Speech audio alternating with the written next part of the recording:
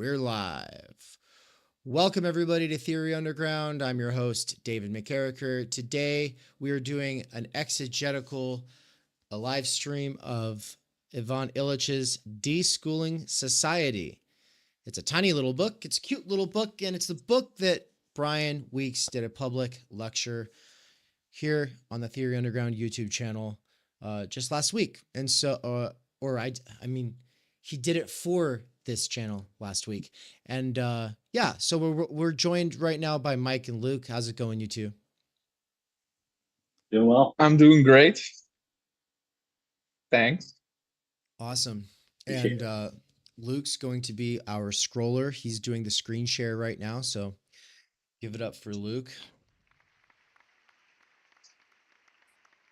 Yeah, man. Let's get to it. So we'll just do the 3-puff pass for beginners for the beginning here, which is where we each read 3 paragraphs and then pass it on. But I'll actually read the introduction to this edition that I'm holding in my hand, which I don't know if it's actually in that edition you have there. Yeah, there is an introduction, but I don't know if it's the same. Is it the same that Brian talked about? Yeah. That's the one. Yeah. Yeah. I'll just take it off the top here. Introduction. I owe my interest in public education to Everett Reamer. Until we first met in Puerto Rico in 1558, I had never questioned the value of extending obligatory schooling to all people. Together we have come to realize that for most men, the right to learn is curtailed by the obligation to attend school. The essays given at SciDoc and gathered in this book grew out of memoranda which I submitted to him, and which we discussed during 1970, the 13th year of our dialogue. The last chapter contains my afterthoughts on a conversation with Erich Fromm on Bacoffin's Mutterrecht. And I'll just say, I didn't realize Erich Fromm was like friends with Illich, which means that there's like a Frankfurt School connection there. But I was checking out this little tiny book by Illich called Celebration of Awareness, which is a call for institutional revolution. And it's a bunch of little essays. And the first 3 pages are from Erich Fromm saying that where he and Illich come together is in their sort of project of what he calls radical humanism. Since 1967, Reamer and I have met regularly at the Center for Intercultural Documentation, SciDoc, in Cuernavaca, Mexico. Valentin Boremans, the director of the center, also joined our dialogue and constantly urged me to test our thinking against the realities of Latin America and Africa. This book reflects her conviction that the ethos, not just the institutions of society, ought to be deschooled. Okay, last paragraph here, and then I'll have Luke take it away. Universal education through schooling is not feasible. It would be no more feasible if it were attempted by means of alternative institutions built on the style of present schools. Neither new attitudes of teachers toward their pupils, nor the proliferation of educational hardware or software in classroom or bedroom, nor finally the attempt to expand the pedagogue's responsibility until it engulfs his pupils' lifetimes, will deliver universal education. The current search for new educational funnels must be reversed into the search for their institutional inverse, educational webs, which heighten the opportunity for each one to transform each moment of his living into one of learning, sharing, and caring. We hope to contribute concepts needed by those who conduct such counterfoil research on education, and also to those who seek alternatives to other established service industries. On Wednesday mornings during the spring of summer 1970, I submitted the various parts of this book to the participants in our SciDoc programs in Cuernavaca. Dozens of them made suggestions or provided criticisms. Many will recognize their ideas in these pages, especially Paulo Fiere, Peter Berger, and José Maria Bulnes, as well as Joseph Fitzpatrick, John Holt, Engel Quintero, Lehman Allen, Fred Goodman, Gerhard Ledner, Didier Pivetot, Joel Spring, Augusto Salazar Bondi, and Dennis Sullivan. Among my critics, Paul Goodman most radically obliged me to revise my thinking. Robert Silvers provided me with brilliant editorial assistance on chapters 1, 3, and 6, which have appeared in the New York Review of Books. Reamer and I have decided to publish separate views of our joint research. He's working on a comprehensive and documented exposition, which will be subjected to several months of further critical appraisal and be published late in 1971 by Doubleday and Company. Dennis Sullivan, who acted as secretary at the meetings between Raymer and myself, is preparing a book for publication in the spring of 1972, which will replace my argument in the context of current debate about public schooling in the United States. I offer this volume of essays now in the hope that it will provoke additional critical contributions to the sessions of a seminar on alternatives in educations planned at SciDoc in Cuernavaca for 1972 and 1973. I intend to discuss some perplexing issues which are raised once we embrace the hypothesis that society can be deschooled, to search for criteria which may help us distinguish institutions which merit development because they support learning in a deschooled milieu, and to clarify those personal goals which would foster the advent of an age of leisure, skole, as opposed to an economy dominated by service industries. By Ivan Illich at SciDoc, Cuernavaca, Mexico, November 1970. That's amazing. I read this a long time ago and I completely forgot that he had skole there in italics, much less that he said age of leisure. Like those are two things that I completely forgot are in here. And they're important because it directly relates to time energy theory.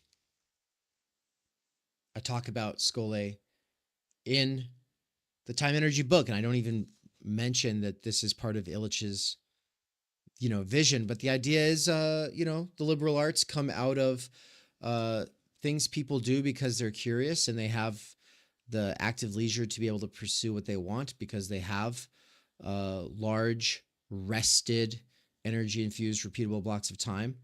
But of course, most people's leisure or time energy has been it's been made possible on the basis of the necessary labor everyone else has to do, right? So most people having to work while a handful of people get to do the liberating arts has been the situation throughout history. And Illich, as well as anybody who's into time energy theory, would say, yeah, but true education would be an education where the liberating arts are the goal, not where they are continuously being sidelined and we have to work our way through school and spend all of our schooling focused on what kind of a worker we're going to be. So it's a really cool connection. Yeah. Why we must disestablish school. Many students, especially those who are poor, intuitively know what the schools do for them. They school them to confuse process and substance. Once these become blurred, a new logic is assumed. The more treatment there is, the better are the results, or escalation leads to success. The pupil is thereby schooled to confuse teaching with learning, great advancement with education, a diploma with competence, and fluency with the ability to say something new. His imagination is schooled to accept service in place of value. Medical treatment is mistaken for healthcare, social work for the improvement of community life, police protection for safety, military poise for national security, the rat race for productive work. Health, learning, dignity, independence, and creative endeavor are defined as little more than the performance of the institutions which claims to serve these ends, and their improvement is made to depend on allocating more resources to the management of hospitals, schools, and other agencies in question.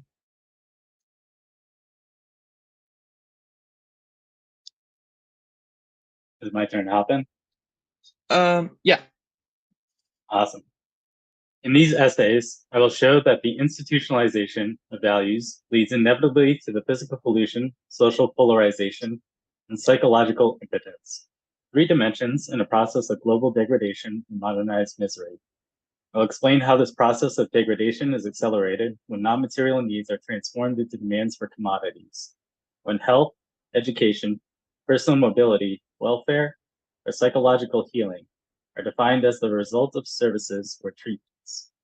I do this because I believe that most of the research now going on about the future tends to advocate further increase in the net institutionalization of values, and that we must define conditions which would permit precisely the contrary to happen. We need research on the possible use of technology to create institutions which serve personal, creative, and autonomous interaction and the emergence of values which cannot be substantially controlled by technocrats. We need counterfoil research to current futurology. I want to raise the general question of the mutual definition of man's nature and the nature of modern institutions which characterizes our worldview and language. To do so, I have chosen the school as my paradigm, and I therefore deal only indirectly with other bureaucratic agencies of the corporate state, the consumer family, the party, the army, the church, the media. My analysis of the hidden curriculum of school should make it evident that public education would profit from the deschooling of society. Just as family life, politics, security, faith, and communication would profit from an analogous process. I begin my analysis in this first essay by trying to convey what the deschooling of schooled society might mean. In this context, it should be easier to understand my choice of the 5 specific aspects relevant to this process, with which I deal in the subsequent chapters. Not only education. Oh, sorry. Oh no, you keep going. Alrighty. Not only education, but social reality itself has become schooled. It costs roughly the same to school both rich and poor in the same dependency.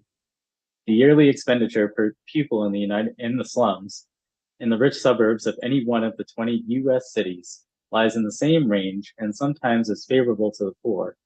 Primrose Beach Action, Trends in Elementary and Secondary Education Expenditures to Central City and Suburban Comparisons, 1965 to 1968, from the U.S. Office of Education, Office of Program and Planning, Evaluation, June 1969. Rich and poor alike depend on schools and hospitals which guide their lives, form their worldview, and define for them what is legitimate and what is not. Both view doctoring oneself as irresponsible, learning on one's own as unreliable, and community organization, when not paid for by those in authority, as a form of aggression or subversion. For both groups, the reliance on institutional treatment renders independent accomplishment suspect. The progressive underdevelopment of self and community reliance is even more typical in Westchester than it is in the northeast of Brazil. Everywhere, not only education, but society as a whole needs deschooling. So I don't remember off the top of my head if he's going to develop the actual argument as to why we need deschooling, or if he's going to pretty much go with the assumption that you already know society needs deschooling.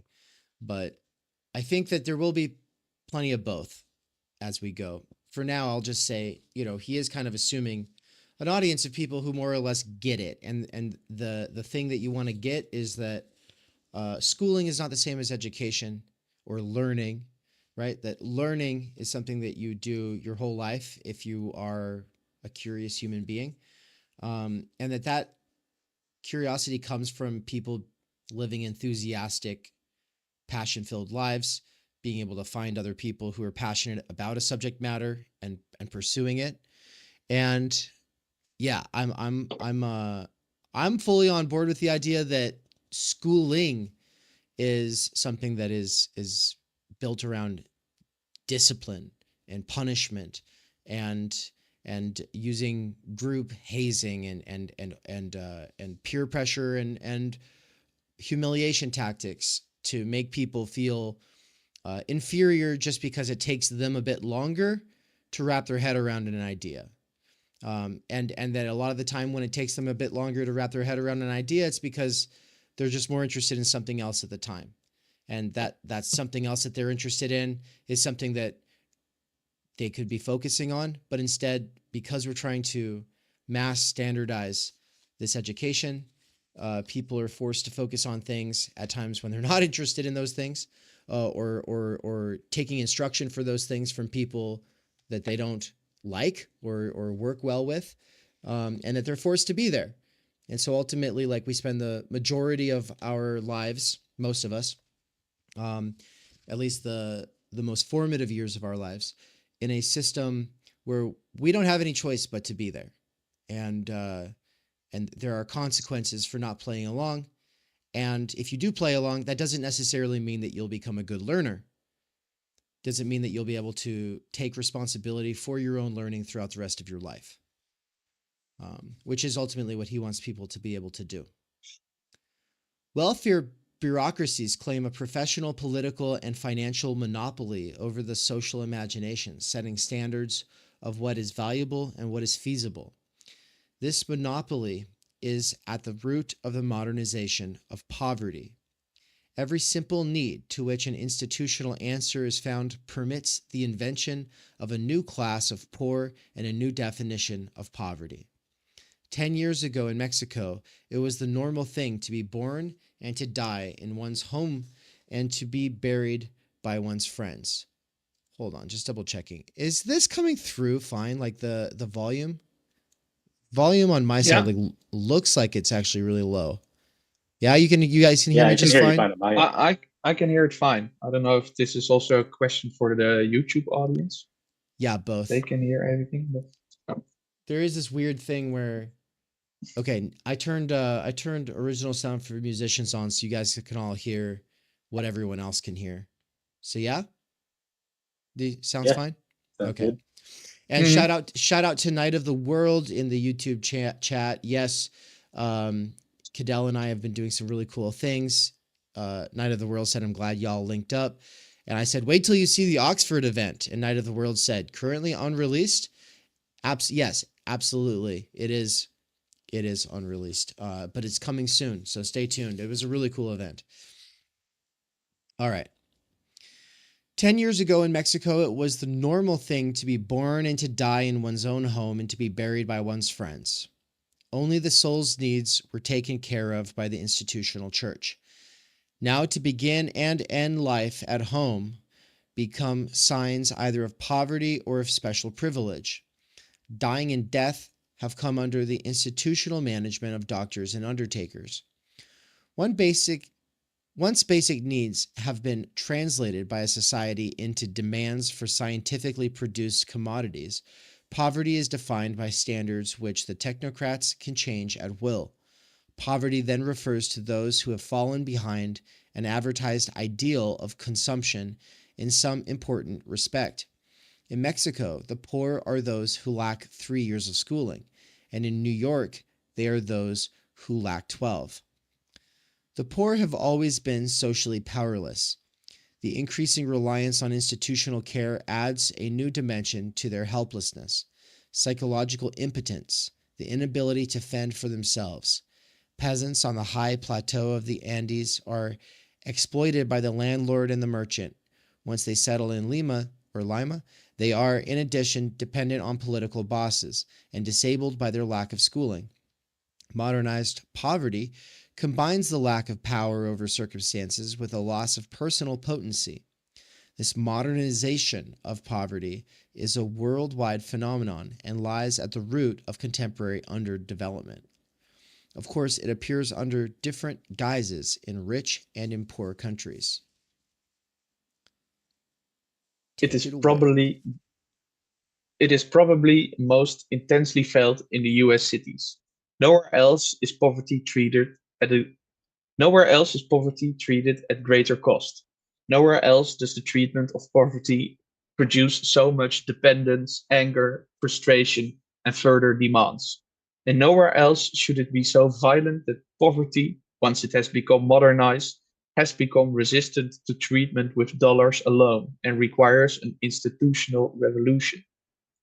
Today, in the United States, the Black and even the migrant can aspire to a level of professional treatment which would have been unthinkable 2 generations ago, and which seems grotesque to most people in the third world. For instance, the US poor can count on a truant officer to return their children to school until they reach 17, or on a doctor to assign them to a hospital bed which costs $60 per day, the equivalent of 3 months' income for a majority of the people in the world. But such care only makes them dependent on more treatment and renders them increasingly incapable of organizing their own lives around their own experiences and resources within their own communities. The poor in the United States are in a unique position to speak about the predicament which threatens all the poor in a modernizing world. They are making the discovery that no amount of dollars can remove the inherent destructiveness of welfare institutions. Once the professional hierarchies of these institutions have convinced society that their administrations are morally necessary, the poor in the US inner city can demonstrate from their own experience that fallacy on which social legislation in a schooled society is built. Supreme Court Justice William O. Douglas observed that the only way to establish an institution is to finance it. The corollary is also true. Only by channeling dollars away from the institutions which now treat health, education, and welfare can the further impoverishment resulting from their disabling side effects be stopped.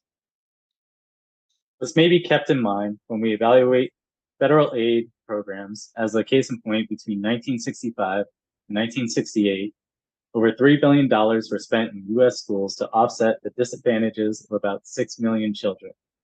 The program is known as Title I. It is the most expensive compensatory program ever attempted anywhere in education.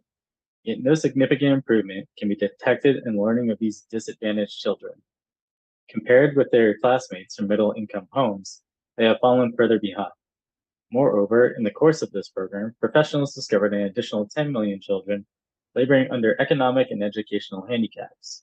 More reasons for claiming more federal funds are now at hand. I do find this process to be interesting. Like, just a quick note, like he mentions I think it was in the introduction, about this process of escalation, and how, and I think he explores this later on in the text too, about exploring this escalation process of institutions kind of taking on more and more and more over time.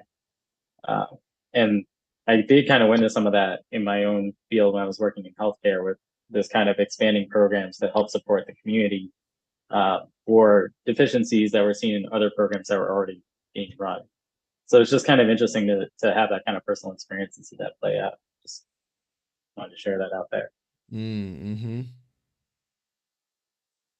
Uh, Which line are we on? Can we? It's on this total failure. Okay, to this improve total education. failure.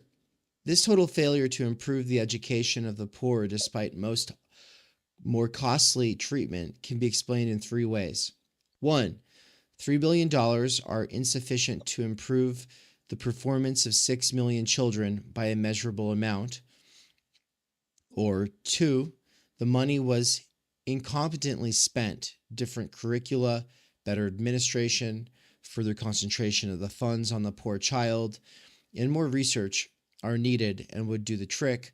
Or 3, educational disadvantage cannot be cured by relying on education within the school.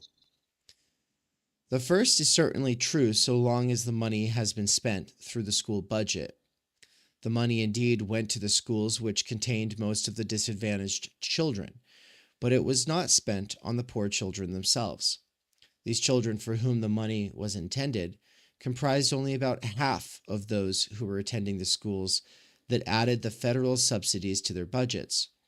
Thus, the money was spent for custodial care, indoctrination, and the selection of social roles, as well as education, all of which functions are inextricably mingled in the physical plants, curricula, teachers, administrators, and other key components of these schools, and therefore in their budgets.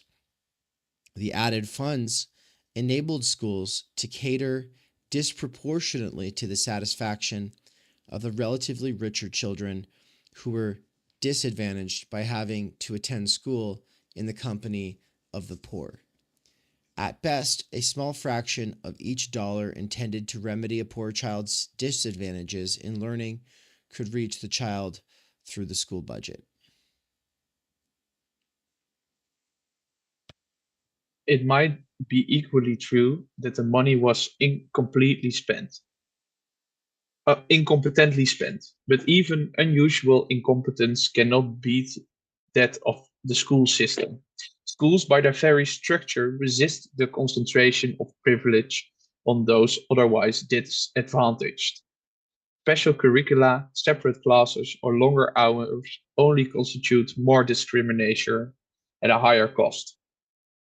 Taxpayers are not yet accustomed to permitting $3 billion to vanish from HEW as if it were the Pentagon. The present administration may believe that it can avoid the wrath of educators. Middle-class Americans have nothing to lose if the program is cut. Poor parents think they do, but even more, they are demanding control of the funds meant for their children. A logical way of cutting the budget and, one hopes, of increasing benefits is a system of tuition grants, such as that proposed by Milton Friedman and others. Funds would be channeled to the beneficiary, enabling him to buy his share of schooling of his choice. If such credit were limited to purchases which fit into a school curriculum, it would tend to provide greater quality of treatment, but would not thereby increase the equality of social claims. It should be obvious that even with schools of equal quality, a poor child can seldom catch up with a rich one. Even if they attend equal schools and begin at the same age, poor children lack most of the educational opportunities which are casually available to the middle class child. These advantages range from conversation and books in the home to vacation travel and a different sense of oneself, and apply for the child who enjoys them, both in and out of school. So the poor student will generally fall behind so long as he depends on school for advancement or learning. The poor need funds to enable them to learn, not to get certified for treatment of their alleged disproportionate deficiencies. All this is true in poor nations as well as in rich ones, but there it appears under a different guise. Modernized poverty in poor nations affects more people more visibly, but also, for the moment, more superficially. Two-thirds of all children in Latin America leave school before finishing the fifth grade, but these sort is this a Spanish word or? But these toward modernized poverty. Their citizens have learned to think rich and live poor. Their laws make 6 to 10 years of school obligatory. Not only in Argentina, but also in Mexico or Brazil, the average citizen defines an adequate education by North American standards, even though the chance of getting such prolonged schooling is limited to a tiny minority. In these countries, the majority is already hooked on school. That is, they are schooled in a sense of inferiority toward the better schooled. Their fanaticism in favor of school makes it possible to exploit them doubly. It permits increasing allocation of public funds for the education of a few and increasing acceptance of social control by the many. Paradoxically, the belief that universal schooling is absolutely necessary is most firmly held in those countries where the fewest people have been, and will be served by schools. Yet in Latin America, different paths towards education could still be taken by the majority of parents and children. Proportionately, national savings invested in schools and teachers might be higher than in rich countries, but these investments are totally insufficient to serve the majority by making even 4 years of school attendance possible. Fidel Castro talks as if he wanted to go in the direction of deschooling when he promises that by 1980, Cuba will be able to dissolve its university since all of life in Cuba will be an educational experience. At the grammar school and at high school level, however, Cuba, like all other Latin American countries, acts as though passage through a period defined as school age were an unquestionable goal for all, delayed merely by the temporary shortage of resources. The twin deceptions of increased treatment, as actually provided in the United States and as merely promised in Latin America, complement each other. The northern poor are being disabled by the same 12-year treatment, whose lack brands the southern poor as hopelessly backwards. Neither in North America nor in Latin America do the poor get equality from obligatory schools. But in both places, the mere existence of school discourages and it disables the poor from taking control of their own learning. All over the world, school has an anti-educational effect on society. School is recognized as the institution which specializes in education. The failures of school are taken by most people as a proof that education is a very costly, very complex, always arcane, and frequently almost impossible task. So just a couple of things I want to point out from the last few paragraphs. I wanted to highlight the fact that when he's talking about the disproportionate advantages between poor and middle class students, he's talking about conversations and books at home and the ability to have vacations. Like those are not something when the school budget goes up so that the school is better able to address the needs of the disadvantaged population. His point is, yeah, but those kids have homes, and in those homes, their parents aren't able to have conversations with them, and there's no books in the home, and they don't have vacations. And his point is one that relates to what we call structural stultification, which is the idea that the way the social structure is set up, makes it so that, yeah, you put a bunch of money on it, it's not going to make the problem go away because there's dysfunction at the house itself. And why? It's because those parents have to work. And if they don't work, they're fucked. And if they do work, they're fucked. They're damned if they do, they're damned if they don't for, different reasons, but related. And then the other thing I wanted to point out is on page 7, this difference between classical poverty and modernized poverty. Modernized poverty is when the citizens have learned to think rich and live poor, as opposed to classical poverty, which is just you're poor, but you're not thinking rich. And so I think in a sort of sense, he's saying it would be worse to be poor in the first world than it would be to It's be that sense of poor lack, right? in a feudal world. What's that? It's that sense of lack, right? Sense Because of in lack? like kind of that, yeah. So like in that first world sense, like if you're looking at, uh, if you're poor in a country like the United States and you're looking at, the culture around you and what's being celebrated as richness, and what's out there in popular culture, there's that, you know, disconnect between what is potentially attainable or what you could see as attainable and like what you don't actually have, right? Yeah, so it's the relativity of it, right? Like your little tiny house is one thing when it's right next to somebody else's house that's only slightly larger, but when it's right next to Right. somebody's house that's like a full-blown estate, like, oh my God. So but I think beyond the relativity, it's also just like we have like the tastes of I think he's going to be more on this degrowth side, and he's going to say that, we can't have like these excessive tastes, like those are themselves debilitating. They draw away from having the good life. But he doesn't talk about that here, and so I just kind of want to bookmark that as something that he might be getting at there. I think that that's something that Brian will go more into soon in one of his lectures. School appropriates the money, men, and goodwill available for education, and in addition discourages other institutions from assuming educational tasks. Work, leisure, politics, city living, and even family life depend on schools for the habits and knowledge they presuppose, instead of becoming themselves the means of education. Simultaneously, both schools and the other institutions which depend on them are priced out of the market. In the United States, the per capita costs of schooling have risen almost as fast as the cost of medical treatment.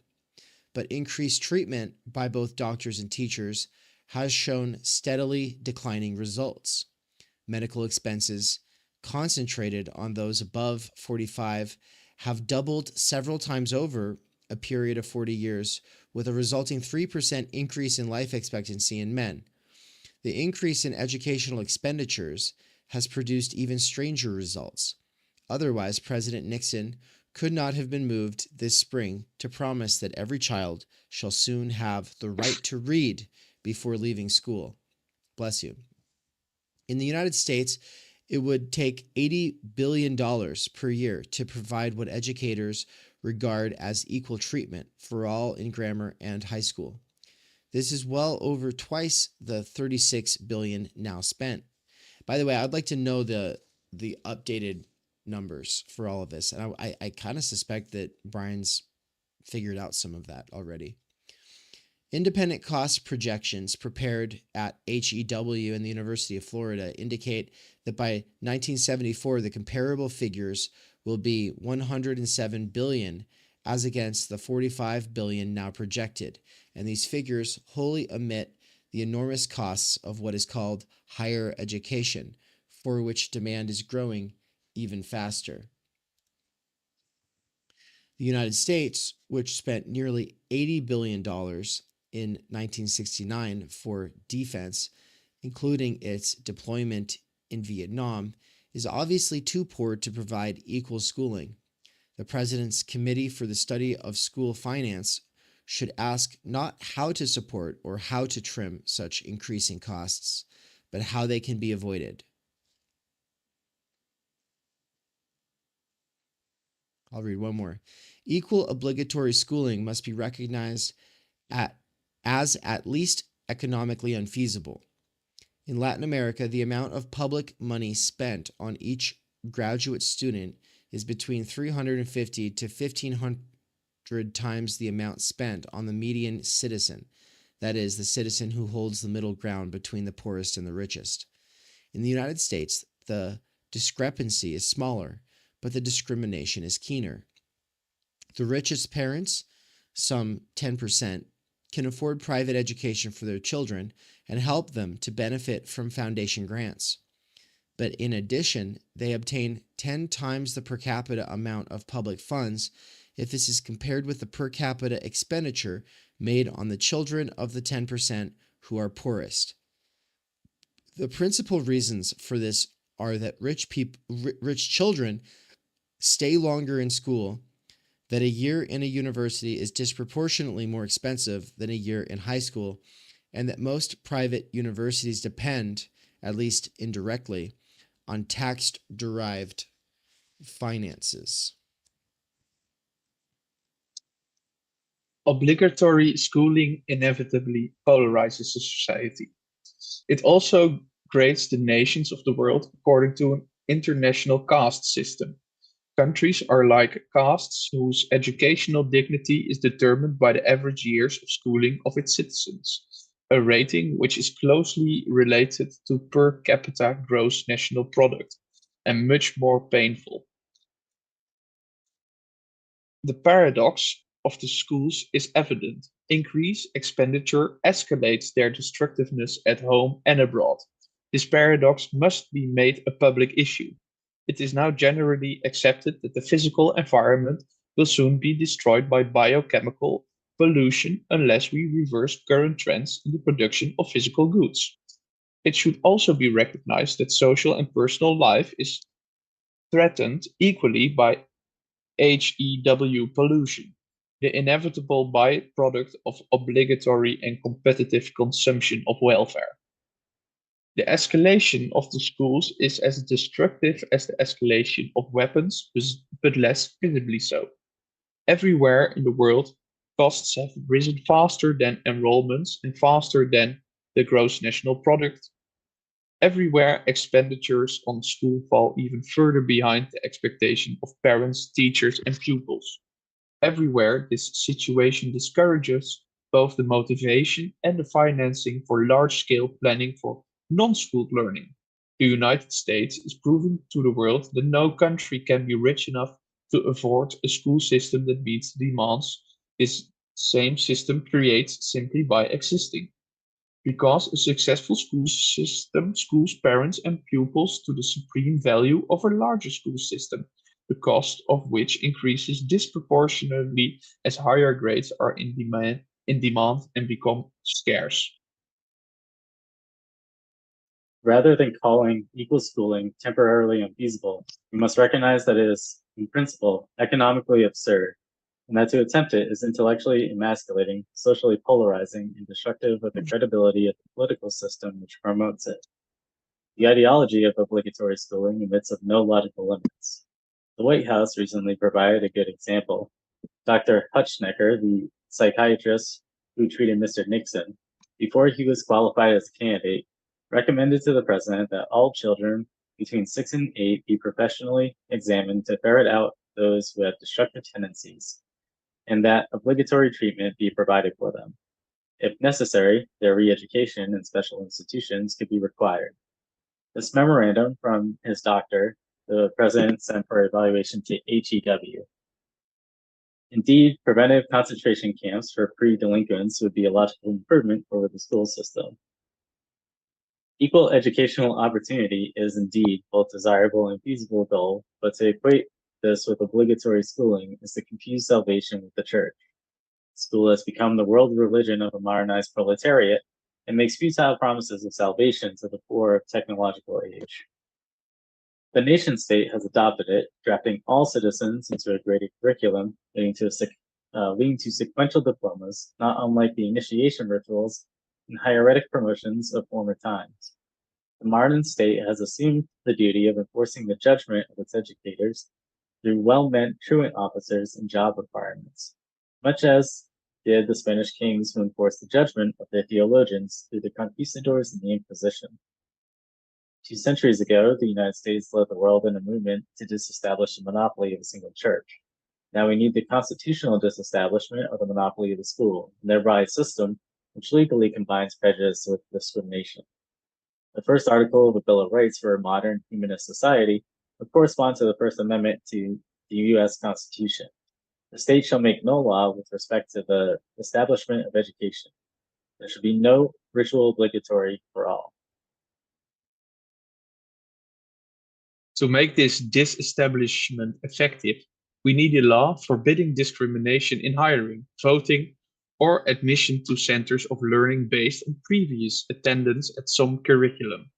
This guarantee would not exclude performance tests of competence for a function or role, but would remove the present absurd discrimination in favor of the person who learns a given skill with the largest expenditure of public funds, or what is equally likely has been able to obtain a diploma which has no relation to any useful skill or job. Only by protecting the citizen from being disqualified by anything in his career in school can a constitutional disestablishment of school become psychologically effective. Neither learning nor justice is promoted by schooling, because educators insist on packaging instructions with certification. Learning and the assignment of social roles are melted into schooling. Yet to learn means to acquire a new skill or insight, while promotion depends on an opinion which others have formed. Learning frequently is the result of instruction, but learning frequently is the result of instruction, but selection for a role or category in the job market increasingly depends on mere length of attendance. Instruction is the choice of circumstances which facilitate learning. Roles are assigned by setting a curriculum of conditions which the candidate must meet if he is to make the grade. School links instruction but not learning to these roles. This is neither reasonable nor liberating. It is not reasonable because it does not link relevant qualities or competences to roles, but rather the process by which such qualities are supposed to be acquired. It is not liberating or educational because school reserves instructions to those whose every step in learning fits previously approved measures of social control. Should I continue? Yeah, no, I'll take it. Curriculum has always been used to assign social rank. I'm weirded out because usually Zoom's really good at like cutting out background noise, but for some reason it's not cutting out your guys' background noise. So let's just do mute when we're not reading. All I right. don't know. Like Zoom is really, really good at it, but for some reason it's just not doing it. And I just want to say something about this, like Pierre Bourdieu, the author of Distinction, as well as lots of really important books, The Theory of Praxis or Practice, etc. Probably the most important sociologist of the 20th century. Of course, that's debatable, but you know he's a big deal today. Bourdieu, he really focused a lot on all of these problems that Illich is developing here, and yeah, education, learning being different than actual role. You know, like promotion having less to do with what you've learned and more to do with the length of attendance. That's pretty crucial. Duration, right? It's a time spent doing something. Well, sitting in a classroom is time spent not working, right? It's time spent going through some kind of habitus shaping procedure, but it's not working. In fact, it's a time spent in a sort of position of disavowal towards all things economic, towards labor. And of course, that education is, you know, to make you ultimately someday a professional or some kind of a worker. But the time spent there is in this sort of disavowal of the economic. And while you're there, other people are nonetheless having to do the economic activity in the background. Most things that are not obviously on the face economic, such as art, like art is, it's not supposed to be a business. Art is supposed to be something that is against, you know, the economic rationality. But it gains its own special kind of surplus value through this radical disavowal of all things economic, right? So that's the kind of thing that Bourdieu is going to talk about. Well, all of these more elite activities, including the liberal arts, that gain their intelligibility through a disavowal of base production, nonetheless presuppose that base production. And the time spent being in a position of disavowal towards production is ultimately a sign of class belonging. It's a rough and ready marker of some kind of status. It says, I don't have to do that. And earlier when he said that South Americans are, I forget what the number was. How many people did he say? What percentage is dropping out in the fifth grade? He said 2/3 of the children in Latin America leave school before finishing the fifth grade. Well, the reason is because they have to go help their parents harvest sugarcane. They have to go take a machete and go out and work with their dad in the field. That still goes on today. You know, this was written in the 70s, but that still goes on today. It's coffee, it's sugar, it's whatever. But if you're in the global South, it's probably coffee or sugar. And so this is like to have a bachelor's or a master's or a doctorate at a certain level. What it says is I spent this much time in leisure outside of preoccupation with manual labor. So then, of course, we're horrified when education starts to shift into being openly concerned with economic activity and then just saying, well, that's what it's ultimately all about. It's all about a job. And so it's like, it's interesting because people who are critiquing the neoliberalization of the university are critiquing it for becoming focused on the thing that it was always presupposing and then disavowing, which is like, sure, it does get in the way of actually learning.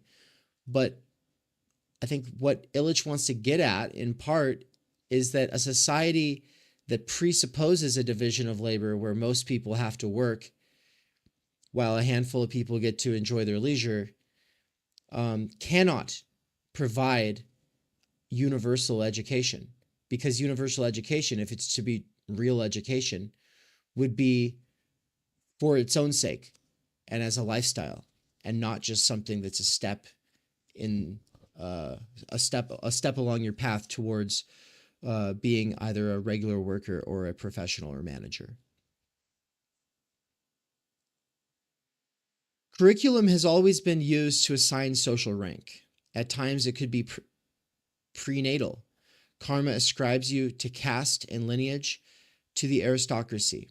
Curriculum could take the form of a ritual, of sequential sacred ordinations, or it could consist of a succession of feats in war or hunting, or further advancement could be made to depend on a series of previous princely favors.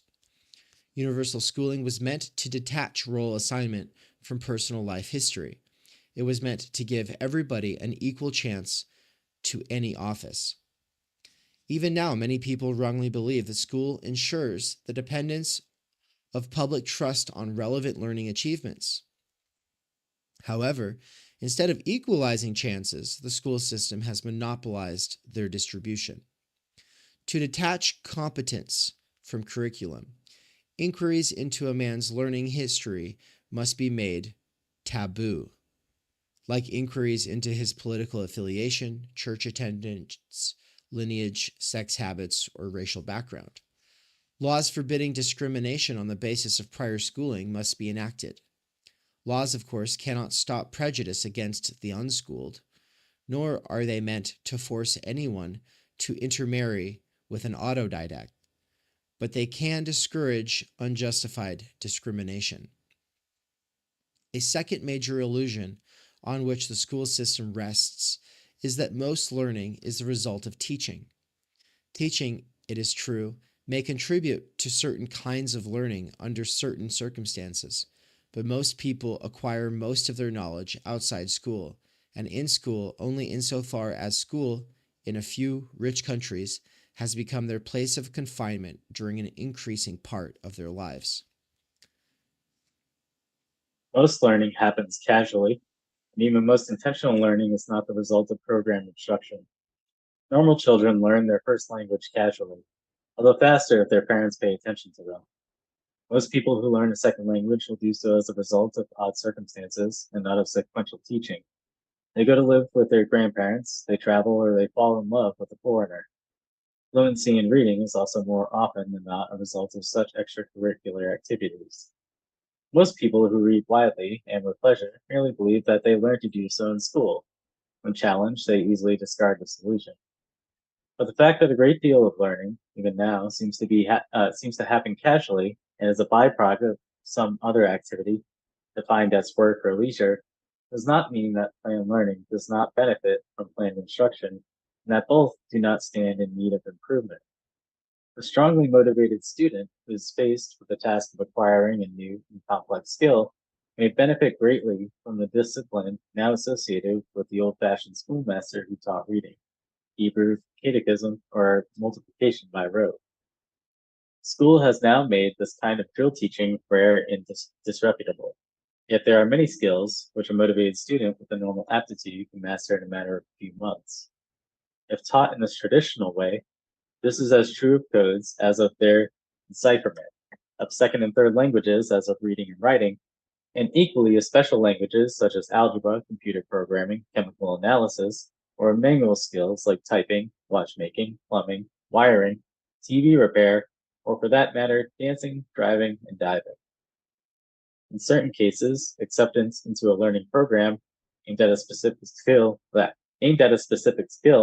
might presuppose competence in some other skill, but it should certainly not be made to depend upon the process by which such prerequisite skills were acquired. TV repair presupposes literacy and some math, diving, good swimming, and driving, very little of either.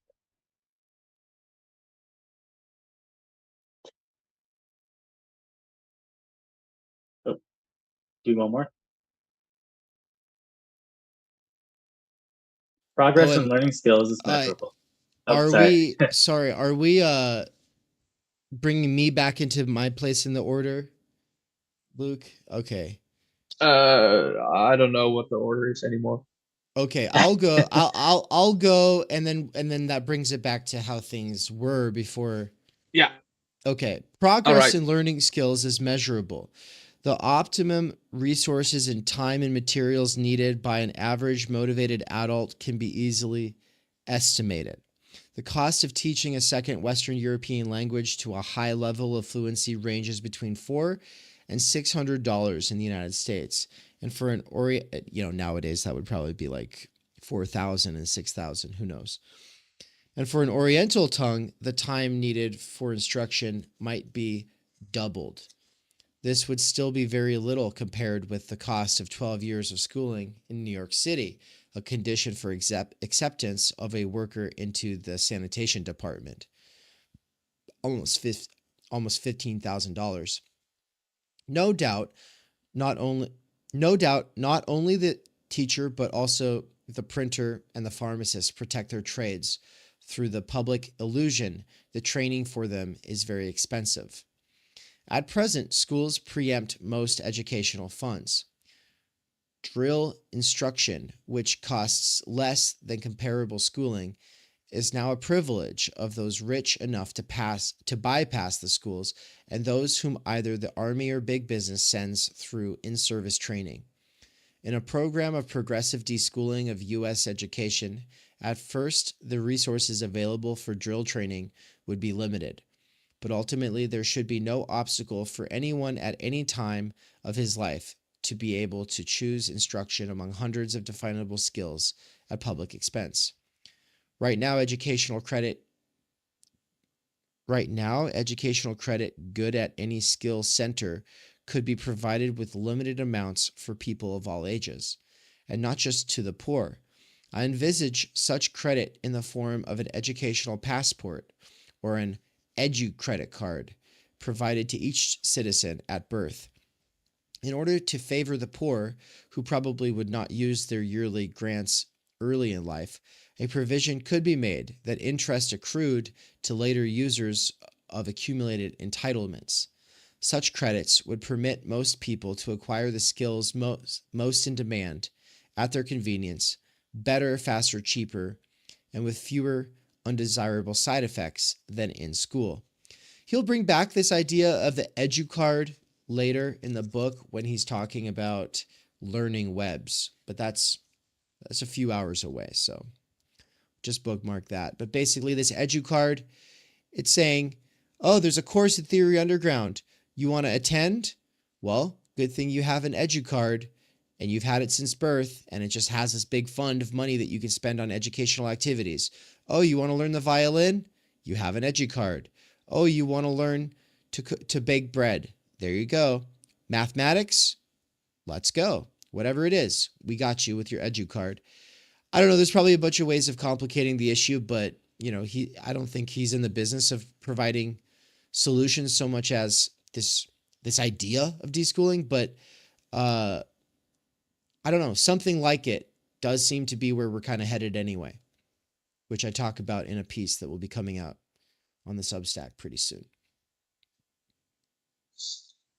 Potential skill teachers are never scarce for long because, on the one hand, demand for a skill grows only with its performance within a community, and on the other, a man exercising a skill could also teach it. But at present, those using skills which are in in demand and do require a human teacher are discouraged from sharing these skills with others. This is done either by teachers who monopolize the licenses or by unions which protect their trade interests. Skill centers, which would be judged by customers on their results and not on the personnel they employ or the process they use, would open unsuspected working opportunities, frequently even for those who are now considered unemployable. Indeed, there is no reason why such skill centers should not be at the workplace itself, with the employer and his workforce Skill supplying center. instruction. Indeed, there is no reason why such skill centers should not be at the workplace itself, with the employer and his workforce supplying instructional as well as jobs to those who choose to use their educational credits in this way. In 1956, there arose a need to teach Spanish quickly to several hundred teachers, social workers, and ministers for the New York Arch- Arch- archdiocese so that they could communicate with Puerto Ricans. My friend Gary Morris announced over a Spanish radio station that he needed native speakers from Harlem. Next day, some 200 teenagers lined up in front of his office, and he selected 4 dozens of them, many of them school dropouts. He trained them in the use of his U.S. Foreign Service Institute Spanish manual, designed for use by linguists with graduate training. And within a week, his teachers were on their own, each in charge of 4 New Yorkers who wanted to speak the language. Within 6 months, the mission was accomplished. Cardinal Spellman could claim that he had 127 parishes in which at least 3 staff members could communicate in Spanish. No school program could have matched these results. Was it 3 already, or did I do 2? I can hop in if you want. Yeah, hop in. Skill teachers are made scarce by the belief in the value of licenses. Certification constitutes a form of market manipulation and is plausible only to schooled mind. Most teachers of arts and trades are less skillful, less inventive, and less communicative than the best craftsmen and tradesmen. Most high school teachers of Spanish or French do not speak the language as correctly as their pupils might after half a year of competent drills. Experiments conducted by Angel Quintero in Puerto Rico suggest that many young teenagers, if given the proper incentives, programs, and access to the tools, are better than most school teachers at introducing their peers to scientific exploration of plants, stars, and matter, and to the discovery of how and why a motor or radio functions.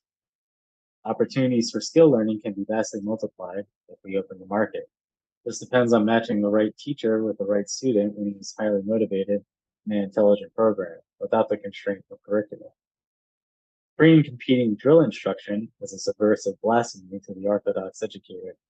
It dissociates the acquisition of skills from humane education, which schools package together, and thus it promotes unlicensed learning, no less than unlicensed teaching for unpredictable purposes.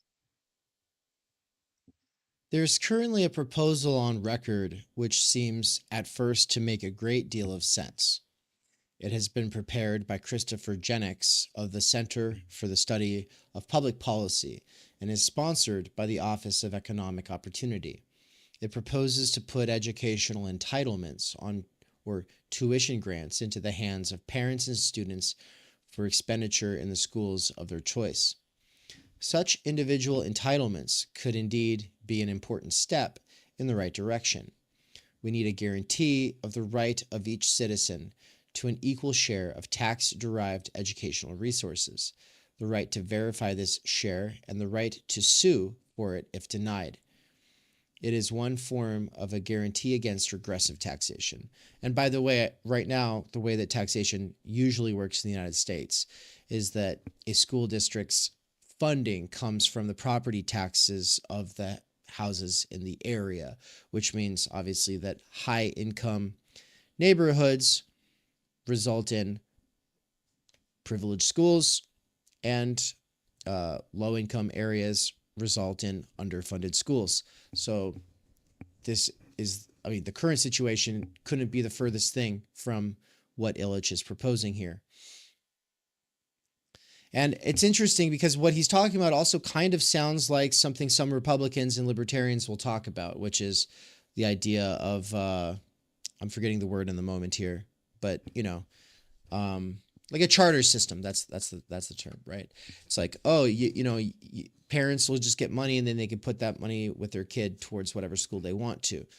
And then the Democrats are usually the ones against such a plan because, oh, well, that would make it so that you have all these people taking their money and their kids to these elite private schools, and it would leave increasing numbers of public schools underfunded. And of course, what we want is well-funded and functional public schools so that we can achieve some kind of universal education. And what Illich is basically proposing is that no amount of throwing money at the situation is going to solve that problem, because the home life of the students is already so different between rich and poor. And because you can't universally guarantee standardized actual learning results, it doesn't work. The Jenks proposal, however, begins with the ominous statement that conservatives, liberals, and radicals have all complained at one time or another that the American educational system gives professional educators too little incentive to provide high-quality education to most children. The proposal condemns itself by proposing tuition grants, which would have to be spent on schooling.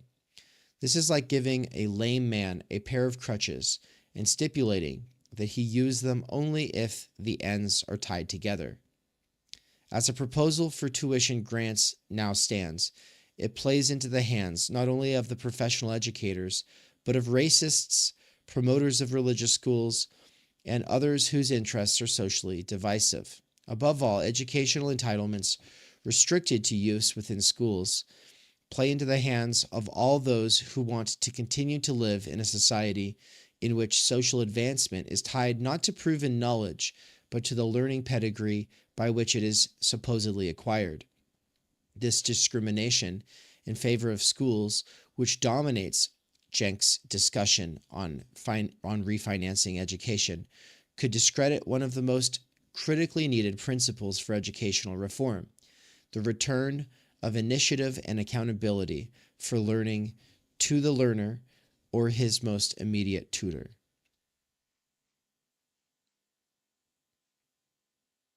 The deschooling of society implies a recognition of the two-phased nature of learning. An insistence on skill drill alone could be a disaster. Equal emphasis must be placed on other kinds of learning. But if schools are the wrong places for learning a skill, they are even worse places for getting an education. School does both tasks badly, partly because it does not distinguish between them. School is inefficient in skill instruction, especially because it is curricular. In most schools, a program which is meant to improve one skill is chained always to another irrelevant task. History is tied to advancement in math, and class attendance to the right to use the playground. Schools are even less efficient in the arrangement of the circumstances which encourage the open-ended exploratory use of acquired skills, for which I will reserve the term liberal education. The main reason for this is that school is obligatory and becomes schooling for schooling's sake, an enforced stay in the company of teachers, which pays off in the doubtful privilege of more such company. Just as skill instruction must be freed from curricular restraint, so must liberal education be dissociated from obligatory attendance. Both skill learning and education for inventive and creative behavior can be aided by institutional arrangement, but they are of a different, frequently opposed nature. Most skills can be acquired and improved by drills because skill implies the mastery of definable and predictable behavior. Skill instruction can rely therefore on the simulation of circumstances in which the skill will be used. Education in the exploratory and creative use of skills, however, cannot rely on drills. Education can be the outcome of instruction, though instruction of a kind fundamentally opposed to drill. It relies on the relationship between partners who already have some of the keys which give access to memories stored in and by the community. It relies on the critical intent of all those who use memories creatively. It relies on the surprise of the unexpected question, which opens new doors for the inquirer and his partner. The skill instructor relies on the arrangement of set circumstances, which permit the learner to develop standard responses. The educational guide or master is concerned with helping matching partners to meet so that learning can take place. He matches individuals starting from their own unresolved questions. At the most, he helps the pupil to formulate his puzzlement, since only a clear statement will give him the power to find his match, move like him at the moment to explore the same issue in the same context. Matching partners for educational purposes initially seems more difficult to imagine than finding skill instructors and partners for a game. One reason is the deep fear which school has implanted in us, a fear which makes us censorious. The unlicensed exchange of skills, even undesirable skills, is more predictable and therefore seems less dangerous than the unlimited opportunity for meeting among people who share an issue which for them, at the moment, is socially, intellectually, and emotionally important. The Brazilian teacher, Paulo Freire, knows this from experience. He discovered that any adult can begin to read in a matter of 40 hours if the first words he deciphers are charged with political meaning. Freire trains his teachers to move into a village and to discover the words which designate current important issues, such as the access to a well or the compound interest on the debts owed to a patron. In the evening, the villagers meet for the discussion of these key words. They begin to realize that each word stays on the blackboard even after its sound has faded. The letters continue to unlock reality and to make it manageable as a problem. I have frequently witnessed how discussants grow in social awareness and how they are impelled to take political action as fast as they learn to read. They seem to take reality into their hands as they write it down.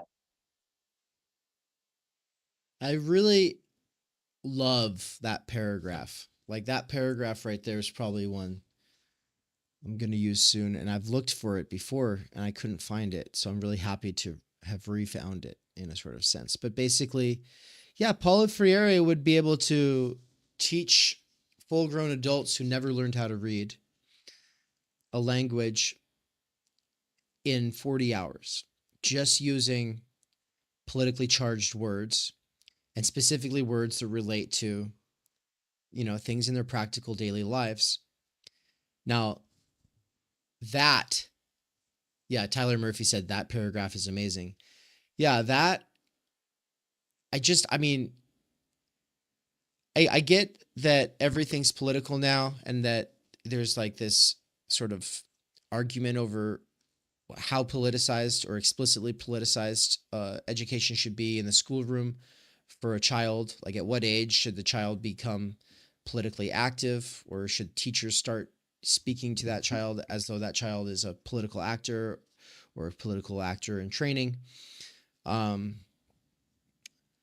like, I feel like there's a difference between using politically charged words on an 8 to 12-year-old child in the United States, versus like a full-grown man who spent his whole life harvesting sugarcane because he had to drop out of school when he was in the 5th grade. Right? Like that person knows that there's some kind of an injustice afoot.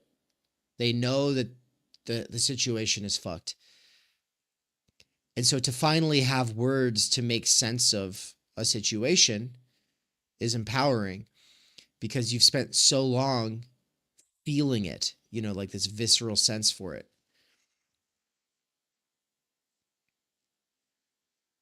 I remember the man who complained about the weight of pencils. They were difficult to handle because they did not weigh as much as a shovel. And I remember another who on his way to work stopped with his companions and wrote the word they were discussing with his hoe on the ground, agua. Since 1962, my friend Freire has moved from exile to exile, mainly because he refuses to conduct his sessions around words which are pre-selected by approved educators, rather than those which his discussants bring to the class. The educational match, I'm sorry. They're like, no, Paolo, you're supposed to sit there and get them to talk about the apple and red and the dog and the cat on the mat, and he's over here like, no, man, I'm going to teach them about predatory lending. I'm going to teach them about well rights. I'm going to teach them about the things that they are literally frustrated about on a daily basis. The educational matchmaking among people who have been successfully schooled is a different task. Those who do not need such assistance are a minority, even among the readers of serious journals. The majority cannot and should not be rallied for discussion around a slogan, a word, or a picture. But the idea remains the same. They should be able to meet around a problem chosen and defined by their own initiative. Creative, exploratory learning requires peers currently puzzled about the same terms or problems. Large universities make the futile attempt to match them by multiplying their courses, and they generally fail since they are bound to curriculum, course structure, and bureaucratic administration. In schools, including universities, most resources are spent to purchase the time and motivation of a limited number of people to take up predetermined problems in a ritually defined setting.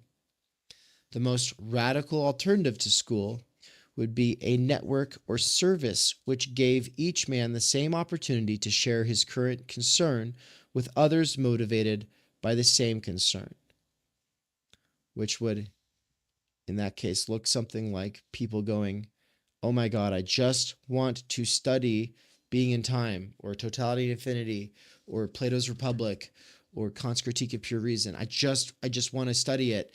And then you would be linked up with other people who just want to study it. And then you'd have a selection of mentors or people who love that text so much they've been doing it for years and years and years. You'd be linked up with someone who's able to teach it. He'll get more into that, like I said, around page 75. Okay. Let me give, as an example of what I mean, a description of how an intellectual match might work in New York City. Each man, at any given moment and at a minimum price, could identify himself to a computer with his address and telephone number, indicating the book, article, film, or recording on which he seeks a partner for discussion. Within days, he could receive by email the list of others who recently had taken the same. I said email, it says mail. Of others who recently had taken the same initiative. This list would enable him by telephone to arrange for a meeting with persons who initially would be known exclusively by the fact that they requested a dialogue about the same subject.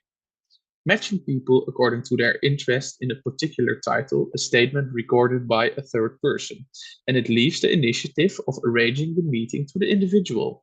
3 objections are usually raised against this skeletal purity.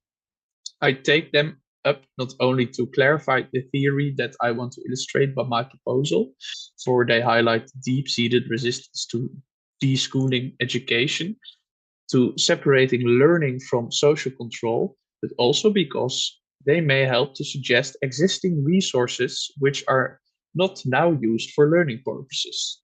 The first objection is, why cannot self-identification be based also on an ID or an issue?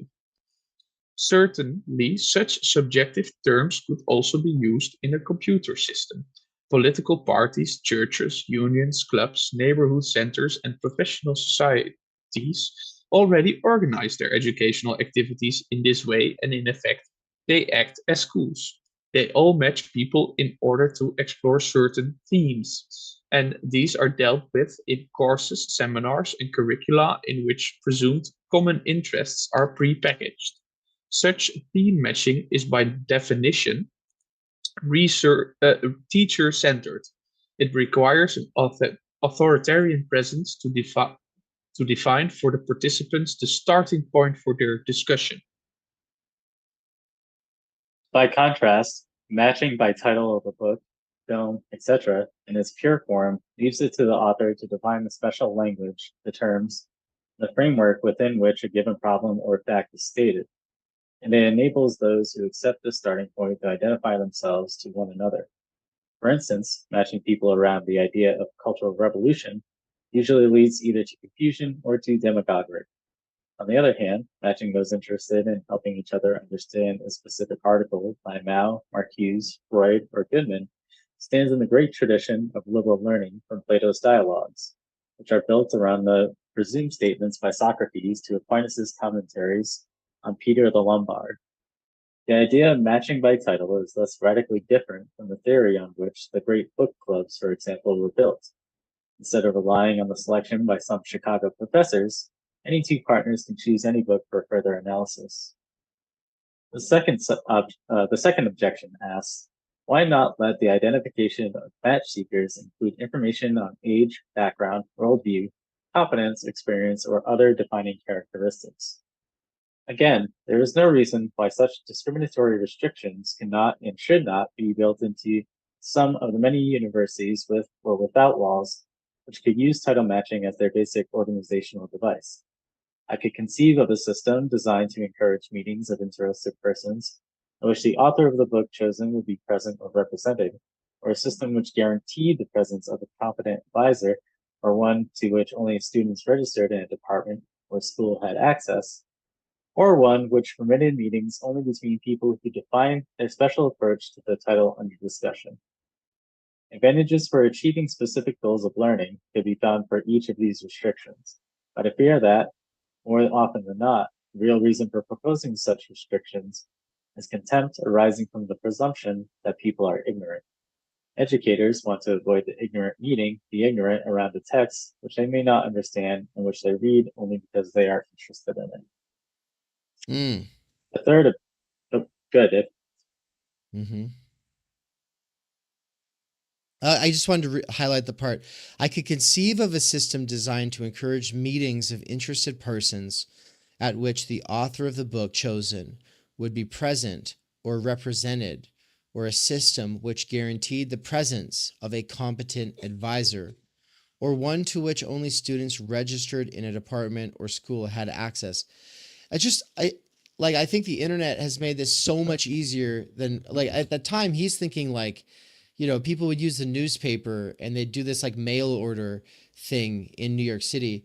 And it's like, yeah, but then you're limited to who's in New York City. And well, with New York City, you're in good standing. But if you're talking about Spirit Lake, Idaho, well, you might have one person in the whole town who's skilled at something like that. But nowadays, I mean, where are you guys both joining from? Luke is in the Netherlands, right? Where are you at, Mike? I'm up in Yeah. Maine. Where? I'm in the state of Maine. Maine. So you're on the opposite end of the country from me. Damn. And here we are. And Tyler Murphy in the chat said, Illich prophesied Theory Underground in 1960. Yeah, and Night of the World said, dreaming of the internet age, instant global connectivity. I mean, that's the dream. That is the dream of the internet. That's the goal. Anyway, sorry, you had one more paragraph, right? I did, yeah. I also think that the conclusion of that is also interesting. That, like, he's saying that, although we can conceive of these systems that are that could be exclusionary in some way, the reason for those things kind of arising is this kind of contempt for, like, ignorance that is bred from the system of schooling itself. So through the process of schooling, that looking down upon those who have that lesser level of education. Yeah, and that's kind of like a theme that kind of runs through this work as well. I think it's just like, what is the attitude that is adopted by the group of people that have the ability to attend university? So, Mm-hmm. Yeah, that contempt runs both ways because that contempt of the right. ignorant then drives a reaction against the elitist, and that just creates this anti-intellectual spiral. Yeah. Yeah. Yeah. So back to the text. The third objection: why not provide match seekers with incidental assistance that will facilitate their meetings with space, schedules, screening, and protection? This is now done by schools with all the inefficiency characterizing large bureaucracies. If we left the initiative for meetings to the match seekers themselves, organizations which nobody now classifies as educational will probably do the job much better. I think of restaurant owners, publishers, telephone answering services, department store managers, and even commuter train executives who can promote their services by rendering them attractive for educational meetings. It's me, eh? Yep. At first, at a first meeting in a coffee shop, say, the partners might establish their identities by placing the book under discussion next to their cups. People who took the initiative to arrange for such meetings would soon learn what items to quote to meet the people they sought. The risk that the self-chosen discussion with one or several strangers might lead to a loss of time, disappointment, or even unpleasantness is certainly smaller than the same risk taken by a college applicant. A computer arranged meeting to discuss an article in a national magazine held in a coffee shop off 4th Avenue would obligate none of the participants to stay in the company of his new acquaintances for longer than it took to drink a cup of coffee, nor would he have to meet any of them ever again. Little did he know the internet would make it impossible to avoid people sometimes. The chance that it would help to pierce the opaqueness of life in a modern city and further new friendship, self-chosen work, and critical reading is high. The fact that a record of personal readings and meetings could be obtained thus by the FBI is undeniable. Wait, what the fact that a record of personal meetings so he's just saying, yeah, the FBI could obviously keep track of who's meeting and how and what they're talking about, which is obviously also true with the internet today.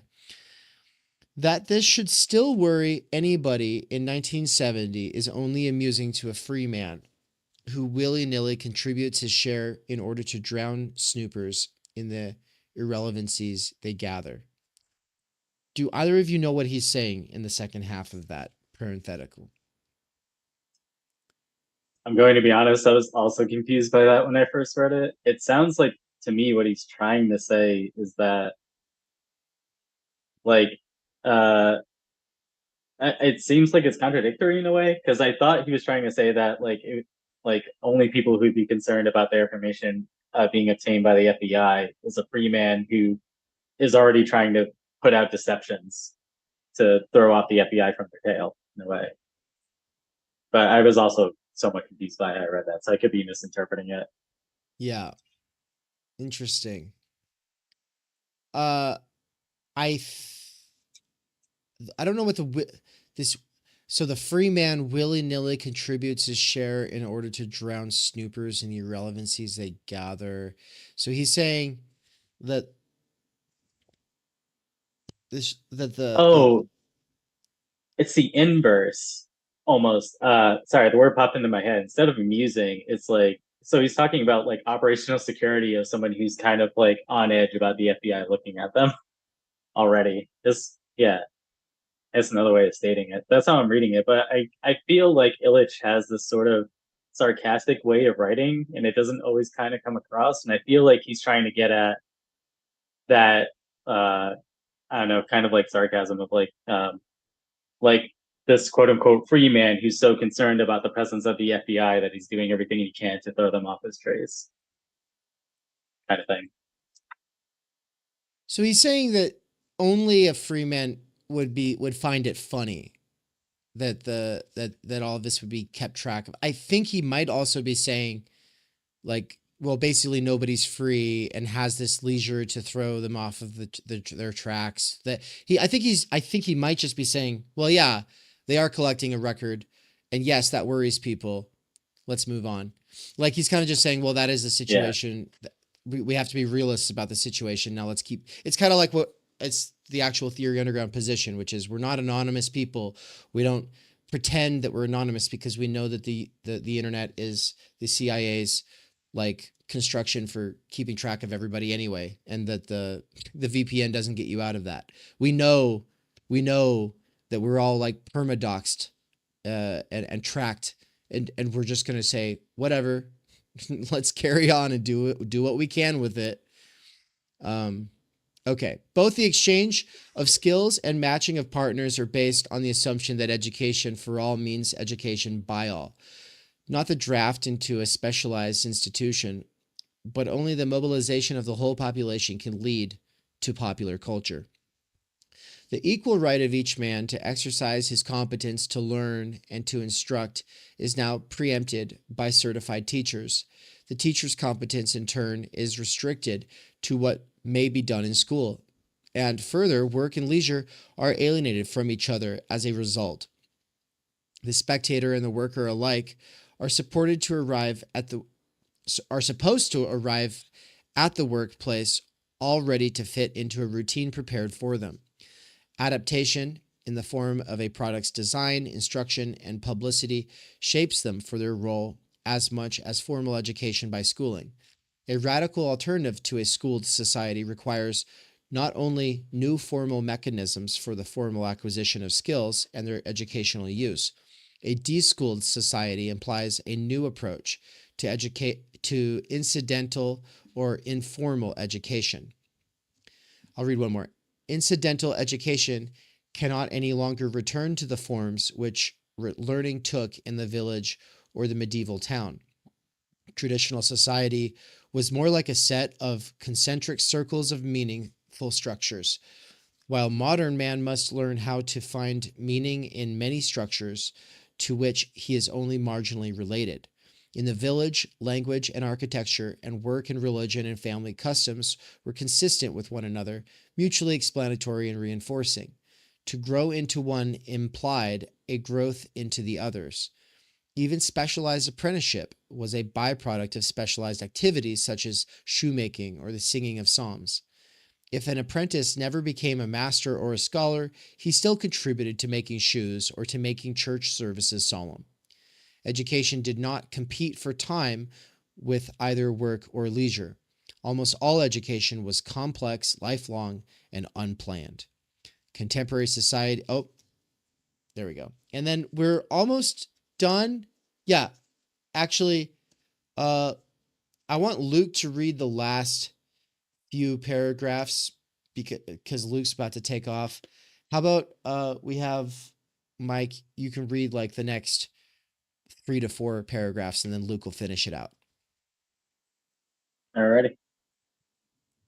Contemporary society is the result of conscious designs, and educational opportunities must be designed into them. Our reliance on specialized, full-time instruction through school will now decrease, and we must find more ways to learn and teach. The educational quality of all institutions must increase again. But this is a very ambiguous forecast. It can only mean that men in the modern city will be increasingly the victims of an effective process of total instruction and manipulation once they are deprived of even the tenuous pretense of critical independence, which liberal schools now provide for at least some of their pupils. It could also mean that men will shield themselves less behind certificates acquired in school and thus gain courage to talk back and thereby control and instruct the institutions in which they participate. To ensure the latter, we must learn to estimate the social value of work and leisure by educational give and take, for which they offer opportunity. Effective participation in the politics of a street, a workplace, the library, a news program, or a hospital is therefore the best measuring stick to evaluate their level as educational institutions. I recently spoke to a group of junior high school students in the process of organizing a resistance movement to their obligatory draft in the next class. Their slogan was participation, not simulation. Sorry. Their slogan was participation, not simulation. They were disappointed that this was understood as a demand for less rather than for more education. It reminded me of the resistance which Karl Marx put up against the passage in the Goethe program, which 100 years ago wanted to outlaw child labor. As opposed to he opposed the proposal in the interest of education of the young, which could happen only at work. If the greatest fruit of man's labor should be the education he receives from it, and the opportunity which work gives him to initiate the education of others, then the alienation of modern society in the pedagogical sense is even worse than its economic alienation.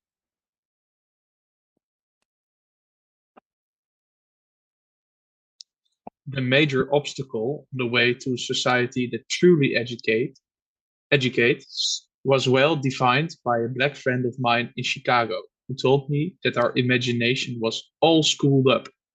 We permitted the state to ascertain the universal educational deficiencies of its citizens and establish one specialized agency to treat them.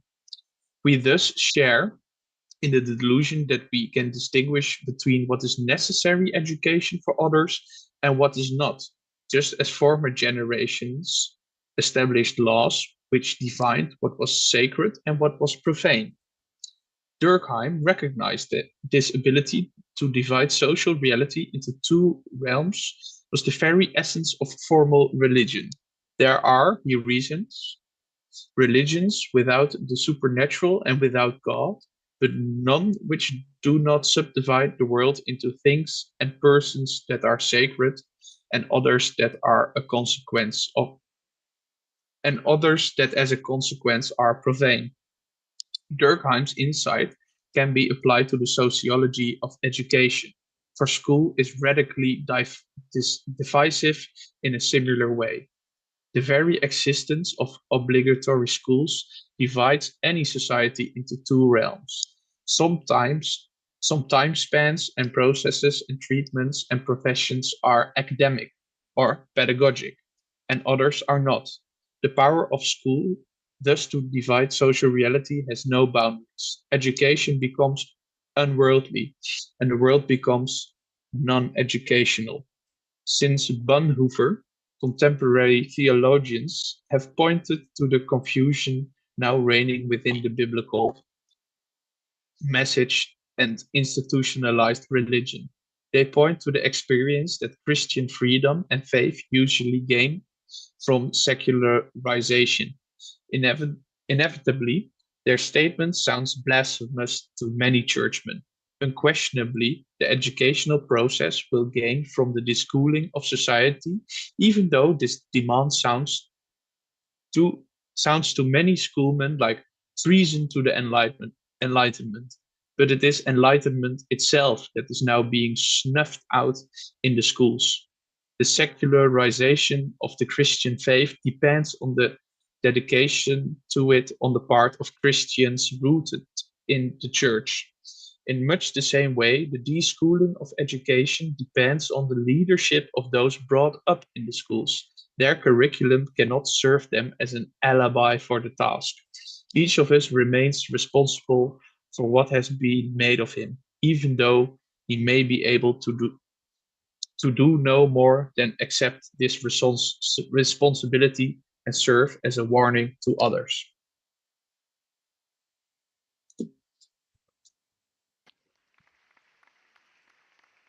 Chapter 1 done. Done. Luke, thank you so much. Thank you too. Anything, any sort of concluding thoughts, reflections?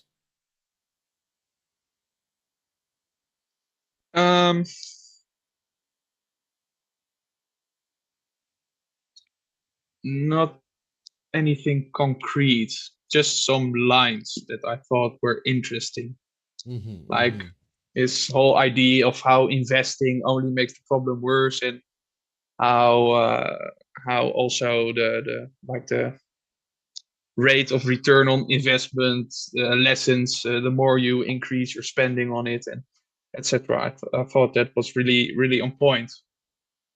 And it also really has me thinking about the differences between American education and Dutch education. Because in the Netherlands, we have a very weird education system. It's very, very hierarchical, but at the same time, there's lots of freedom for all types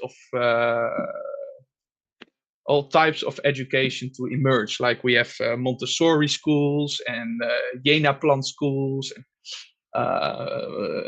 vrije scholen, and these are all different types of education. And I feel like, but at the same time, they tend to be like, they portray themselves as non-institutionalized, but they are institutionalized because they get government money. And I find it very fascinating when reading this text, with how also this discourse of like rethinking education can be co-opted so quick back into the system.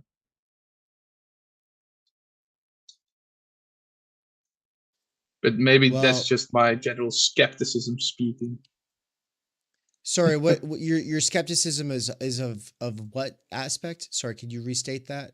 Just my skepticism in providing theories for alternatives to education, or like because I find the deschooling idea very it really speaks to me, but that's just also why I tend to be more skeptical, because I'm always with things that are like trigger me. Then I think to myself, I have to be more critical. Yeah, I know, that's because a good point. Otherwise you're just gonna fall into the trap of only seeing the things that you agree with, or I don't know. Well, and this is part of the issues, like the homeschooling and deschooling movements, which are not the same thing but are related, are one oh sorry, can you put, oh, you got to go because you can't do the screen share. Sorry, hold on one sec. Let's see if I can hit this button to fix it. Screens get really confusing over here on the backside. Nope, that's not going to fix it. Whatever. I'll just say that we've got to be critical about the things that we want to be critical about. The fact that we want to be critical about something means that we should probably be critical, even more critical, right? Like that, something like that. Is that kind of what you're getting at? Yeah. Exactly. Yeah. And I just find it fascinating because I'm still in school, and our educational it's higher education, some type of applied science education, but our education curriculum changes like every 2 years. It's completely different. Like my sister is doing like the same type of education I'm doing now, some design things. And what she is taught, or the way she is taught, is completely different. It far more aligns actually with what Illich is writing about how students can. It's better if you are intrinsically motivated to learn about stuff, and the teachers now try to build around like the things the students want. But this obviously leads to a lot of problems, because also every student there is like trained and schooled in a more traditional sense. So, and also if you're starting a new studies, it's also kind of nice to have like a strict curriculum where you can go off on, instead of a teacher just saying, you try to figure it out, and if you have some questions, come to me, we'll see what we can do. I find this very, very fascinating. Yeah, and that's the other thing I was going to say is the worst deschooling, or the worst, some of the worst assumptions around learning and education come out of deschooling and homeschooling. Like people who are trying to enact these ideas within the institutions or just in their own households because they're doing homeschooling, they can reproduce the worst elements of this stuff without even realizing it. And so I'm glad you're critical of it. I hope everybody listening is critical of it, even if it's making you want to pull your kids out of school and start homeschooling them. I hope that everybody who's having such feelings will realize that's not going to be a solution. It might be a way forward, but it's not going to be a solution. It'll be just as problematic as the actual schooling system because you were schooled. Everyone around you was schooled. We're all schooled. You can't take your child out of the world. It's not going to work.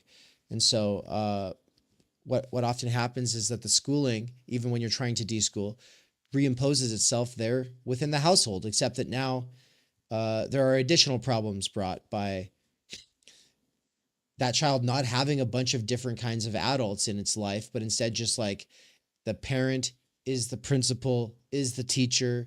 If the parent is not enthusiastic about a subject or not on good terms with the child that week, then there's going to be problems with the learning, whereas with an actual institution, it brings all these different kinds of people that can play good cop, bad cop to that kid. And that kid's going to be excited by this one teacher and not by that other one. I see an inherent value in things like that a lot of homeschoolers just like don't recognize. But of course,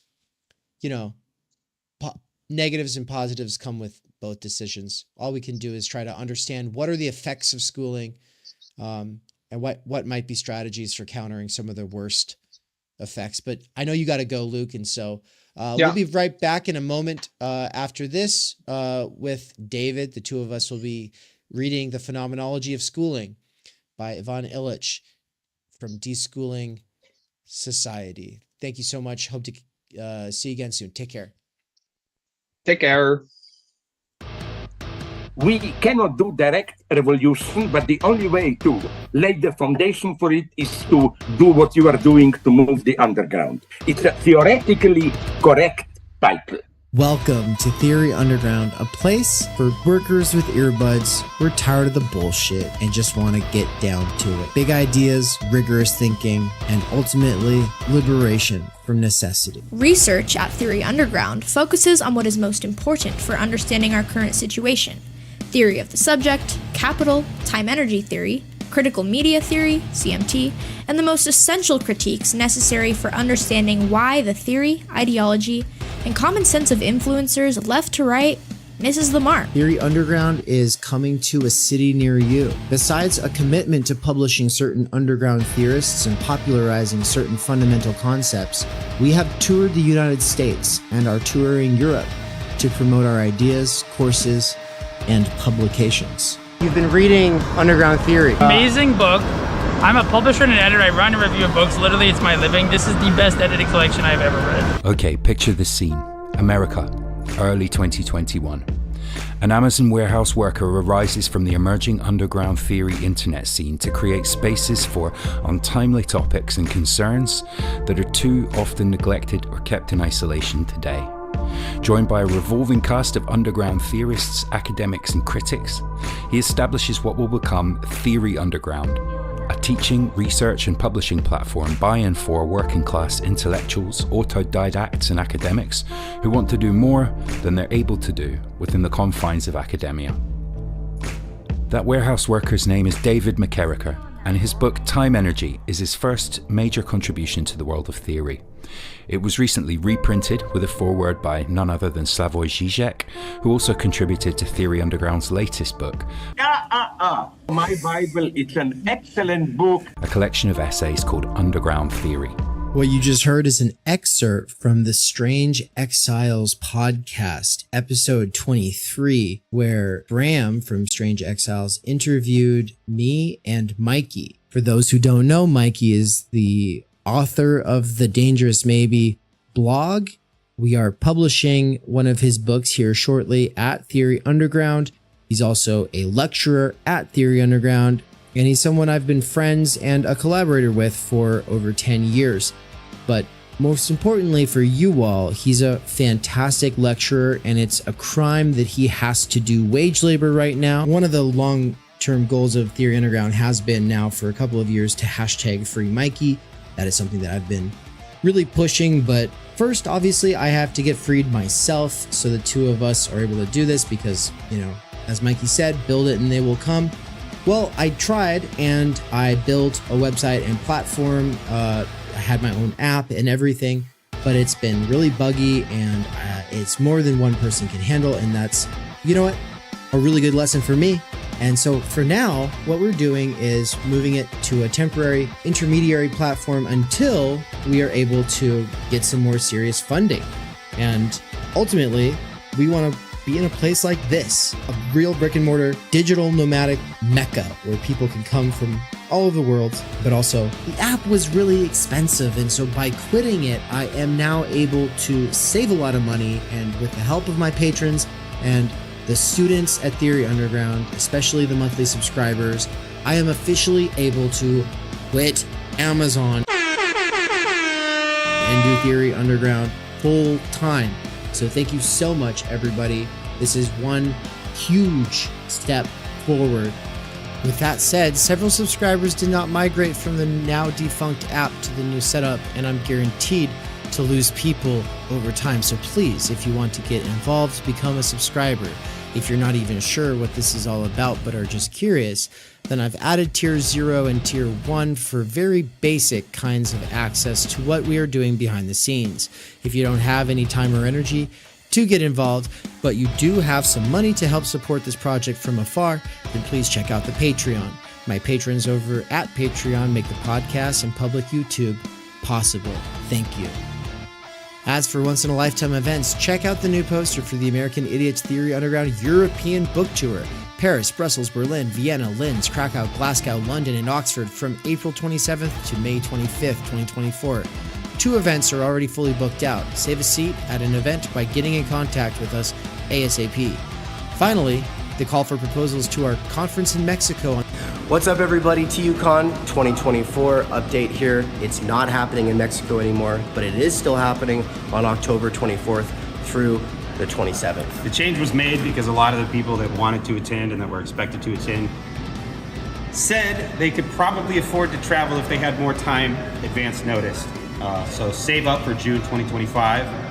If you have to choose, right? Because this one that is happening this year is happening physically in Boise, Idaho, because we have a lot of collaborators and fellow travelers and co-instructors there. But you can attend virtually for this one. You won't be able to attend virtually next year. So yeah, if you have to choose, attend physically in 2025. The call for proposals already happened. The writing workshop for proposals already happened. You can still get the links to both of those. Just shoot us a message and ask for those links. We'll get you those.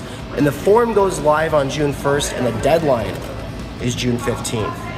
So if you're attending physically, let me know ASAP. Get in on it. All right. Finally, last little thing here is to say thank you so much to my patrons over at Patreon.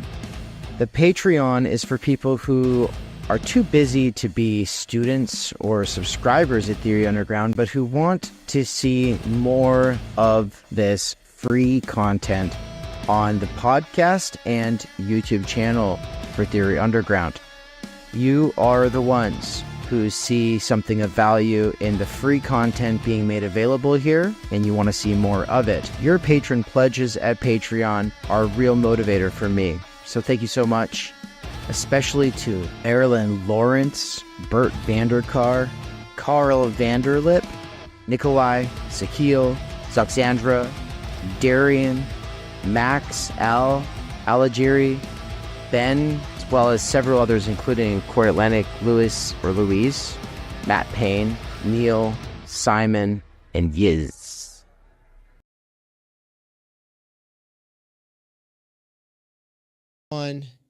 And we're back. Welcome back, everybody, to Theory Underground. So great to have you all here. Look, new face. Welcome, David. How you doing, man? I'm doing all right. It's all right. Thanks for asking. I hope everyone's doing all right, and glad to be here. Yeah, man.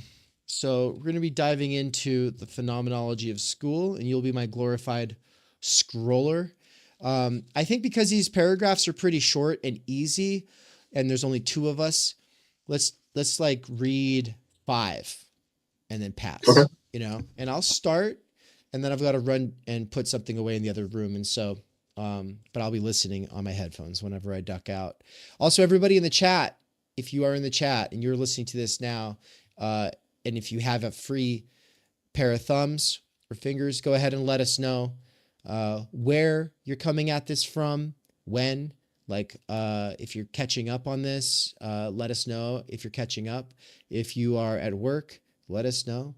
Also, if you're too busy, like I said, don't even worry about it. But I'm also curious from everybody listening, if you've read this book before, if you've heard about this book before, if you've been wanting to read it, or if this is making you want to read it. We're interested in all those kinds of questions. All right, let's go. Chapter 2, Phenomenology of School. Some words become so flexible that they cease to be useful.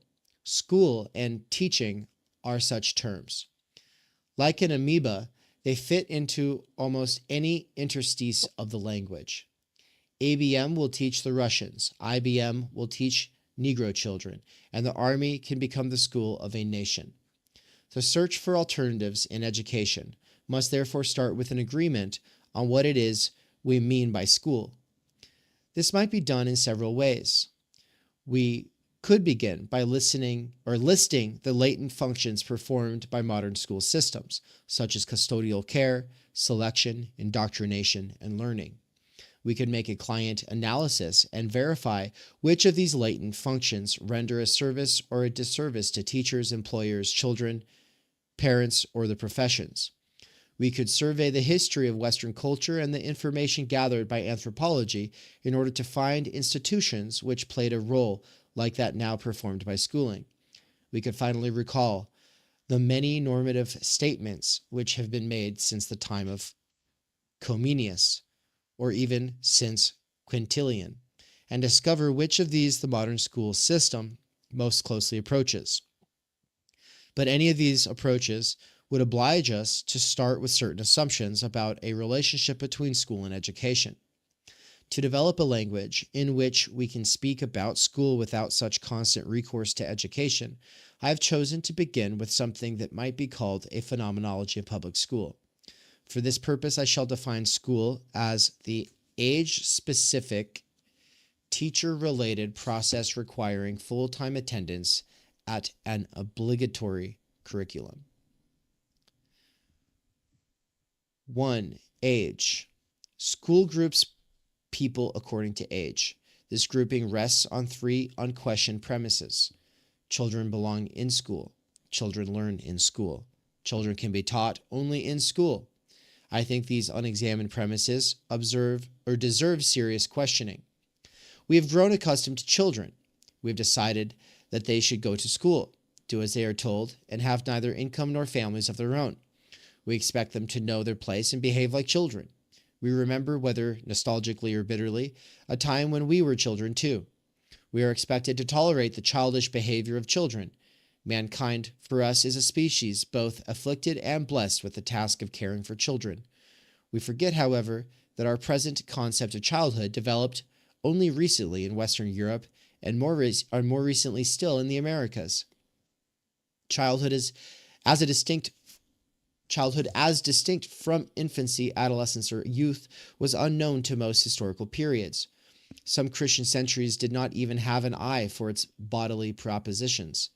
Artists depicted the infant as a miniature adult seated on its mother's arm. Children appeared in Europe along with the pocket watch and the Christian moneylenders of the Renaissance. Before our century, neither the poor nor the rich knew of children's dress, children's games, or the child's immunity from the law. Childhood belonged to the bourgeoisie.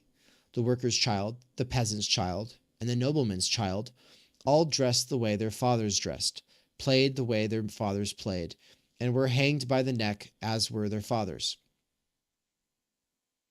I was like, wait, what are you talking about? Then I just realized, no, he means literally, like they were hung, like children used to be hung, like to death. After the discovery of childhood by the bourgeoisie, all this changed. Only some churches continued to respect for some time the dignity and maturity of the young. Until the Second Vatican Council, each child was instructed that a Christian reaches moral discernment and freedom at the age of 7, and from then on is capable of committing sins for which he may be punished by an eternity in hell. Toward the middle of this century, middle-class parents began to try to spare their children the impact of this doctrine, and their thinking about children now prevails in the practice of the church. And then, I think these were longer paragraphs than I thought. I'll read this last paragraph here in a second before passing it off to you here, David. But first I want to say, if anybody's curious about the social construction of childhood, the dialectic of sex is probably a good place to start, right? That is by Shulamith Firestone. She's a second wave feminist. She was a radical. She's kind of crazy. I think that she goes way too far in a lot of ways. But you know what? People were trying to theorize the 60s and 70s, and everything socially constructed was something that was downstream from everything bad. And so they wanted to throw out all social constructions and bring back something else. And basically, Firestone goes into all of these reasons why the childhood itself is not just a construction, but is implicated in the reification of capital, exploitation, and blah, blah, blah, blah, blah. But I just kind of wanted to say, in defense of childhood, I think that the invention of childhood was a good thing. And I think that we've had a lot of time to think since the 60s and 70s about these issues. But also, with that being said, treating people like children until the age of 20 or 25 infantilizes them. And there's really no like clear way that people go from being children to being adults. And the current rites of passage are all extremely questionable. And so we probably do need to rethink this and have various experiments by different cultures at thinking of something a little bit more sophisticated than what we currently have. So I just kind of want to put that out there. Until the last century, children of middle-class parents were made at home with the help of preceptors and private schools. Only with the advent of industrial society did the mass production of childhood become feasible and come within the reach of the masses. The school system is a modern phenomenon, as is the childhood it produces. Since most people today live outside industrial cities, most people today do not experience childhood. In the Andes, you till the soil once you have become useful. Before that, you watch the sheep. If you are well nourished, you should be useful by 11 and otherwise by 12. Recently, I was talking to my night watchman, Marcos, about his 11-year-old son who works in a barbershop. I noted in Spanish that his son was still a niño. Marcos, surprised, answered with a guileless smile, "Don Ivan, I guess you're right." Realizing that until my remark, the father had thought of Marcos primarily as his son, I felt guilty for having drawn the curtain of childhood between two sensible persons. Of course, if I were to tell the New York slum dweller that his working son is still a child, he would show no surprise. He knows quite well that his 11-year-old son should be allowed childhood and resents the fact that he is not. The son of Marcos has yet to be afflicted with the yearning for childhood. The New Yorker's son feels deprived. Most people around the world, then, either do not want or cannot get modern childhood for their offspring. But it also seems that childhood is a burden to a good number of those few who are allowed it. Many of them are simply forced to go through it and are not at all happy playing the child's role. Growing up through childhood means being governed to a process of inhuman conflict between self-awareness and the role imposed by a society going through its own school age. Neither Stephen Daidalos nor Alexander Portnoy enjoyed childhood, and neither, I suspect, did many of us like to be treated as children. If there were no age-specific and obligatory learning institution, childhood would go out of production. The youth of rich nations would be liberated from its destructiveness, and poor nations would cease attempting to rival the childlessness of the rich. If society were to outgrow its age of childhood, it would have to become livable for the young. The present disjunction between an adult society which pretends to be humane and a school environment which mocks reality could no longer be maintained. The disestablishment of schools could also end the present discrimination against infants, adults, and the old in favor of children throughout their adolescence and youth. The social decision to allocate educational resources preferably to those citizens who have outgrown the extraordinary learning capacity of their first 4 years and have not arrived at the height of their self-motivated learning will, in retrospect, probably appear as bizarre. Institutional wisdom tells us that children need school. Institutional wisdom tells us that children learn in school. But this institutional wisdom is itself the product of schools because sound common sense tells us that only children can be taught in school. Only by segregating human beings in the category of childhood could we ever get them to submit to the authority of a school teacher. There we go. Do you have kids? I don't. Not yet. Mm-mm. Me neither. But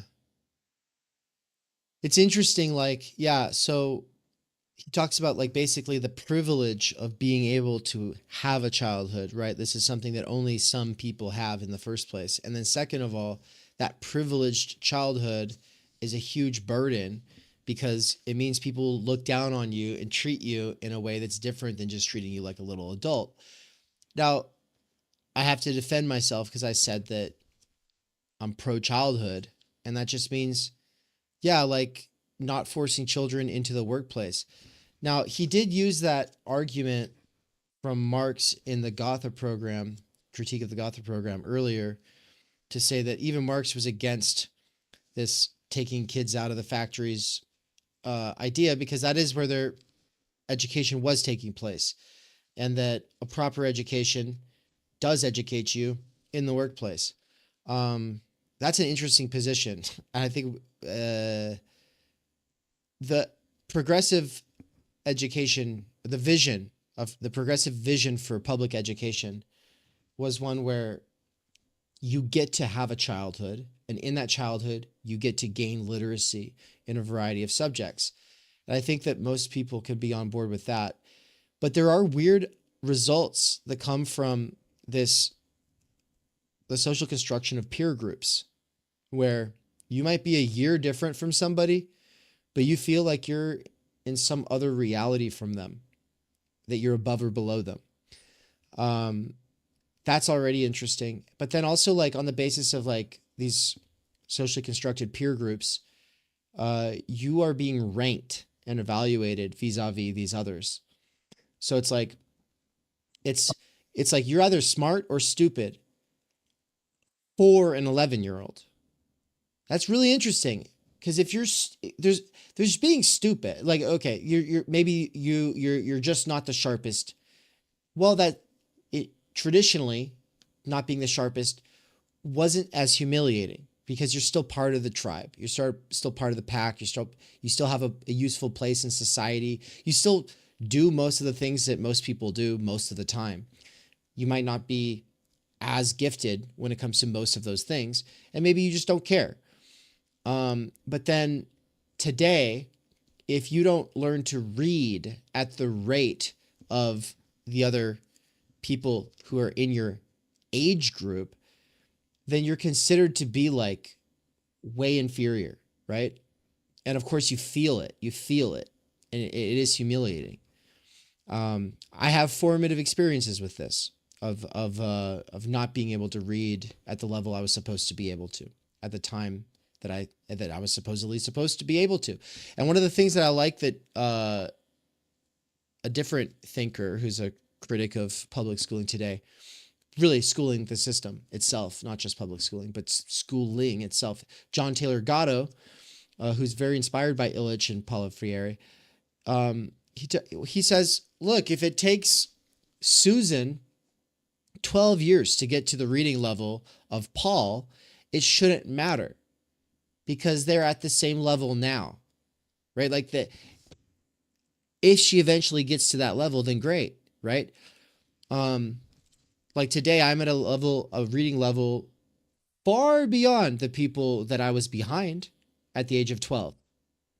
But that's not how the system's built. The system's built in a way where you're being evaluated and ranked against other people who are the same age, which has very little to do with actual human development, right? And so it's like this very inhuman sort of way of categorizing us that he's talking about. Section 2, teachers and pupils. By definition, children are pupils. The demand for the milieu of childhood creates an unlimited market for accredited teachers. School is an institution built on the axiom that learning is the result of teaching, and institutional wisdom continues to accept this axiom, despite overwhelming evidence to the contrary. We have all learned most of what we know outside school. Pupils do most of their learning without and often despite their teachers. Most tragically, the majority of men are taught their lessons by schools, even though they never go to school. Everyone learns how to live outside school. We learn to speak, to think, to love, to feel, to play, to curse, to politique, and to work without interference from a teacher. Even children who are under a teacher's care, a teacher's care day and night. Oh, I'll just reread that. Even children who are under a teacher's care day and night are no exception to the rule. Orphans, idiots, and school teachers' sons learn most of what they learn outside the educational process planned for them. Teachers have made a poor showing in their attempts at increasing learning among the poor. Poor parents who want their children to go to school are less concerned about what they will learn than about the certificate and money they will earn. And middle-class parents commit their children to a teacher's care to keep them from learning what the poor learn on the streets. Increasingly, educational research demonstrates that children learn most of what teachers pretend to teach them from peer groups, from comics, from chance observations, and above all, from mere participation in the ritual of school. Teachers, more often than not, obstruct such learning of subject matters as goes on in school. Half of the people in our world never set foot in school.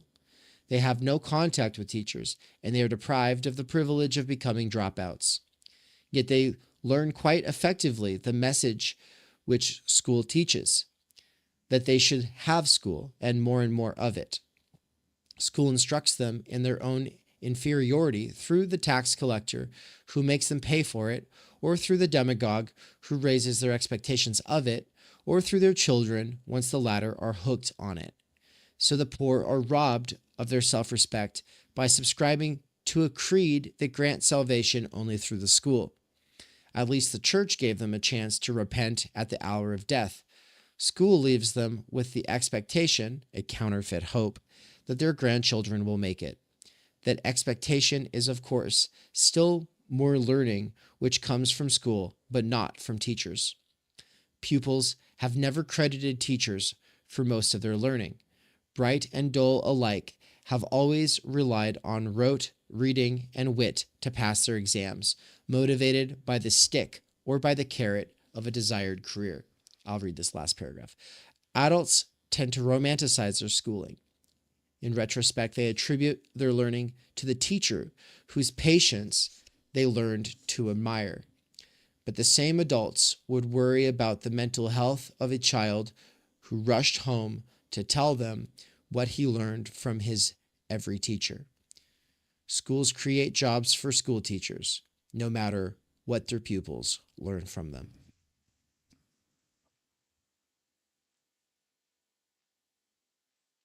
Yo, I want to shout out Austin in the chat there. Good to see you, Wukas. How you doing, man? Also, we got Evan Wells and Spencer. Spencer, great to see you, man. Yeah, Tyler. Looks like we've got a bunch of the monthly membership in here. Great to have you all. Ian Wenzel, shout out. Good to see you as well. Also, Knight of the World, who's been around forever and ever. By the way, was it Knight of the World who bought me a green screen that I still haven't put up? It's like in the corner of the room over here. I have like this gift list thing on Amazon, and so people are able to buy like supplies for the studio space on there. And I think it was Night of the World bought me a green screen, but I might have my people mixed up. But shout out either way to whoever did that for me. Lucas, yeah, man. Are you part of this course. I know that David is. I know that Tyler is. I know that Spencer is, right? You're all part of the course, right? Night of the World said, yeah, it was him who bought the green screen. Thank you for that. Anyway, just wanted to say, great to have such a quality crew in the live chat right now. Take it away, David. All right, cool. Section 3. Let's see, full-time attendance. Every month, I see another. I think this is like the heading, I guess. Number 3, full-time attendance. All right. Every month, I see another list of proposals made by some U.S. industry to aid, suggesting the replacement of Latin American classroom practitioners either by disciplined system administrators or just by TV. I like that section there. Is that U.S. aid that they're referring to? I would assume so, right? I think so. Even though I think, yeah. Let me see. In the United States, teaching as a team enterprise of educational researchers, designers, and technicians is gaining acceptance. But no matter whether the teacher is a school marm or a team of men in white coats, and no matter whether they succeed in teaching the subject matter listed in the catalog or whether they fail, the professional teacher creates a sacred milieu. Uncertainty about the future of professional teaching puts the classroom into jeopardy. For educational professionals to specialize in promoting learning, they would have to abandon a system which calls for between 750 and 1,000 gatherings a year. But of course, teachers do a lot more. The institutional wisdom of schools tells parents, pupils, and educators that the teacher, if he is to teach, must exercise his authority in a sacred precinct. This is true even for teachers whose pupils spend most of their school time in a classroom without walls. School, by its very nature, tends to make a total claim on the time and energies of its participants. This, in turn, makes the teacher into custodian, preacher, and therapist. In each of these 3 roles, the teacher bases his authority on a different claim. The teacher as custodian acts as a master of ceremonies who guides his pupils through a drawn-out labyrinthine ritual.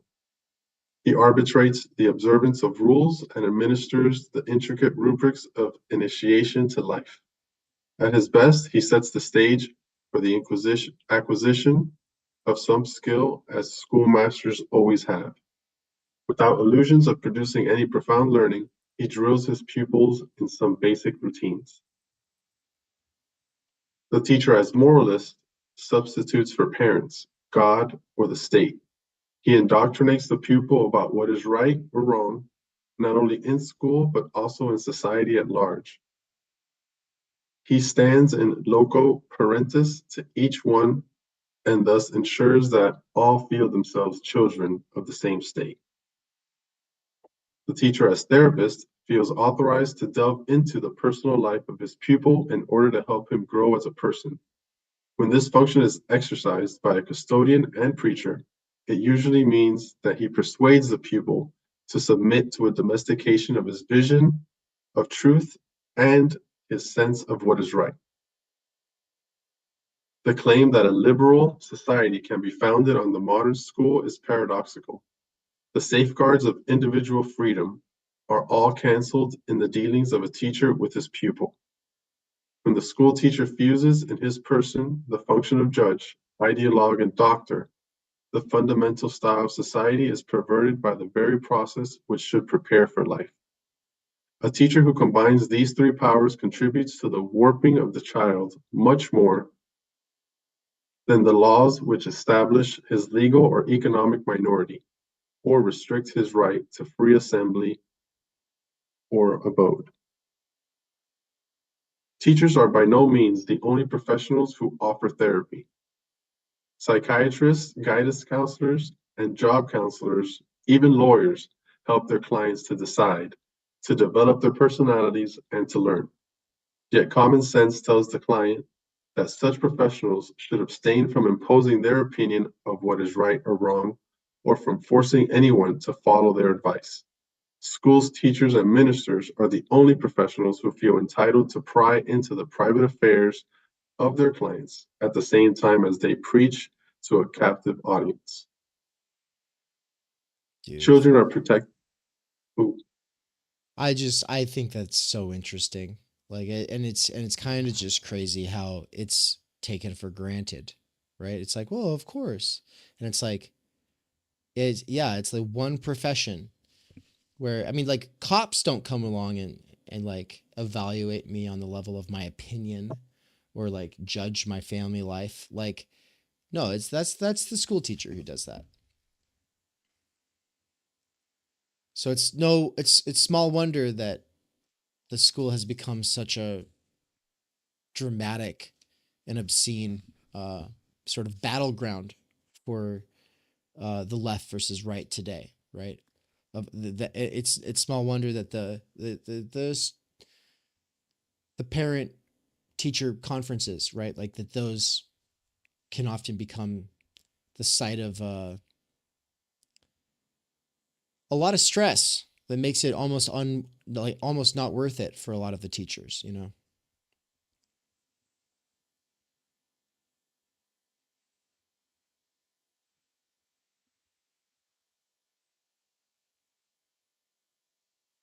Children are protected by neither the First nor the Fifth Amendment when they stand before the secular priest, the teacher. The child must confront a man who wears an invisible triple crown, like the papal tiara, the symbol of triple authority combined in one person. For the child, the teacher pontificates as pastor, prophet, and priest. He is at once guide, teacher, and administrator of his sacred ritual. He combines the claims of medieval popes in a society constituted under the guarantee that these claims shall never be exercised together by one established and obligatory institution, church or state. Defining children as full-time pupils permits the teacher to exercise a kind of power over their persons which is much less limited by constitutional and consuetudinal restrictions than the power wielded by the guardians of the other social enclaves. Than the power wielded by the guardians of other social enclaves. Their chronological age disqualifies children from safeguards which are routine for adults in a modern asylum, madhouse, monastery, or jail. Under the authoritative eye of the teacher, several orders of value collapse into one. The distinctions between morality, legality, and personal worth are blurred and eventually eliminated. Oh, fuck, man. Damn. Yeah, I'll reread that because I think it's so important. But when you're doing critical theory or you're trying to do a rigorous scientific kind of philosophy, and I mean scientific in terms of attitude specifically, right? Like how Husserl talks about, it's not to do science, but it's to have the scientific attitude brought to philosophy.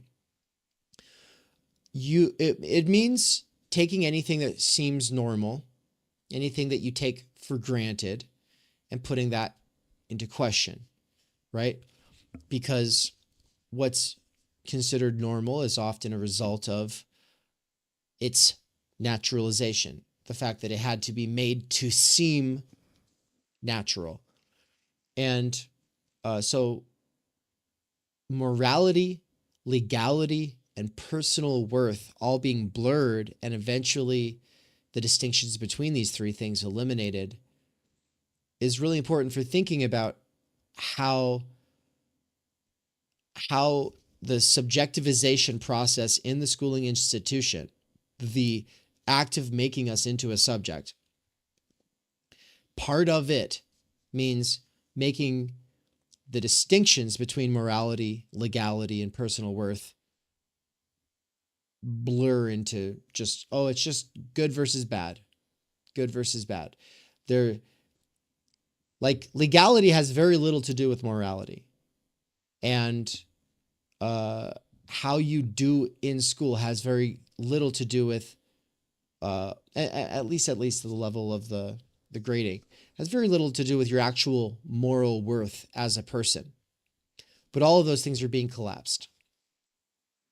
Each transgression is made to be felt on as a multiple offense. The offender is expected to feel that he has broken a rule, that he has behaved immorally, and that he has let himself down.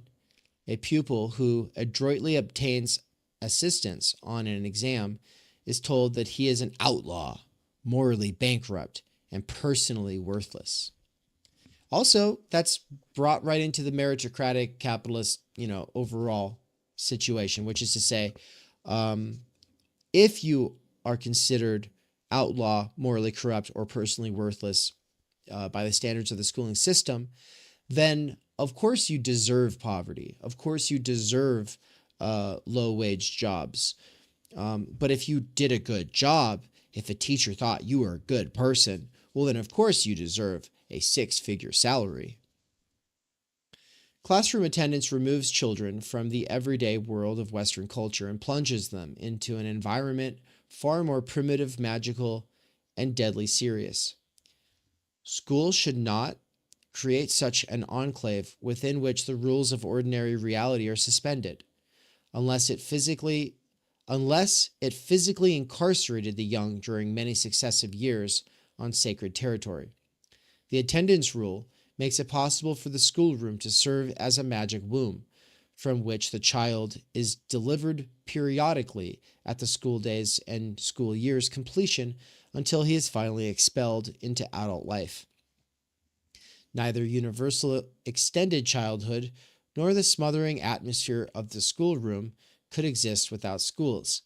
Yet schools, as compulsory channels for learning, could exist without either and be more repressive and destructive than anything we have come to know.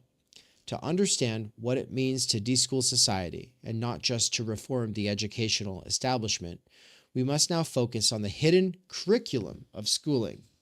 Somebody in the chat up above had actually mentioned a thinker, so it had said, hey, this sounds like so-and-so's concept of the hidden curriculum. And what I'd said was, oh, I think that person probably got that idea from Illich, because Illich is the thinker of the hidden curriculum.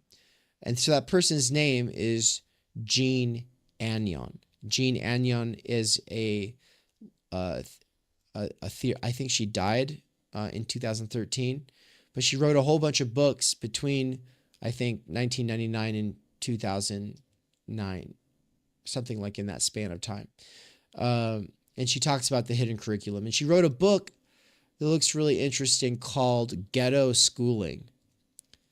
So mark that on your calendar if you're interested in how critical pedagogists or people who are interested in deschooling or who are interested in the hidden curriculum might take that to inner city sociology, specifically concerned with ghettos. So yeah, I'll just reread that last sentence. To understand what it means to deschool society and not just to reform the educational establishment, we must now focus on the hidden curriculum of schooling. We are not concerned here directly with the hidden curriculum of the ghetto streets, which brands the poor, or with the hidden curriculum of the drawing room, which benefits the rich. We are rather concerned to call attention to the fact that the ceremonial or ritual of schooling itself constitutes such a hidden curriculum. Even the best of teachers cannot entirely protect his pupils from it. Inevitably, this hidden curriculum of schooling adds prejudice and guilt to the discrimination which a society practices against some of its members and compounds the privilege of others with a new title to condescend to the majority. Just as inevitably, this hidden curriculum serves as a ritual of initiation into a growth-oriented consumer society for rich and poor alike.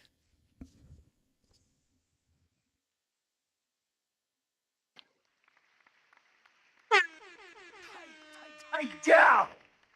You did it.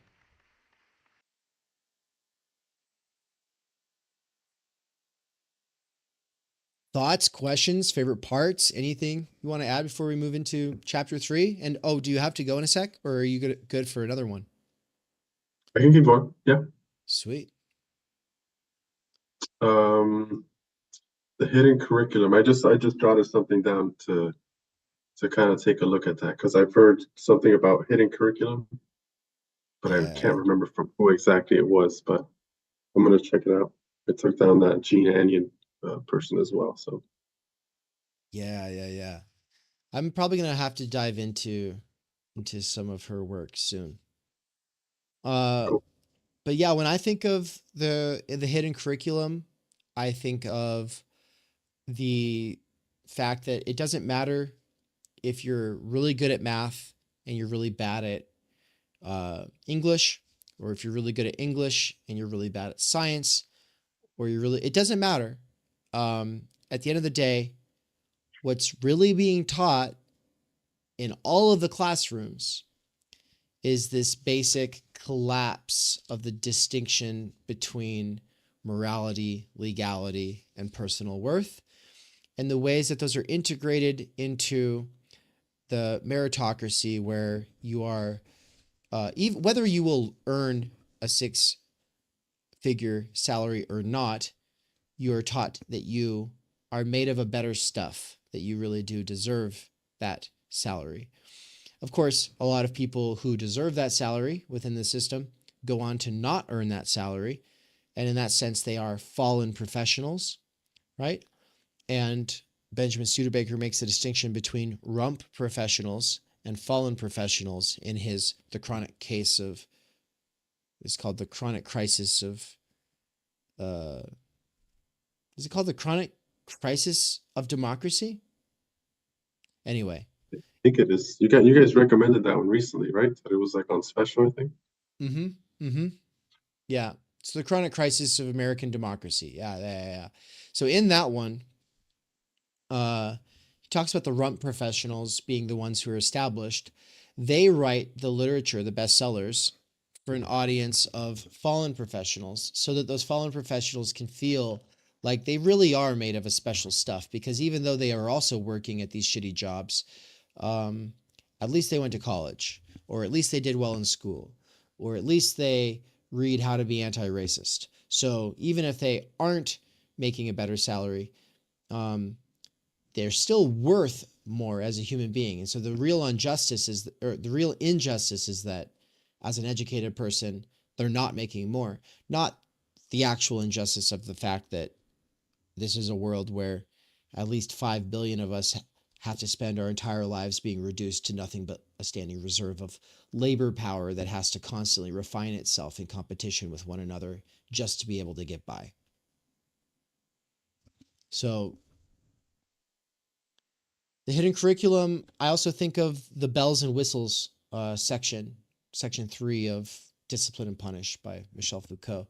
It's one of my favorite parts, why I'll quote it at length in my Time Energy book. But basically, it's just to say that, like, the model for the industrial school, which is still largely with us in your average public school, is one where there's loud noises every hour or so. The different periods are divided by loud noises, and then everyone's supposed to rush out and then reassemble. And part of the invisible syllabus there is that it's less important that you are learning how to learn, or that you really live and breathe any of these fields. And it's a lot more important that you know how to show up on time, and you learn how to focus on what they want you to focus on during that hour. It doesn't matter if 2 p.m. on Monday you're focused on math, and 2 p.m. on Wednesday you're focused on English. It doesn't matter. The point, the subtext, the invisible syllabus, is that you're always modifying yourself to care about whatever the thing is that you're supposed to be caring about at that specific time. It takes a lot of discipline and control from both outside and inside to get human beings to show up and not fidget around and to focus on what's being talked about for a specific hour. Now, if I was to get like 3 children in a classroom, 3 to 5 children in a classroom, and I could talk to them about what they're interested in, and we could find things that they want to work on, or let's just say that all the children in the school were able to kind of like get little introductions to various things, and then they could choose what to go deeper into. And so then this morning, the children in my classroom are just interested in zoology. Okay, well then I'm going to work with them on how to learn more about zoology, and I'll be able to work with the different students at their own paces. I'll be able to give them different assignments to do presentations with one another, to one another, to be able to do different projects with one another, where age disparities, learning disparities, those matter way less than the shared affinity for the subject matter that those students want to be researching, because students naturally do have inclinations to learn more about various subject matters. Well, ideally, you wouldn't just do that for an hour, though. You would do that for 3 to 5 hours. And maybe you would have to plan a break into it. Like, in fact, children, when they're really interested in something, they could probably go all day. So your job would be to mediate that, to be able to say, hey, you do have other things that you also have to learn, right? Also, you should probably learn to play with other kids. You can't just focus on this one thing, kid. Sure, but what I'm talking about, what I'm painting on this side is like is an extreme. It's the extreme opposite of the kind of schooling that says, no, what really matters is that you can show up hour after hour after hour and force yourself to be interested in whatever's being shown to you at that time. And then, of course, homework. What is homework grading you on, except your ability to keep thinking about that even once you're out of the room, right? I'll read a couple things from chat here, and then if you've got anything else you want to say before we dive in. But Austin said, childhood as a buffer in which you can make mistakes and not suffer serious consequences is something worth saving.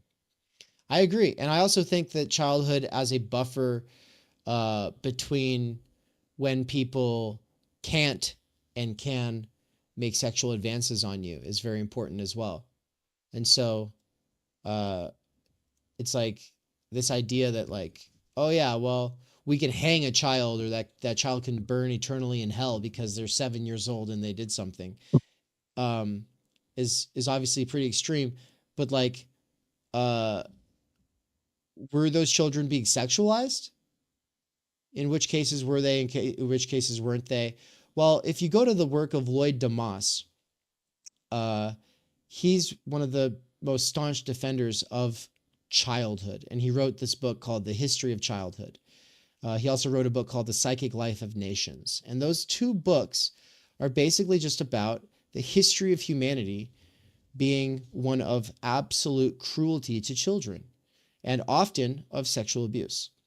So his approach to anthropology is to read how different cultures treat their children from a moral standpoint, which is to say, no, like the existence of childhood is something that was invented and must be defended, because the history of humanity is the abuse of little ones, of big-bodied people who've been around the sun a few more times, treating very poorly those ones who are very small. And I think that there's really something to it. And what he says in The Psychic Life of Nations is that the way that a nation on average treats its children is going to determine the kinds of adults that it produces. And so then he talks about, like, one whole chapter is devoted to Hitler's generation. Like, how was Hitler's generation treated? And it's actually fucking insane. Like, these children, when they would cry at night, they would be put on baking sheets and put into ovens until they stopped crying. They would get wound up in swaddling clothes, which made it absolutely impossible to move, right? Which is also a very common practice throughout most of the world. They would be, needles and glass would often get put in their playpens to like scare the demons away. They're spanking or shaking a child until it stops crying was practiced, which of course we know now like creates huge negative results, such as baby shaking syndrome. So this idea that there's a period of time when you should be able to kind of enjoy the magic of the world without having to work, to be able to just enjoy play. That's one idea that people want to defend, but also this buffer in which you can make mistakes and not suffer serious consequences, as Austin is saying in the chat, but also just, not being sexualized. Like, that's an idea that probably should be defended. And that, when I said that Shulamith Firestone in The Dialectic of Sex goes way too far with her radical feminism, I mean, she's going so far as saying that children should be able to have sex, they should be taught about their bodies and be able to experiment with each other. And she talks about the schools of the future would be just kids would be having sex on the stairs, and that'd be fine. And it's just like, okay, that's insane. But also, it was the 60s, man. Everybody was fucking crazy back then. You know, the CIA was putting acid in everybody's water. So Tyler said he's having a side conversation with Knight of the World about Peter Rollins and Julia Resch's interactions around lack and Church of Contradiction. Tyler says, I think my teacher friends would feel so attacked by this. Do you know how Illich is received? Is he even known, ignored, disavowed, like Freud? And I'd say, yeah, Tyler, actually, so Brian and I both had on our master's thesis committees a guy named David Gabbard who wrote his thesis on the silencing of Illich, which is to say, like, there was a hot second where Illich was received and lots of people would show up when he would talk, but then quickly he just kind of got excommunicated, but silently. Like, it's kind of that conspiracy of silence phenomenon where it's like everyone knows to keep doing what they're doing in good faith, they're going to have to actually engage with this critic, but they don't want to act in good faith because that's too complicated. And so they just ignore that critic. And so Illich is arguably someone who has been silenced. And then Knight of the World says, this seems in line with degrowth economics, that education is commodified, that we ought to decommodify human need, the need to recoupling social services from market speculation. I would just say that like degrowth doesn't have a monopoly on that perspective, but that perspective, yes, it is something also that degrowth people do take seriously. The general line of theory underground is that degrowth, its point of emphasis is wrong, but that it's ultimately more or less correct in a lot of ways. Its point of emphasis is taking away from people and telling people they need less, which is just a terrible approach because, in fact, if you had a society and its institutions built around the concept of time energy, people wouldn't want as much garbage because people would be more interested in playing musical instruments with each other. People would be more interested in skateboarding. People would be more interested in slacklining. People would be more interested in reading books together and talking about them because that society just would have time energy. Which is an abundance approach that tells people they could have something better, as opposed to this degrowth approach, which is meant to shame middle-class people for having hot tubs. And it's considering the fact that almost all activism is built around trying to shame progressive Democrats. I just see it as, I can't help but see it as an extension of that exact same dynamic. Cool. We're about to jump into chapter 3, ritualization of progress. Anything you're thinking here that you want to talk about before we dive in, or? No, ready to go. Sick. All right. Chapter 3, ritualization of progress. The university graduate has been schooled for selective service among the rich of the world. Whatever his or her claims of solidarity with the third world, each American college graduate has had an education costing an amount 5 times greater than the median life income of half of humanity. A Latin American student is introduced to this exclusive fraternity by having at least 350 times as much public money spent on his education as on that of his fellow citizens of median income. With very rare exceptions, the university graduate from a poor country feels more comfortable with his North American and European colleagues than with his non-schooled compatriots. And all students are academically processed to be happy only in the company of fellow consumers of the products of the educational machine. It's such a crucial line right there, and I don't want to belabor it, but I just want to point it out. All students, whether you're black, white, Mexican, Chinese, doesn't matter. If you put a bunch of people with educations in a room, they're going to get along better than if they were in a room with people who have no education whatsoever. The modern university confers the privilege of dissent on those who have been tested and classified as potential money makers or power holders. No one is given tax funds for the leisure in which to educate himself or the right to educate others unless at the same time he can also be certified for achievement. Schools select for each successive level those who have, at earlier stages in the game, proved themselves good risks for the established order. Having a monopoly on both the resources for learning and the investiture of social roles, the university co-opts the discoverer and the potential dissenter. A degree always leaves its indelible price tag on the curriculum of its consumer. Certified college graduates fit only into a world which puts a price tag on their heads, thereby giving them the power to define the level of expectations in their society. In each country, the amount of consumption by the college graduate sets the standard for all others.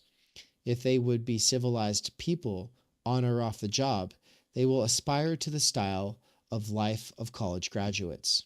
I'll read one more paragraph and then pass it off, and we'll do 3 puff pass. The university thus has the effect of imposing consumer standards at work and at home, and it does so in every part of the world and under every political system. The fewer university graduates there are in a country, the more their cultivated demands are taken as models by the rest of the population. The gap between the consumption of the university graduate and that of the average citizen is even wider in Russia, China, and Algeria than in the United States. Cars, airplane trips, and tape recorders confer more visible distinction in a socialist country, where only a degree, and not just money, can procure them. The ability of the university to fix consumer goals is something new. In many countries, the university acquired this power only in the 60s, as the delusion of equal access to public education began to spread. Before that, the university protected an individual's freedom of speech, but did not automatically convert his knowledge into wealth. To be a scholar in the Middle Ages meant to be poor, even a beggar. By virtue of his calling, the medieval scholar learned Latin, became an outsider worthy of the scorn as well as the esteem of peasant and prince, burgher and cleric.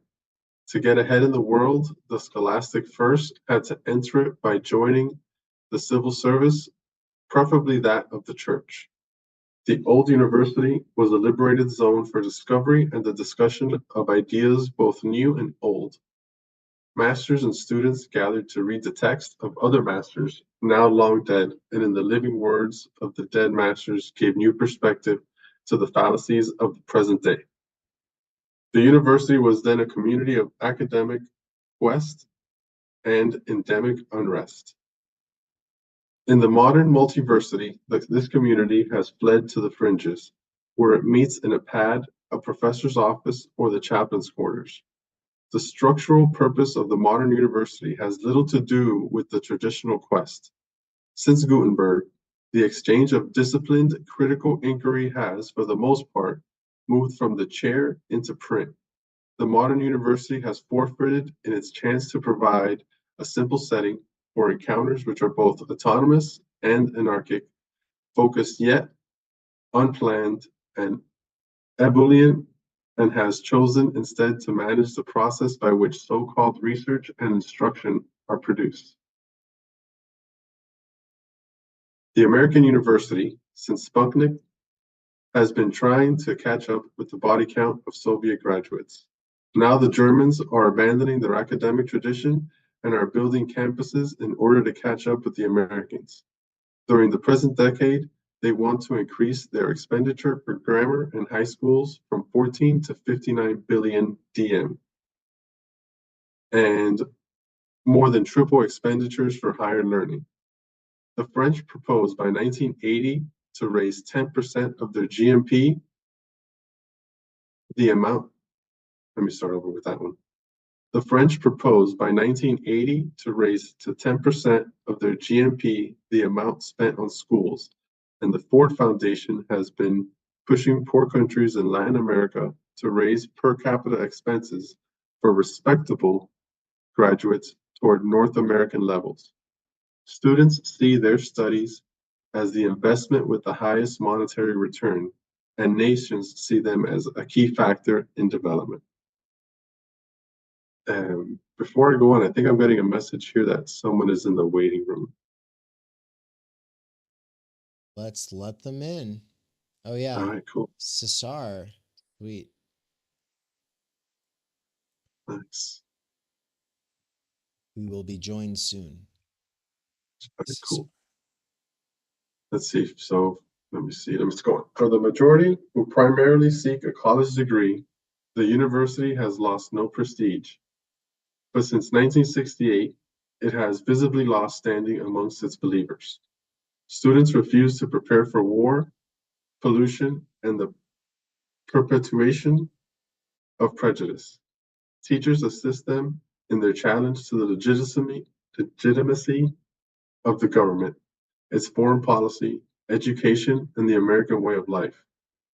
More than a few reject degrees and prepare for a life in a counterculture outside the certified society. They seem to choose the way of medieval Francticelli and Alumbrados of the Reformation,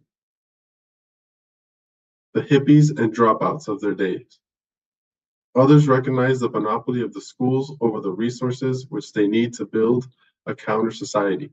They seek support from each other to live with integrity while submitting to the academic ritual. They form, so to speak, hotbeds of hearsay right within the hierarchy.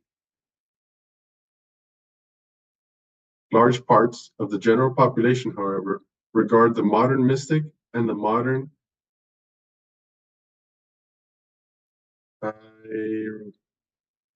hierarchy with alarm. That's a tough one. With alarm. They threaten the consumer economy, democratic privilege, and the self-image of America, but they cannot be wished away.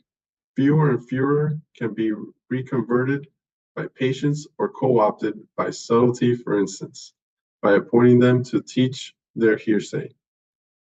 Hence, the search for means which could make it possible either to get rid of dissent. Hence, the search for means which would make it possible either to get rid of dissident individuals or to reduce the importance of the university which serves them as a base for protests.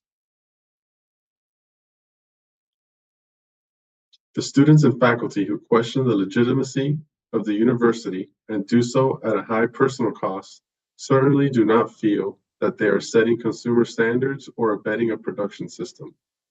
Those who have founded such groups as the Committee of Concerned Asian Scholars and the North American Congress on Latin America have been among the most effective in changing radically the perceptions of the realities of foreign countries for millions of young people.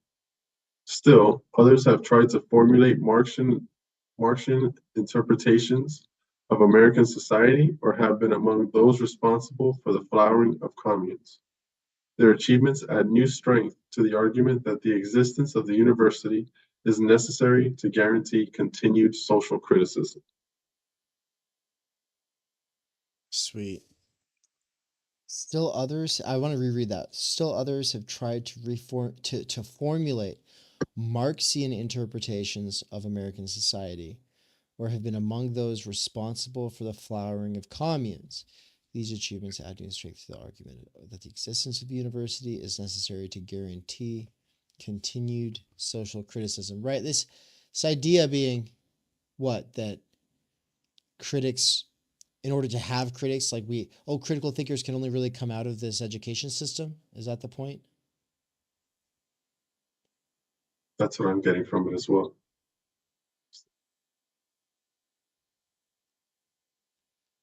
Yeah, because the students and faculty who question the legitimacy of the university and do so at high personal cost obviously feel like they're not setting consumer standards. Like they don't feel like they're doing anything related to consumption. They feel like they're advocating for school to become non-commodified, right? But his point is that this is all action, that the way it functions, they end up doing the work of the machine. And at best, maybe they start a commune or something like that. Or they start a Montessori school, right? Like Montessori schools, as an example, I think didn't exist at the time that Illich was writing this. And so they come about as a sort of progressive response to this critique. But with all that said, welcome to the stream, Cesar. How you doing, man? I'm doing good. Just decided to, I felt like couldn't really have like a place at home to do some studying, so decided to go to the library, rent myself out a little study space, but it has a bunch of like glass walls, so it's not very sound insulated. So hopefully I'm not too loud for the people who are just, Oh, using the air conditioning in here. oh yeah. Cool. So you're saying that there's just a bunch of people in the library and they're only in the library to use the air conditioning? Well, I mean, it's a good enough reason to. Yeah, true. All right, well, if you want to take it away then from there is no question, take it off the top. Cool. Is it 3 paragraphs that we're doing or 2? 3 for now. Okay. There is no question that at present the university offers a unique combination of circumstances which allows some of its members to criticize the whole of society. It provides time, mobility, access to peers and information, and a certain impunity, privileges not equally available to other segments of the population. But the university provides this freedom only to those who have already been deeply initiated into the consumer society and into the need for some kind of obligatory public schooling. The school system today performs the threefold function common to powerful churches throughout history. It is simultaneously the repository of society's myth, the institutionalization of that myth's contradictions, and the locus of the ritual, which reproduces and veils the disparities between myth and reality.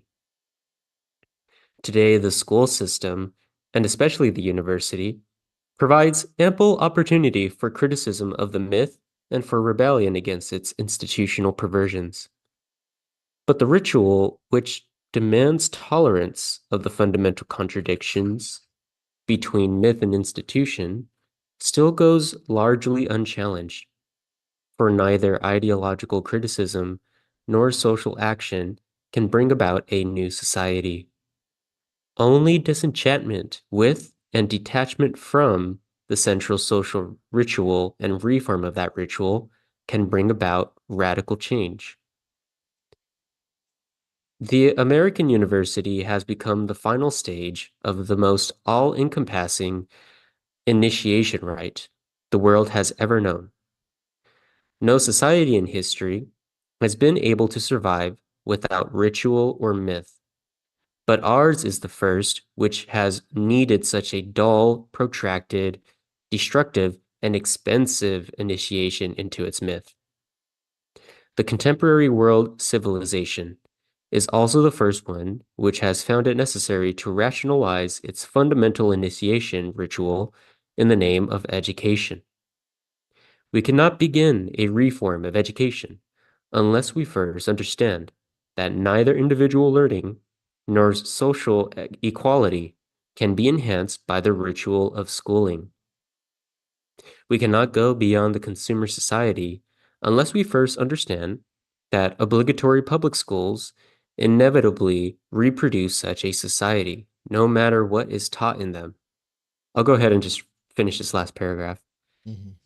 The project of demythologizing, good enough, which I propose, cannot be limited to the university alone.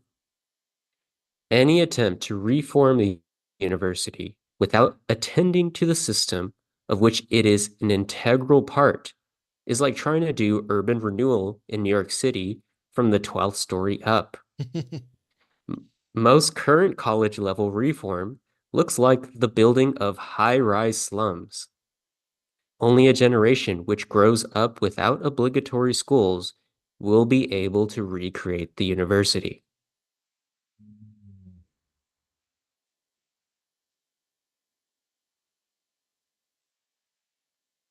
If he's correct, then that means that the only generation that would be capable of recreating the university has not been born yet. And there is some kind of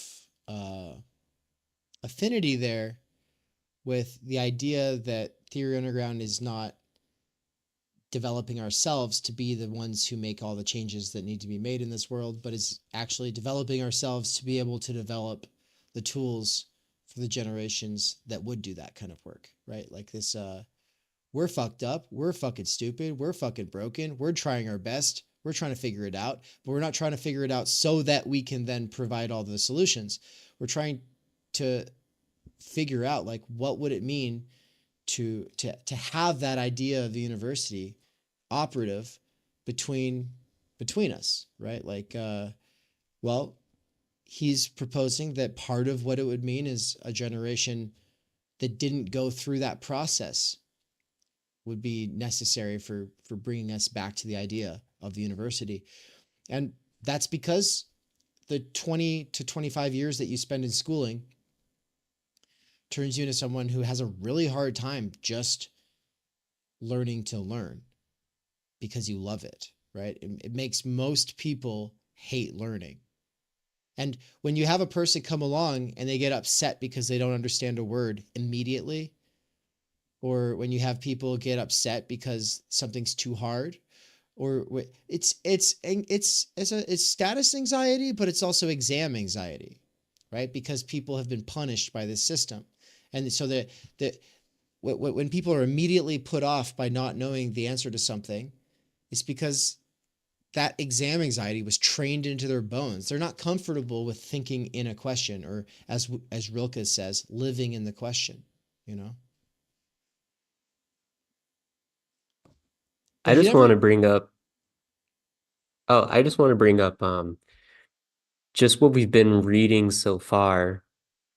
I started to think that a lot of what Illich is saying almost seems to be like a case study or a microcosm of the idea of the symbolic order of Lacan, where a lot of the what is it called? The hidden curriculum is we're really learning how to be part of the symbolic order, um, as opposed to and like Illich was using the examples of like building, trying to do reform, but you're trying to do reform at like the 12th floor of a building instead of at the foundation. Um, that a lot of what education um pedagogy maybe focuses on is like the 12th floor kind of reform, but we're it's just really hard to do the foundational first floor underground kind of challenge because I mean it's just a big one, you know, like trying to look at the symbolic order. And you know, as we've been learning with a lot of these Lacan concepts, is that these are just things that kind of exist. Like the point is not necessarily to overcome the symbolic order or to overcome the idea of like learning itself, but more of Illich was just saying it's part of the myth. It's part of our myth to be, you know, wanting to be educated and wanting to learn. But we're just at a time where he was using words, I think, like protracted and expensive. Like it's just all these things of I don't know, just they're factors that maybe we should look at. If we have to live in a symbolic order, if we have to live with learning, then how do we just make it so that it's just maybe more enjoyable to live in these things as opposed to like, damn, you know, like I had to consider if I want to buy this thing, buy this education or not, or okay, I have to do the thing that the curriculum says, even though I know me and the teacher could be, you know, learning in a different way. We want to learn in a different way, but we're like kind of enforced by this curriculum that's kind of been set by larger forces. Mm. Mm-hmm.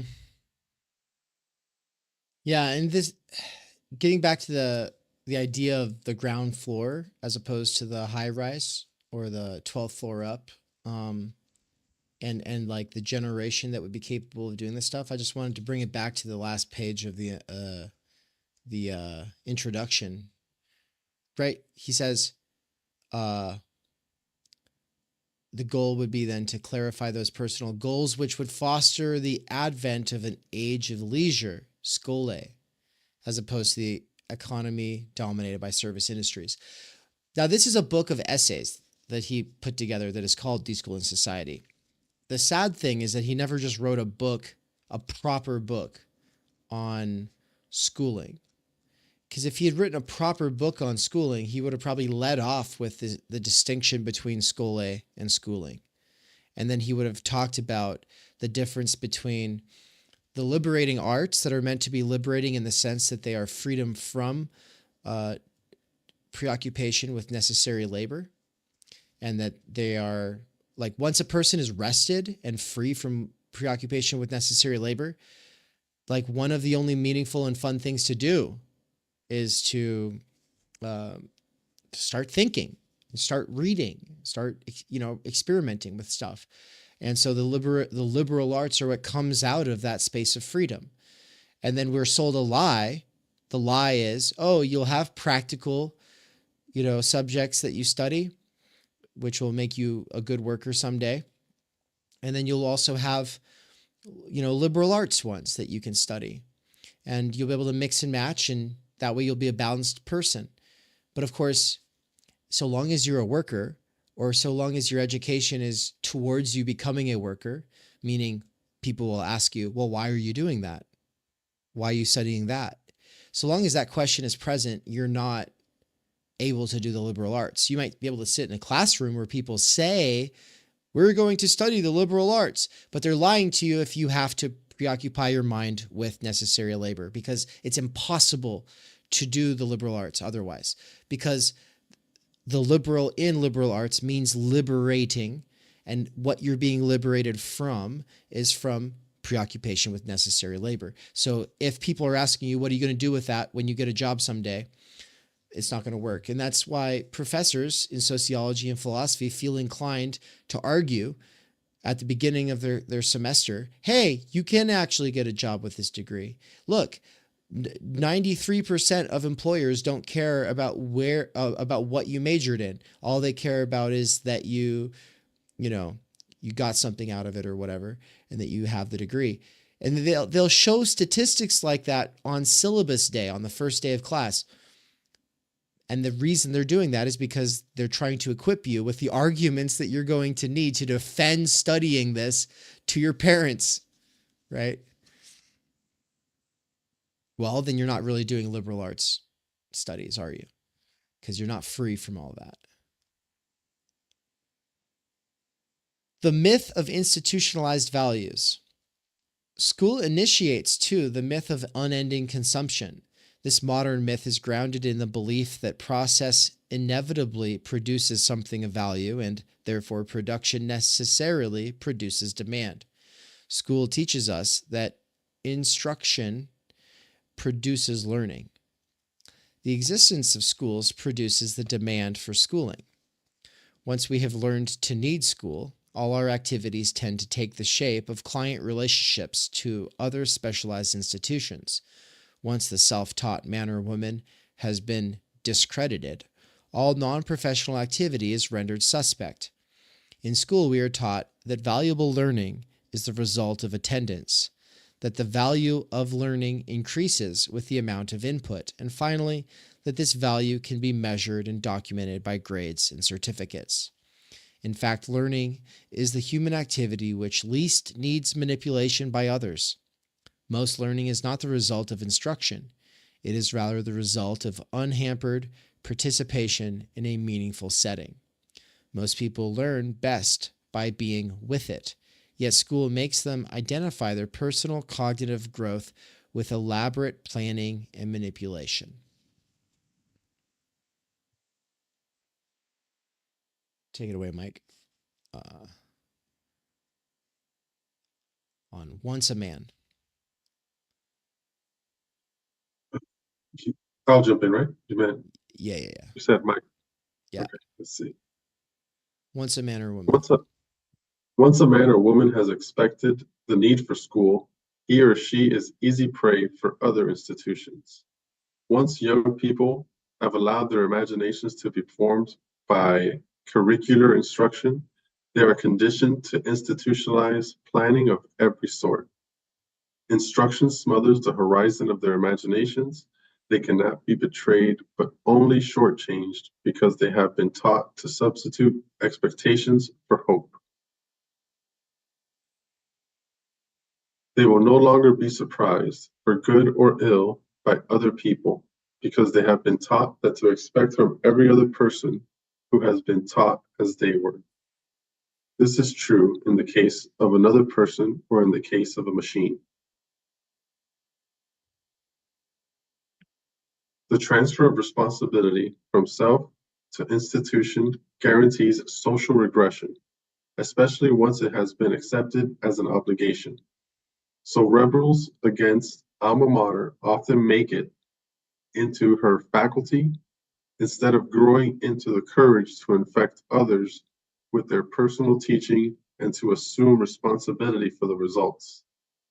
This suggests that the possibility of a new Oedipus story, Oedipus the teacher, who makes his mother in order to engender children with her. The man addicted to being taught seeks his security in compulsive teaching. The woman who experiences her knowledge as the result of a process wants to reproduce it in others.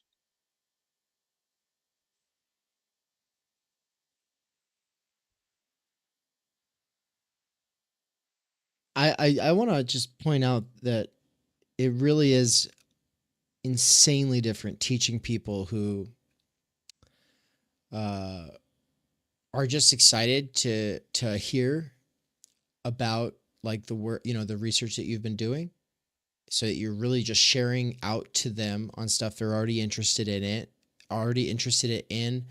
for their own sake, not for credit, which is what I do with Theory Underground, as opposed to what I experienced in the classroom at Boise State, where I work, where students are there because they have to be. But of course, they don't have to be. And I tell students every semester, I hope that somebody will drop out.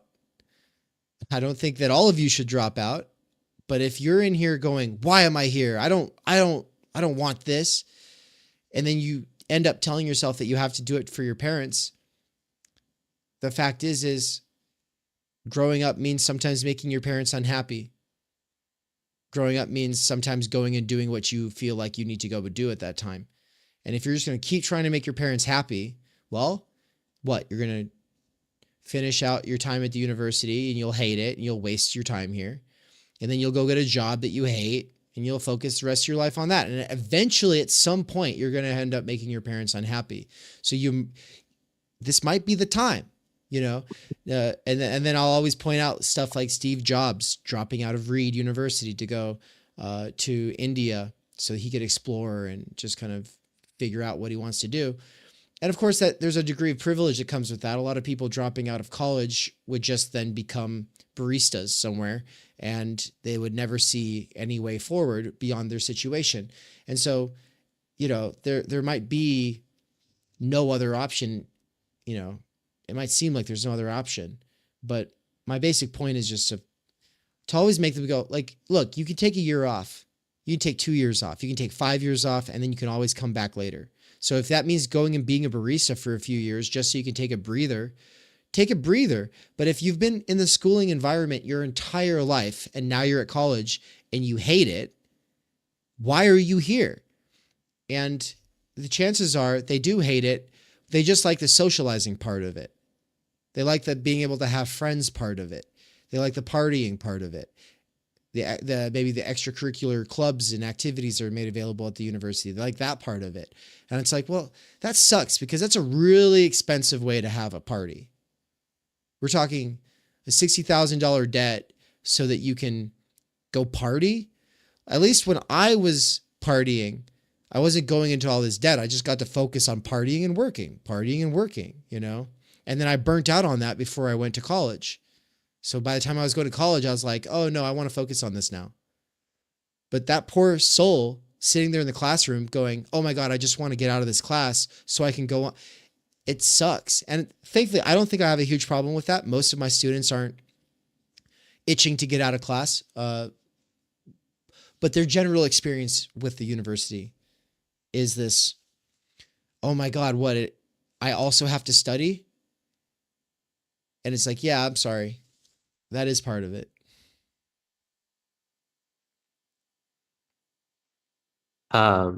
Dave, I just wanted to say that when you were mentioning the part about disappointing the parents, I would say, well, maybe it's just payback for, when you were brought into this world and then you realize that there was a thing called the name of the father and that the primary caregiver had to abandon you to go do these other things in the world. So, it's just payback for that separation.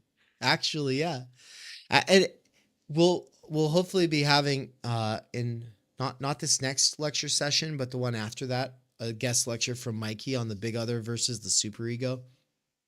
And I think there's a way. So there's various ways of figuring this out. The big other might be like the way that we make the distinction between the big other and the superego. It might be that they are two separate agencies, and it might be that they're two halves of the same agency. But the basic idea is that the big other, it comes with all the do's and don'ts, but mostly don'ts. It's mostly like punitive and prohibitory and castrating. Whereas the superego is mostly like, oh, you should be enjoying right now. You should be living your best life right now. You should be happy. You should be consuming. You should be, dieting and exercising, and also, go ahead and take the extra, bite of pizza, or like the whole motive of the superego is like this transgressive delight, right? So it's more wrapped up with death drive, but this transgressive delight in like living your best life, but it also bullies you for not pursuing that. And we get enjoyment in a weird sense by not being able to live our best life. And so the big other versus the superego, I just bring it up here because I think maybe we should be thinking about this question, and then we'll bring it up with Mikey when he teaches that. But basically, could we say that it's a vengeance against the parents? Oh, I have to go to work. Oh, you have to follow the law, right? Which was, the parents teaching you how to obey the big other. But also you were told your whole life that you can be anything you want to be. And so your fidelity to the superego that says, no, this just isn't me. I'm going to go actually figure out what I want to do. Your fidelity to the superego can be a way of getting vengeance against the big other and what you had to sacrifice joining its symbolic order. Maybe. Well, I think it was, I can't remember if this is Mikey's example of, if we were to maybe use an example of school and like what you learn at school, a common thing is that kids bully each other, or like there's always going to be a sociality of how kids interact with each other. And there's that example of you come home and you find out that your child's being bullied or something, or got into a fight, and the parents are saying the first thing of like, fighting's not the answer. You shouldn't do that, or like, find a peaceful solution. And yet there's maybe this like hidden aspect of like, well, the parents actually want you to fight, or like they kind of wish that you were the victor in some ways, or like knew how to deal with this. Um, and so that's just kind of thinking of that as like one of the hidden curriculums of school, is you're also just learning how to be around other students, but in this very weird context of you're all kind of being like pushed into um essentially kind of like a prison. Hopefully, like I, a lot of schools are not like that, but low income area. And so I've kind of just like seen how that can play out in classrooms. It's just everyone does feel like we're kind of just like wasting, or like, finding ways to like have the time go by as if we're like in kind of like a prison setting. And then some people are, actually into it. They want to read the books in their prison cell. Uh, but yeah, all that to say, just how to maybe tie that back into what you're talking about with the super ego. Yeah. Well, and that's the other thing is like your parents putting all this pressure on you to do something doesn't actually mean that that's what they want you to do. And that ultimately you can't make them happy. And also you can't make yourself happy. The happiness probably is a bad goal. So, probably find better goals than happiness. Happiness is a nice accident along the way if you do things, all right, but it's only going to be along the way from time to time. So we're at the section, the myth of measurement of values, and who's up?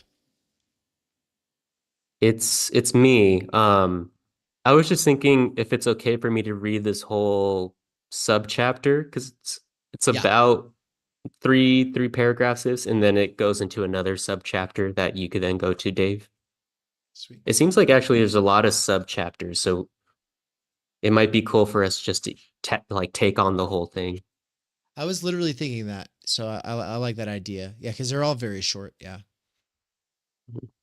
Okay, this subheading's called The Myth of Measurement of Values. The institutionalized values school instills are quantified ones. Schools initiates young people into a world where everything can be measured, including their imaginations, and indeed, man himself. But personal growth is not a measurable entity. It is growth in disciplined dissidence, which cannot be measured against any rod or any curriculum, nor compared to someone else's achievement. In such learning, one can emulate others only in imaginative endeavor and follow in their footsteps rather than mimic their gait. The learning I prize is immeasurable recreation. School pretends to break learning up into subject matters, to build into the pupil a curriculum made of these prefabricated blocks, and to gauge the results on an international scale. People who submit to the standard of others for the measurement of their own personal growth soon apply the same ruler to themselves. They no longer have to be put in their place, but put themselves into their assigned slots, squeeze themselves into the niche which they have been taught to seek, and, in the very process, put their fellows into their places too, until everybody and everything fits. People who have been schooled down to size let unmeasured experience slip out of their hands. To them, what cannot be measured becomes secondary, threatening. They do not have to be robbed of their creativity. Under instruction, they have unlearned to do their thing or be themselves and value only what has been made or could be made. Once people have the idea schooled into them that values can be produced and measured, they tend to accept all kinds of rankings. There is a scale for the development of nations, another for the intelligence of babies, and even progress toward peace can be calculated according to body count. In a schooled world, the road to happiness is paved with a consumer's index. I just want to mention I've gone through university, undergraduate, and I got the opportunity to take a master's seminar course while still in undergraduate. And one of the most interesting articles that like I felt I like a floodgate kind of opened in some sense that we were assigned was we read this article that basically talked about how you before like measurements in a way that we think of, people thought of land like property in a very different way. It was not a thing that like you can so easily say this is your acre, this is your parcel, or this is the parcels that are owned by the fiefdom of a kingdom. Um, Basically, it was kind of just like this is almost like a amorphous kind of thing. It's kind of like part of the commons, but in the way of like um in a way where like we're not thinking of it in the commons of like a common space today, but almost something Mm-hmm. like given for granted of like, yeah, there's just going to be uncharted areas, or we have a different perception of how this exists. And ever since then, I was like, wow, okay, there are a lot of factors in our lives that are measured, and if they can't be measured, they are oftentimes either converted in some way to be measured, they're reified to be measured, or we kind of just see them as unimportant if they can't be measured, right? Then it's like, well, what are these things then if they can't be measured? Maybe those are like the interesting little corners of thought to like actually explore. Um, or what would it look like to de-measure some qualities of life again? And I don't know, would that feel practical for a lot of us, or um, like would it bring about new possibilities? I'm kind of thinking of like Daniel Garner, where he talks about like just being open to new possibilities, but you kind of need like a reframing to happen in order for that. You need to like not have the acres be so clear cut. Mm. Yeah, that hyper measurement uh is necessary for making everything exchangeable and controllable. And so making everything exchangeable is the direct interest of capital. Making everything controllable is the direct interest of the state. So the state, even when it doesn't want to control, say, you and your actions, that's not the point. It wants to control for outcomes, which is to say, avoid certain outcomes and nurture other outcomes.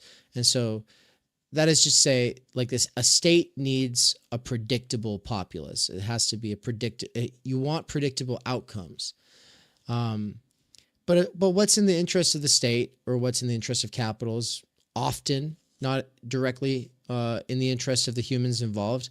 And if it is, it's not necessary. It doesn't necessarily have to be that way. But yeah, legibility is what Brian will be getting into in his next lecture. But basically, the making of the human populace as legible, which is to say, from the office of a bureaucrat at one place in a country, they're able to see everybody and to be able to predict how things will go, like that kind of operation.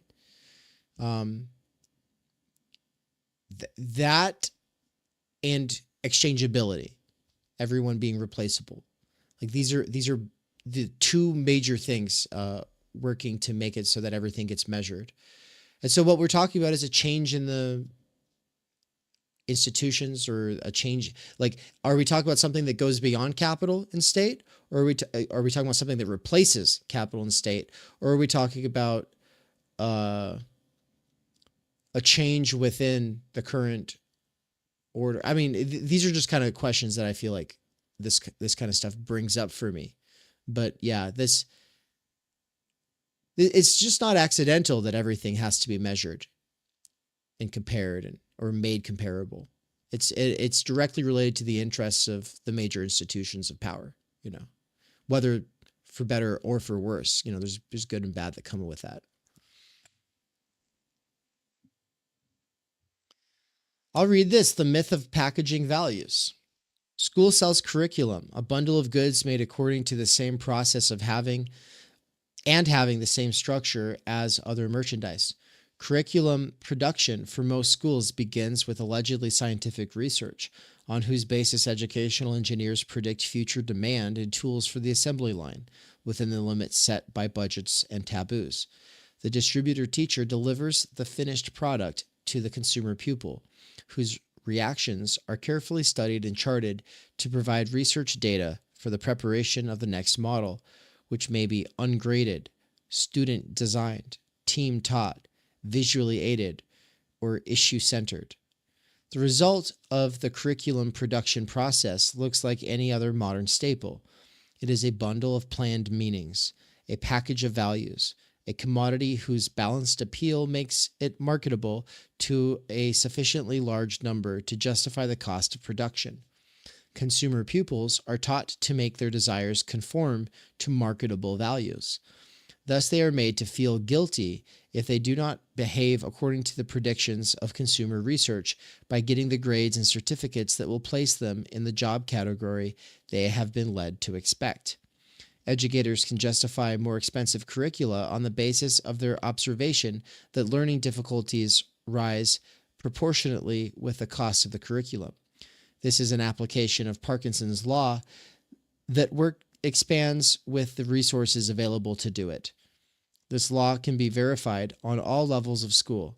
For instance, reading difficulties have been a major issue in French schools only since their per capita expenditures have approached U.S. levels of 1950, when reading difficulties became a major issue in U.S. schools. In fact, healthy students often redouble their resistance to teaching as they find themselves more comprehensively manipulated.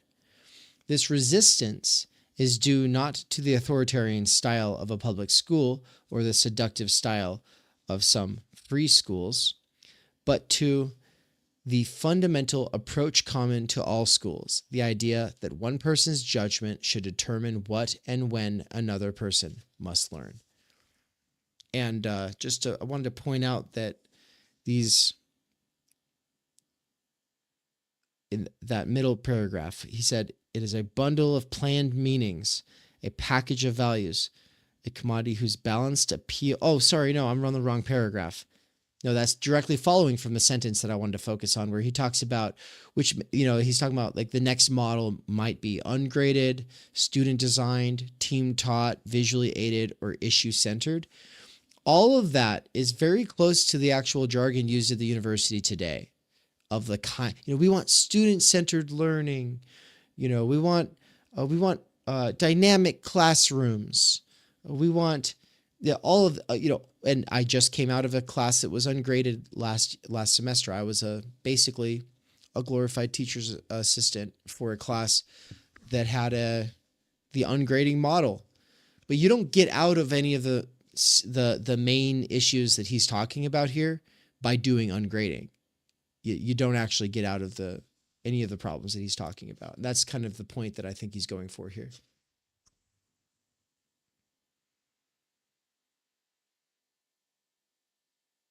I'll take it away. The myth of self-perpetuating progress. Even when accompanied by declining returns in learning, paradoxically, rising per capita instructional costs increase the value of the pupil in his or her own eyes and on the market. At almost any cost, school pushes the pupil up to the level of competitive curricular consumption into progress to even higher levels. Expenditures to motivate the student to stay on in school skyrocket as he climbs the pyramid. On higher levels, they are disguised as new football stadiums, chapels, or programs called international education. If it teaches nothing else, school teaches the value of escalation, the value of the American way of doing things. That sounded to me how kind of colleges are turning into kind of like vacation resorts more than educational facilities. Mm-hmm. Let's see. The Vietnam War fits the logic of the moment. Its success has been measured by the numbers of persons effectively treated by cheap bullets delivered at immense cost, and this brutal calculus is unashamedly called body count. Just as business is business, the never-ending accumulation of money, so war is killing, the never-ending accumulation of dead bodies. In like manner, education is schooling, and this open-ended process is counted in pupil hours. The various processes are irreversible and self-justifying. By economic standards, the country gets richer and richer. By death accounting standards, the nation goes on winning its war forever. And by school standards, the population becomes increasingly educated.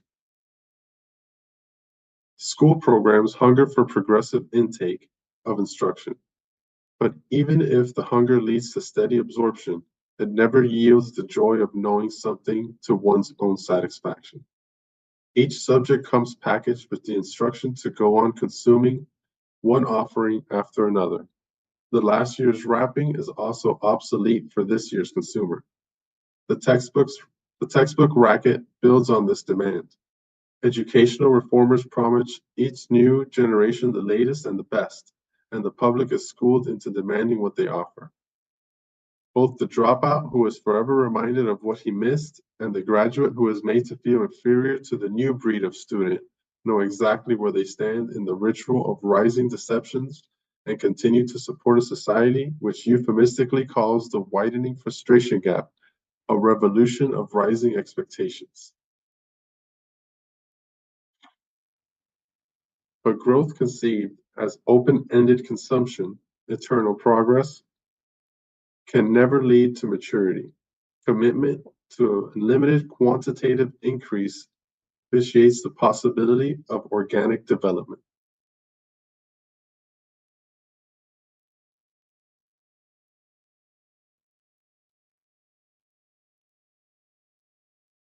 All right. The ritual game and the New World religion. Actually, Dave, this one's a little bit longer. Do you want me to split this, or do you want me to just read this whole little subchapter? Do it all. All right. Ritual game and the New World religion. The school leaving age in developed nations outpaces the rise in life expectancy. The two curves will intersect in a decade and create a problem for Jessica Mitford and professionals concerned with terminal education. I am reminded of the late Middle Ages, when the demand for church services outgrew a lifetime, and purgatory was created to purify souls under the Pope's control before they could enter eternal peace. Logically, this led first to a trade in indulgences and then to an attempt at reformation. The myth of unending consumption now takes the place of belief in life everlasting. Arnold Toynbee has pointed out that the decadence of a great culture is usually accompanied by the rise of a new world church, which extends hope to the domestic proletariat while serving the needs of a new warrior class. School seems eminently suited to be the world church of our decaying culture. No institution could better veil from its participants the deep discrepancy between social principles and social reality in today's world. Secular, scientific, and death-denying, it is of a piece with the modern mood. Its classical, critical veneer makes it appear pluralist, if not anti-religious. Its curriculum both defines science and is itself defined by so-called scientific research. No one completes school, yet. It never closes its doors on anyone without first offering him one more chance at remedial, adult, and continuing education. School serves as an effective creator and sustainer of social myth because of its structure as a ritual game of graded promotions. Introduction into this gambling ritual is much more important than what or how something is taught. It is the game itself that schools, that gets into the blood and becomes a habit. A whole society is initiated into the myth of unending consumption of services. This happens to the degree that token participation in the open-ended ritual is made compulsory and compulsive everywhere. School directs ritual rivalry into an international game, which obliges competitors to blame the world's ills on those who cannot or will not play. School is a ritual of initiation, which introduces the neophyte to the sacred race of progressive consumption, a ritual of propitiation whose academic priests mediate between the faithful and the gods of privilege and power, a ritual of expiation, which sacrifices its dropouts, branding them as scapegoats of underdevelopment. Even those who spend at best a few years in school, and this is the overwhelming majority of Latin America, Asia, and Africa, learn to feel guilty because of their underconsumption of schooling. In Mexico, 6 grades of school are legally obligatory. Children born into the lower economic third have only 2 chances in 3 to make it into the first grade. If they make it, they have 4 chances in 100 to finish obligatory schooling by the 6th grade. If they are born into the middle third group, their chances increase to 12 out of 100. With these rules, Mexico is more successful than most of the other 25 Latin American republics in providing public education. Everywhere, all children know that they were given a chance, albeit an unequal one, in an obligatory lottery, and the presumed equality of the international standard now compounds their original poverty with the self-inflicted discrimination accepted by the dropout. They have been schooled to the belief in rising expectations and can now rationalize their growing frustration outside school by accepting their rejection from scholastic grace. They are excluded from heaven because, once baptized, they did not go to church. Born in original sin, they are baptized into first grade, but go to Gehenna, which in Hebrew means slum, because of their personal faults. As Max Weber traced the social effects of the belief that salvation belonged to those who accumulated wealth, we can now observe that grace is reserved for those who accumulate years in school.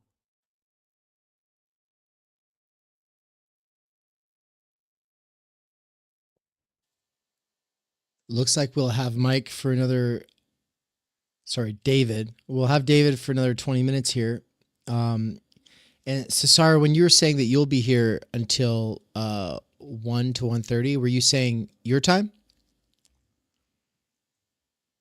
Yes. Okay, Sorry, cool. I forgot we're doing internet time right now. Yeah, I always just kind of assume Eastern time, but no, it's cool. I know you're an hour behind me, so that means you've got an hour to hour and a half going forward. Anne will probably join in an hour ish. So let's where are we? The Coming Kingdom. Yeah. Dirty. I'll read those 3 paragraphs and then give it to you, David. I'm like in the middle of making a sandwich downstairs, but this is a nice short one, so I'll just read it real quick. The Coming Kingdom, the universalization of expectations. School combines the expectations of the consumer expressed in its claims with the beliefs of the producer expressed in its ritual. It is a liturgical expression of a worldwide cargo cult, reminiscent of the cults which swept Melanesia in the 40s, which injected cultists with the belief that if they put on a black tie over their naked torsos, Jesus would arrive in a steamer bearing an icebox, a pair of trousers, and a sewing machine for each believer. Is that a thing? That was a thing? School fuses the growth in humiliating dependence on a master with the growth in the futile sense of omnipotence that is so typical of the pupil who wants to go out and teach all nations to save themselves. The ritual is tailored to the stern work habits of the hard hats, and its purpose is to celebrate the myth of an earthly paradise of never-ending consumption, which is the only hope for the wretched and dispossessed. Epidemics of insatiable, this-worldly expectations have occurred throughout history, especially among colonized and marginal groups in all cultures. Jews in the Roman Empire had their Essenes and Jewish messiahs. Serfs in the Reformation, their Thomas Munzer. Dispossessed Indians from Paraguay to Dakota, their infectious dancers. These sects were always led by a prophet and limited their promises to a chosen few. The school-induced expectation of the kingdom, on the other hand, is impersonal rather than prophetic and universal rather than local. Man has become the engineer of his own Messiah and promises the unlimited rewards of science to those who submit to progressive engineering for his reign. And then I'll just have the two of you, well, shit. I think we'll be able to finish this chapter before you gotta go, David. I think that'll be no problem. But I'll just have the two of you like take turns until I'm back. But I'll be right. I'm listening. Sounds good. I'll stick around until we're done with the chapter, so don't rush. All right, let's see. The new alienation. School is not only the new world religion, it is also the fastest growing labor market. The engineering of consumers has become the economy's principal growth sector. As production costs decrease in rich nations, there is an increasing concentration of both capital and labor in the vast enterprise of equipping man for disciplined consumption. During the past decade, capital investments directly related to the school system rose even faster than expenditures for defense. Disarmament would only accelerate the process by which the learning industry moves to the center of the national economy. School gives unlimited opportunity for legitimated waste, so long as its destructiveness goes unrecognized and the cost of palliatives goes up. If we add those engaged in full-time teaching to those in full-time attendance, we realize that this so-called superstructure has become society's major employer. In the United States, 62 million people are in school and 80 million at work elsewhere. This is often forgotten by the neo-Marxist analysts who say that the process of deschooling must be postponed or bracketed until other disorders, traditionally understood as more fundamental, are corrected by an economic and political revolution. Only if school is understood as an industry can revolutionary strategy be planned realistically. For Marx, the cost of producing demands for commodities was barely significant. Today, most human labor is engaged in the production of demands that can be satisfied by industry, which makes intensive use of capital. Most of this is done in school. Alienation, in the traditional scheme, was a direct consequence of works becoming wage labor, which deprived man of the opportunity to create and be recreated. Now young people are pre-alienated by schools that isolate them while they pretend to be both producers and consumers of their own knowledge, which is conceived of as a commodity put on the market in school. School makes alienation preparatory to life, thus depriving education of reality and work of creativity. School prepares for the alienating institutionalization of life by teaching the need to be taught. Once this lesson is learned, people lose their incentive to grow in independence. They no longer find relatedness attractive and close themselves off to the surprises which life offers when it is not predetermined by institutional definition. And school, directly or indirectly, employs a major portion of the population. School either keeps people for life or makes sure they will fit into some institution. The new church is the knowledge industry.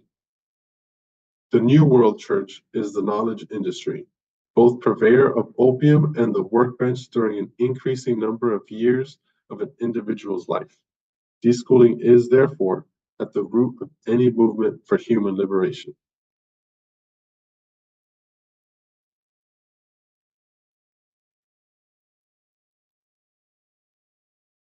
Well, any thoughts, or should I start reading the next one? Yeah, I don't have any thoughts at the moment. You can take it away. The revolutionary potential of deschooling. Of course, school is not, by any means, the only modern institution which has as its primary purpose the shaping of man's vision of reality. The hidden curriculum of family life, draft, healthcare, so-called professionalism, or of the media play an important part in the institutional manipulation of man's world, vision, language, and demands. But school enslaves more profoundly and more systematically, since only school is credited with the principal function of forming critical judgment, and, paradoxically, tries to do so by making learning about oneself, about others, and about nature depend on a pre-packaged process. School touches us so intimately that none of us can expect to be liberated from it by something else. Many self-styled revolutionaries are victims of school. They see even liberation as the product of an institutional process. Only liberating oneself from school will dispel such illusions. The discovery that most learning requires no teaching can be neither manipulated nor planned. Each of us is personally responsible for his or her own deschooling, and only we have the power to do it. No one can be excused if he fails to liberate himself from schooling. People cannot free themselves from the crown until at least some of them had freed themselves from the established church. They cannot free themselves from progressive consumption until they free themselves from obligatory school. Let's see. We are all involved in schooling from both the side of production and that of consumption. We are superstitiously convinced that good learning can and should be produced in us, and that we can produce it in others. Our attempt to withdraw from the concept of school will reveal the resistance we find in ourselves when we try to renounce limitless consumption and the pervasive presumption that others can be manipulated for their own good. No one is fully exempt from the exploitation of others in the schooling process. School is both the largest and the most anonymous employer of all. Indeed, the school is the best example of a new kind of enterprise, succeeding the guild, the factory, and the corporation. The multinational corporations which have dominated the economy are now being complemented and may one day be replaced by supranationally planned service agencies.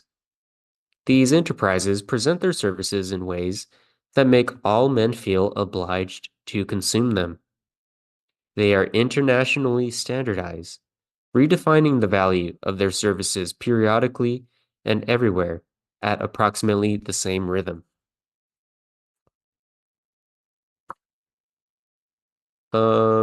This like subchapter is kind of longer, so I read a few paragraphs already. I don't know, Dave, if you want to step in or. I can jump in since Dave's eating. Oh, I'm here. I don't mind. I don't I'm mind. here now. No, I'm done I mean, eating. I don't.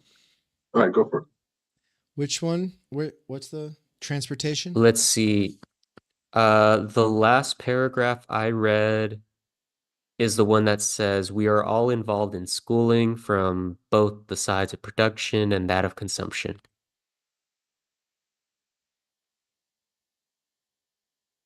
Is that the end of that paragraph? Yeah, that was just the paragraph I finished. So the one you would start on is school is both the largest and the most. Oh, okay. Oh, wait. No, wait. I guess yours is transportation. Okay. The one that yeah. starts with that.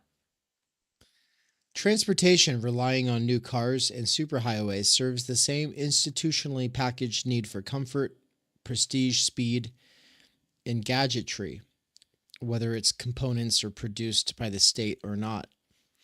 The apparatus of medical care defines a peculiar kind of health, whether the service is paid for by the state or by the individual. Graded promotion in order to obtain diplomas fits the student for a place on the same international pyramid of qualified manpower, no matter who directs the school. In all these cases, employment is a hidden benefit. The driver of a private automobile, the patient who submits to hospitalization, or the pupil in the schoolroom must now be seen as part of a new class of employees. A liberation movement, which starts in school and yet is grounded in the awareness of teachers and pupils as simultaneously exploiters and exploited, could foreshadow the revolutionary strategies of the future. For a radical program of deschooling could train youth in the new style of revolution needed to challenge a social system featuring obligatory health, wealth, and security. He puts health, wealth, and security in scare quotes because, obviously, these are not the main outputs of these institutions that have monopolized these supposed products. The risks of a revolt against school are unforeseeable, but they are not as horrible as those of a revolution starting in any other major institution. School is not yet organized for self-protection as effectively as a nation-state or even a large corporation. Liberation from the grip of schools could be bloodless. The weapons of the truant officer and his allies in the courts and employment agencies might take very cruel measures against the individual offender, especially if he or she were poor, but they might turn out to be powerless against the surge of a mass movement. School has become a social problem. It is being attacked on all sides, and citizens and their governments sponsor unconventional experiments all over the world. They resort to unusual statistical devices in order to keep faith and save face. The mood among some educators is much like the mood among Catholic bishops after the Vatican Council. The curricula of so-called free schools resemble the liturgies of folk and rock masses. the demands of high school students to have a say in choosing their teachers are as strident as those of parishioners demanding to select their pastors. But the stakes for society are much higher if a significant minority loses its faith in schooling. Which, by the way, right now, the homeschool rate has never been as high, and colleges are closing down at a rate of 1 per week in the United States, and they have been all year long. So, like, we're seeing a crazy exodus right now. And apparently the 1 per week rate is doubled up from where it was a year ago, but that means that it was a college was closing down every other week, like in 2022. So this would endanger the survival not only of the economic order built on the co-production of goods and demands, but equally of the political order built on the nation state into which students are delivered by the school. You want to take it, David? Yeah, our options are clear enough. Either we continue to believe that institutionalized learning is a product which justifies unlimited investment, or we rediscover that legislation and planning and investment, if they have any place in formal education, should be used mostly to tear down the barriers that now impede opportunities for learning, which can only be a personal activity. If we do not challenge the assumption that valuable knowledge is a commodity which, under certain circumstances, may be forced into the consumer, society will be increasingly dominated by sinister pseudo-schools and totalitarian managers of information. Pedagogical therapists will drug their pupils more in order to teach them better, and students will drug themselves more to gain relief from the pressures of teachers and the race for certificates. Increasingly larger numbers of bureaucrats will presume to pose as teachers. The language of the schoolman has already been co-opted by the admin. Now the general and the policeman try to dignify their professions by masquerading as educators. In a schooled society, war-making and civil repression find an educational rationale. Pedagogical warfare in the style of Vietnam will be increasingly justified as the only way of teaching people the superior value of unending progress. Repression will be seen as a missionary effort to hasten the coming of the mechanical Messiah. More and more countries will resort to the pedagogical torture already implemented in Brazil and Greece. This pedagogical torture is not used to extract information or to satisfy the psychic needs of sadists. It relies on random terror to break the integrity of an entire population and make it plastic material for the teachings invented by technocrats.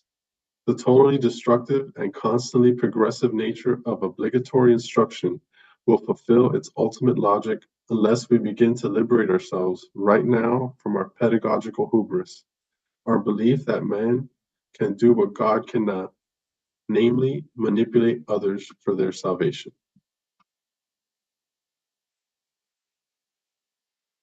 Damn.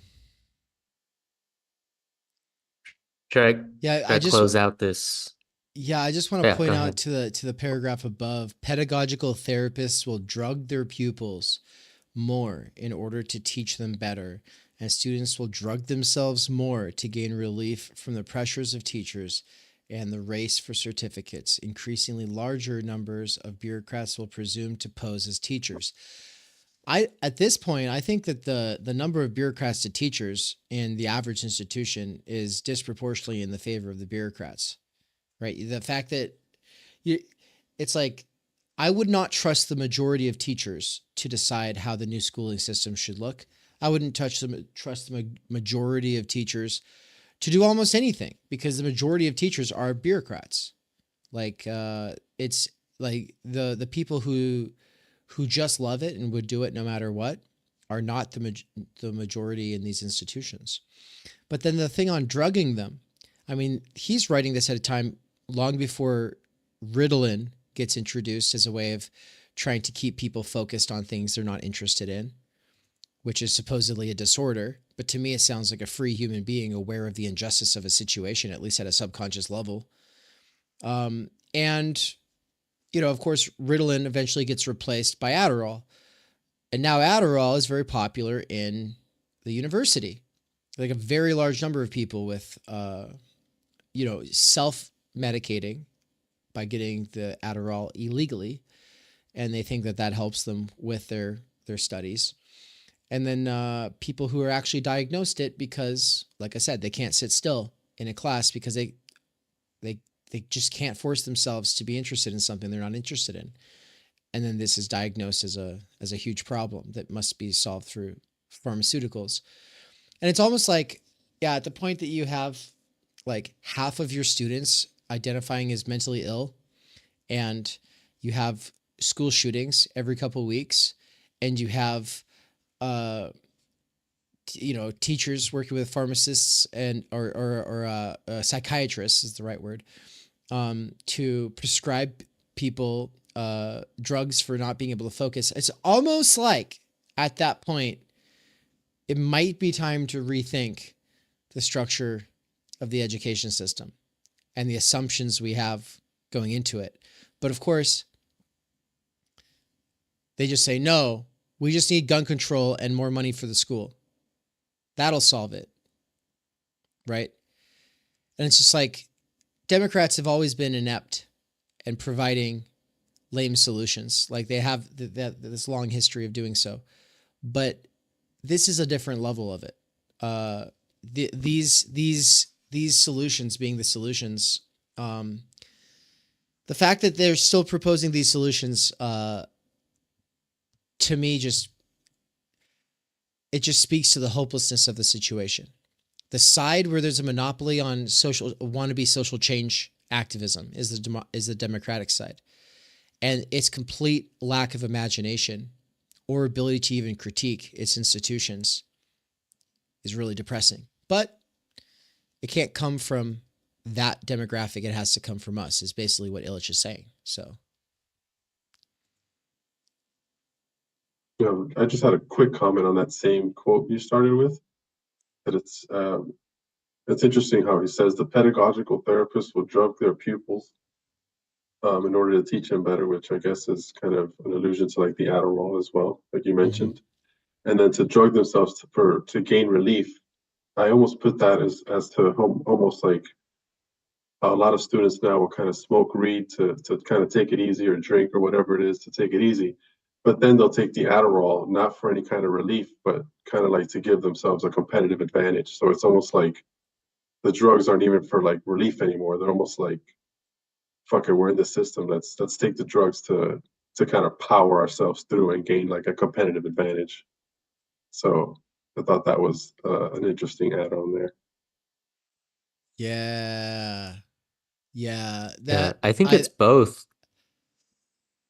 Yeah, like both. It's both the ones who need or want to succeed. It's basically the drugs that help focus, and then the ones who want to numb themselves from how long it's taking to just be in the classroom. It's a lot of depressants and things of that sort. So it's really just like, how is the student even approaching school?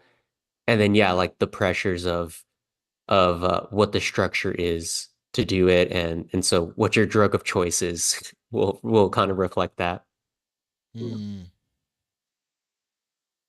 I definitely see the role pot would play for relief. It's like the only way you can really break out of capitalist time in a lot of cases, when you are all wound up because of work and the stresses of having to go back to work or homework.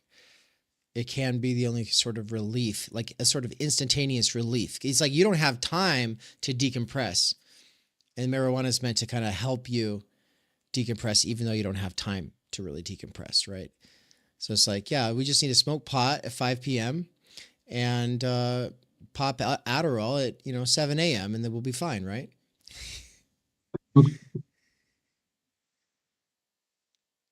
All right, you close it out, man. Here we go. Many people are just awakening to the inexorable destruction which present production trends imply for the environment. But individuals have only very limited power to change these trends. The manipulation of men and women begun in school has already reached a point of no return, and most people are still unaware of it. They still encourage school reform, as Henry Ford II proposes less poisonous automobiles. Daniel Bell says that our epoch is characterized by an extreme destruction between cultural and social structures, the one being devoted to the apocalyptic attitudes, the other to technocratic decision-making. This is certainly true for many educational reformers who feel impelled to condemn almost everything which characterizes modern schools and at the same time propose new schools. The structure of scientific revolutions, Thomas Kuhn argues that such dissonance inevitably precedes the emergence of a new cognitive paradigm. The facts reported by those who observed free fall, by those who returned from the other side of the earth, and by those who used the new telescope did not fit the Ptolemaic worldview. Quite suddenly, the Newtonian paradigm was accepted. The dissonance which characterizes many of the young today is not so much cognitive as a matter of attitudes, a feeling about what a tolerable society cannot be like. What is very surprising about this dissonance is the ability of a very large number of people to tolerate it. I don't see how much I have left. I kind of have like a tunnel vision here. Yeah, it's one paragraph. One All right, more I'll take that out. Here we go. The capacity to pursue incongruent goals requires an explanation. According to Max Gluckman, all societies have procedures to hide such dissonances from their members. He suggests that this is the purpose of ritual. Rituals can hide from their participants even discrepancies and conflicts between social principle and social organization. As long as an individual is not explicitly conscious of the ritual character of the process through which he was initiated to the forces which shape his cosmos, he cannot break the spell and shape a new cosmos. As long as we are not aware of the ritual through which school shapes the progressive consumer, the economy's major resource, we cannot break the spell of this economy and shape a new one.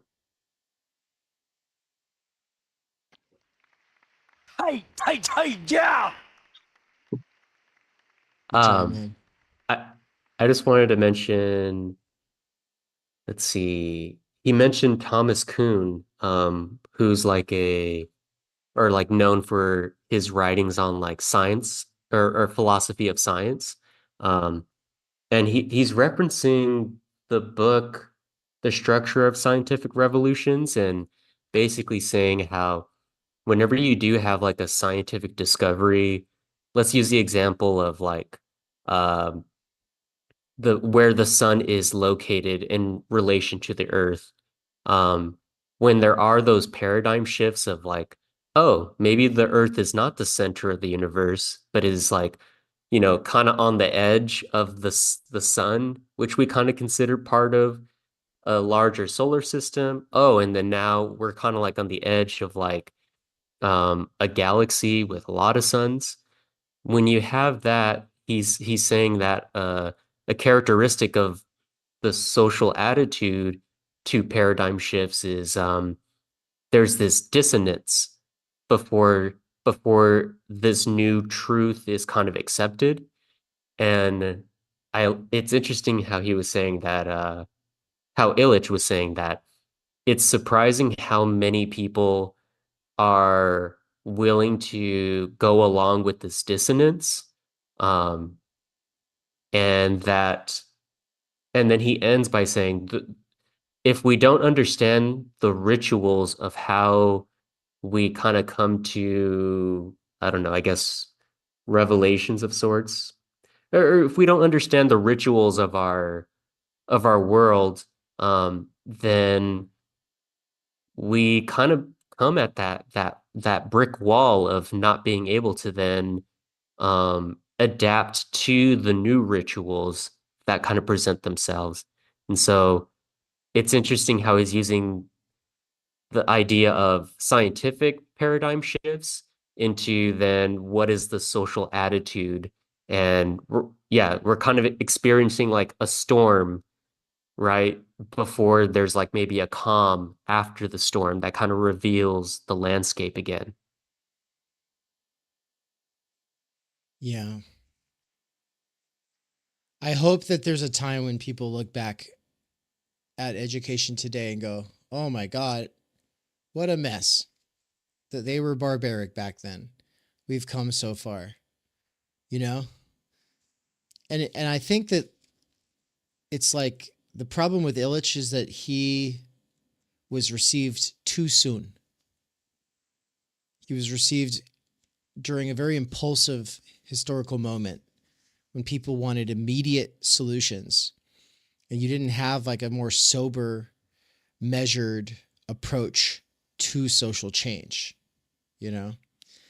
And I think part of like burning out and giving up on existing social change movements is realizing, oh, well, they'll keep doing what they've been doing for the last 100 years. And in the meantime, we get to experiment with new ways of doing things. And as long as we are genuinely doing new things, whenever we do stuff and experimenting with it, with that sort of attitude, chances are we might be a part of the problem, part of the solution. We're definitely part of the problem, but hopefully we could be part of the solution that makes it so that sort of paradigmatic shift that you're talking about with Thomas Kuhn becomes possible, because he's saying that the Newtonian paradigm was not accepted until you have all these people coming back from their explorations and their experiences out there in the world weren't mapping to the new reality, or sorry, to the theory, to the new theory. Eventually it forced the new theory. And I think that mass educational exit, where, you know, it's probably only 1 out of 10 to 1 out of 100 people today are going to want to study this stuff just to do it, right? Well, if those people aren't going through the institutions and instead you have the other 90% of humans going through the institutions, it's going to become really obvious pretty soon, right? Like eventually people go, shit, there's better education happening at the underground than here where I'm going into all this debt. What the hell? You know? But I know you got to take off here in a sec, David. And then we're gonna go to a break, and then we'll be right back. Anything you want to say before we cut to break? No, I enjoyed my first exegetical reading with you guys. Oh well, my first one I think ever. But yeah, thank you. I really appreciate being a part of it. Yeah, man. It's great to have you. All right, what I'm about to roll is a PSA for the Illich course. The Illich course is already going. This book that you've been listening to us read is by Illich. It's Deschooling Society by Illich. Lecture 2 in the series is this Thursday, so in 2 days from today. And we're all really excited for Brian's second lecture. The first one was fantastic and is publicly available on the YouTube and podcast for Theory Underground. But with that, take care. We'll be right back. The program will resume shortly, right after this DIY commercial that is not for any sponsor other than ourselves. Thank you for watching. Whether we are already fully in the grip of the techno-capital AI singularity or not, we likely feel as though there's not much we can do. As allies of future generations, we aren't giving up so easily. To quote the author of Manifesto, the Mad Farmer Liberation Front, we wake in the night at the least sound in fear of what our life and our children's lives may be. This fear is not new. The question of technology, media, and institutions became unavoidable in the 20th century. Yet when we think of institutions, the most radical critiques people have encountered came from either Michel Foucault or Jürgen Habermas. These thinkers towered over the theory scene in the 1970s and 80s as radicals took their long march through the institutions. When it comes to theories of social change, the tendency is to put our hopes in leaving the existing institutions, the current order failing, or some overnight revolution to bring us salvation. Otherwise, we lean in and do the best we can with what's afforded by the existing institutions.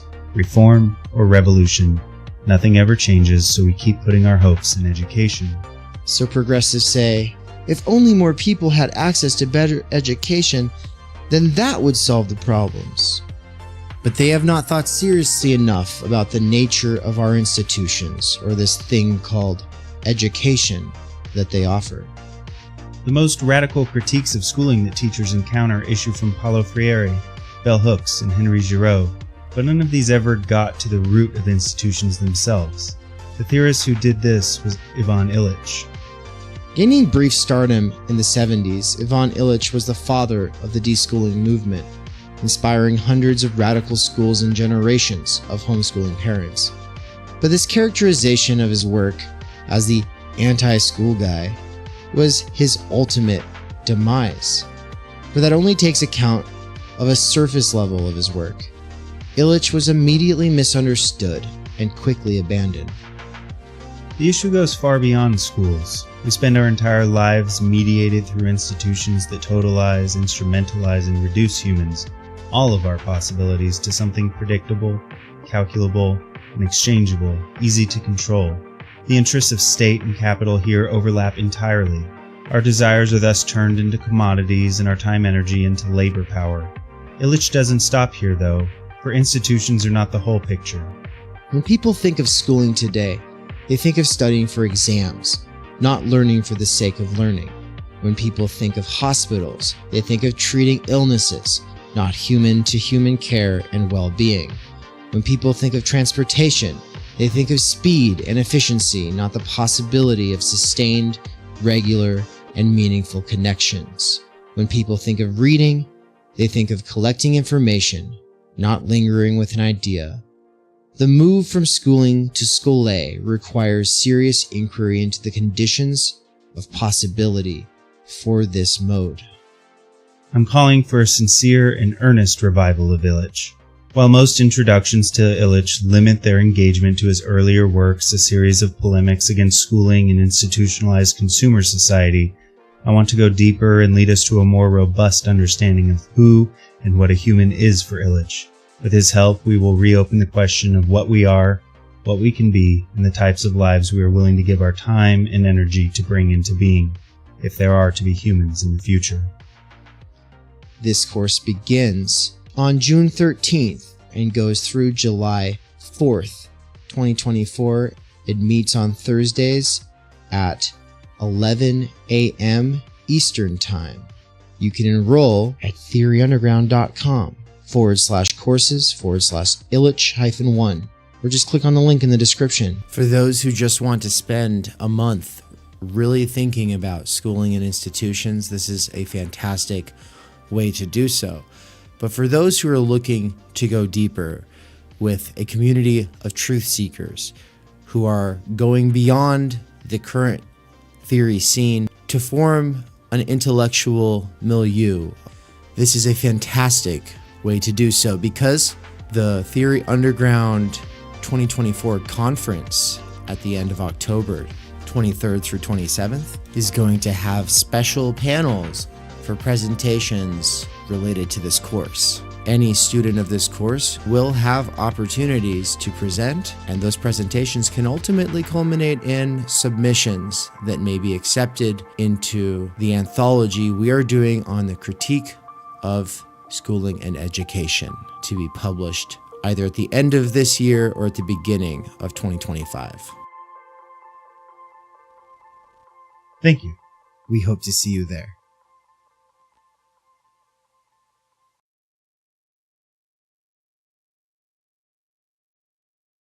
All right, let's see if I can get this. Let's see if I can get this set up right. What's up, everybody? Welcome. Boom. Look, it's me and Cesar. Should I do the screen share, Cesar? Yeah. Yeah. 'Cause you got that I physical actually have copy a. there. Mm-hmm. Okay. A little trick is as I've been trying to learn what texts are being focused on with these different courses at Theory Underground, I'm trying to utilize my library's interlibrary loan feature. So I could just request, Deschooling Society. I'm borrowing it from University of St. Thomas in Houston, Texas. So thanks, Texas. Yeah, thank you guys. Good job, Texas. Yeah, that's cool. Of course. Why does the library not already have it? They should already have it. Let's see. Where's my shit's all fucked up here on the back. I'm gonna put it on the screen so people can see what I'm talking about. You can't see it, Cesar, but basically, I have all these different scenes on the left-hand side. Some of these are now defunct. Other ones are ones that I'm still using, but it makes it overly complicated. I need to fix that. But I think we're good here. The only thing I got to do is make it so you can see the screen I'm sharing. So let's do it like this. Oops. Let's see.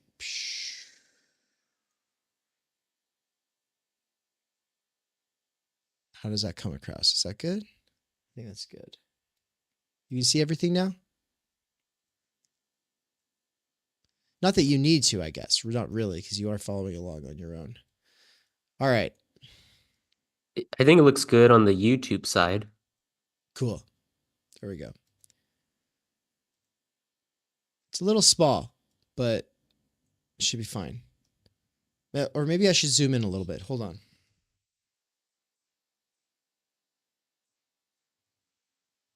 There we go. Let's just do this.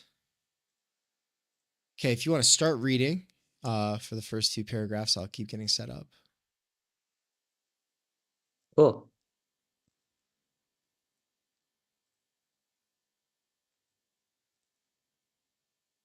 All right. We're on chapter 4, Institutional Spectrum. Most utopian schemes and futuristic scenarios call for new and costly technologies, which would have to be sold to rich and poor nations alike. Herman Kahn has found pupils in Venezuela, Argentina, and Colombia. The pipe dreams of Sergio Bernardes for his Brazil of the year 2000 sparkle with more new machinery than is now possessed by the United States, which by then will be weighted down with the antiquated missile sites, jet ports, and cities of the 60s and 70s. Futurists inspired by Buckminster Fuller would depend on cheaper and more exotic devices. They count on the acceptance of a new but possible technology that would apparently allow us to make more with less lightweight, or make more with less. Lightweight monorails rather than supersonic transport, vertical living rather than horizontal sprawling. All of today's futuristic planners seek to make economically feasible what is technically possible, while refusing to face the inevitable social consequence: the increased craving of all men for goods and services that will remain the privilege of a few. I believe that a desirable future depends on our deliberately choosing a life of action over a life of consumption, on our engendering a lifestyle which will enable us to be spontaneous, independent, yet related to each other, rather than maintaining a lifestyle which only allows us to make and unmake, produce and consume. A style of life which is merely a way station on the road to the depletion and pollution of the environment. The future depends more upon our choice of institutions, which support a life of action, than on our developing new ideologies and technologies. We need a set of criteria which will permit us to recognize those institutions which support personal growth rather than addiction, as well as the will to invest our technological resources preferentially in such institutions of growth. Are we doing two paragraphs or 3 paragraphs? Yeah, let's do 2 for now. The choice is between 2 radically opposed institutional types, both of which are exemplified in certain existing institutions, although one type so characterizes the contemporary period as to almost define it. This dominant type I would propose to call the manipulative institution. The other type also exists, but only precariously. The institutions which fit it are humbler and less noticeable, yet I take them as models for a more desirable future. I call them convivial and suggest placing them at the left of an institutional spectrum, both to show that there are institutions which fall between the extremes and to illustrate how historical institutions can change color as they shift from facilitating activity to organizing production. Facilitating activity versus organizing production. It's a good distinction there for thinking about the difference between convivial and manipulative institutions. Generally, such a spectrum moving from left to right has been used to characterize men and their ideologies, not our social institutions and their lifestyle and their styles. This categorization of men, whether as individuals or in groups, often generates more heat than light. Weighty objections can be raised against using an ordinary convention in an unusual fashion, but by doing so, I hope to shift the terms of the discussion from a sterile to a fertile plane.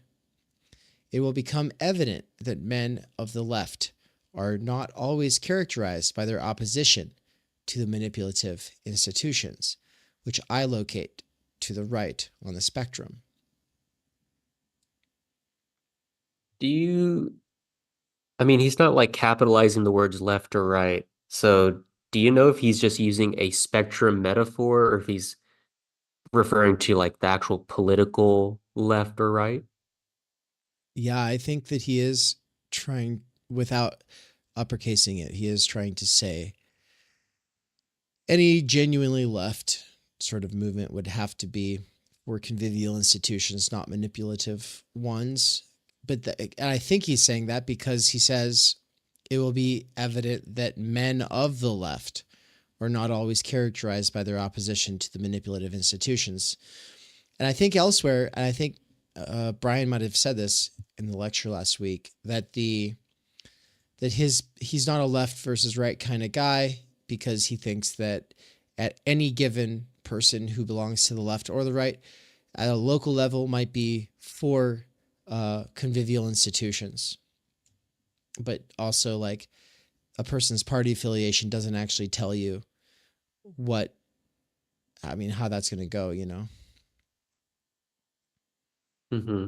I mean, honestly, to me, I don't know if Illich has ever stated that he has anarchist affinities or anything of that sort, but I mean, I feel like a lot of his arguments are of an anarchic one, where he wants there not necessarily like there to be no hierarchies in a sense, but more of he uses words like spontaneity and independence and autonomy, um, very much things of like he wants people to kind of have their lives to create solutions for themselves and not have like pre-made solutions that they had to buy into.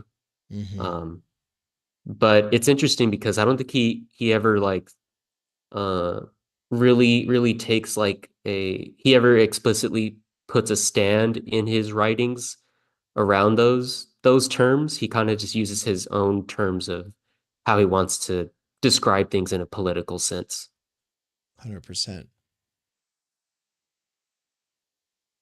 Yeah, and Cool. also I would just, so he also did take his dig at Marxists who think that education is just superstructural, which was a really important moment that I don't remember from the first time that I read this book. And so I'm pointing that out because in the time since I read this book, I was on a Marxist organization's education committee. And so I was having to really think about education and what a rank and file member is supposed to be expected to know, which is not very much, by the way. But even supposedly the advanced workers weren't supposed to know very much. Like really nobody was supposed to really know very much of anything. And there wasn't really going to be a culture of learning there. They were trying to focus on action, activism, organizing. But, and as much as I might get why they felt that way, I also just felt like the education role was not taken seriously. The committee was a joke. And a lot of the things that I do with Theory Underground come out of lessons that I learned trying to do education on that committee, as well as other experiments that I was involved in. But all that to say, my experiences in actual Marxist organizations, though, also helped me realize, oh, no, they really do think that schooling is superstructural. They really do think that the education system and the media are just superstructural, that if you change the mode of production itself, that's all you got to change. If you focus on the mode of production itself, well, that'll fix things. And to do that, you just have to organize the working class and help them see what's in their interests. And it was just, it's amazing coming back to Illich talking about that. So yeah, he's definitely not a Marxist. Now he never calls himself an anarchist, but I guarantee you a lot of Marxists would think of him as an anarchist, but I think he's probably less of an anarchist than he comes across in this book because he's not actually anti-institutions. I don't think he thinks that they all have to be completely localized. And I'm hoping that he would say that, some kind of large scale organizing is necessary. But Andre Gors, who's a friend of his, gets a lot of his ideas from this key distinction between manipulative and convivial. And I'd say Gors is the best post-Marxist thinker of institutions, but he couldn't have done that without Illich. So, yeah. Yeah, I guess it's also just worth noting that because Ivan Illich was influenced by Jacques Ellul, Ellul has a whole like side studies of just his ideas of Christian anarchism, which is, I mean, a lot of the reason why he felt kind of hopeful in a sense for the way technology has maybe taken its way, it's gone a certain way in institutions. And then we know that Illich was also involved. Well, Ellul was Protestant, Illich is Catholic, but yeah, it's definitely interesting to think of what are Illich's where is he kind of seeing hope, and how much of it is based on his ideas of what Catholicism are and should be for him. And I mean, he's criticizing the church a lot throughout all his writings. He's using the church constantly as examples of this is what happened in the church's history, and this is what's now happening in a similar fashion in the secular world's history, when they regard institutions as the new church. Mm-hmm. Those really good points. All right, I'll keep going. The most influential modern institutions crowd up at the right of the spectrum. Law enforcement has moved there, as it has shifted from the hands of the sheriff to those of the FBI and the Pentagon. Modern warfare has become a highly professional enterprise whose business is killing. It has reached the point where its efficiency is measured in body counts. Its peacekeeping potential depends on its ability to convince friend and foe of the nation's unlimited death-dealing power. Modern bullets and chemicals are so effective that a few cents worth, properly delivered to the intended client, unfailingly kill or maim. But delivery costs rise vertiginously. The cost of a dead Vietnamese went from $360,000 in 1967 to $450,000 in 1969. Only economies on a scale approaching race suicide would render modern warfare economically efficient. The boomerang effect in war is becoming more obvious.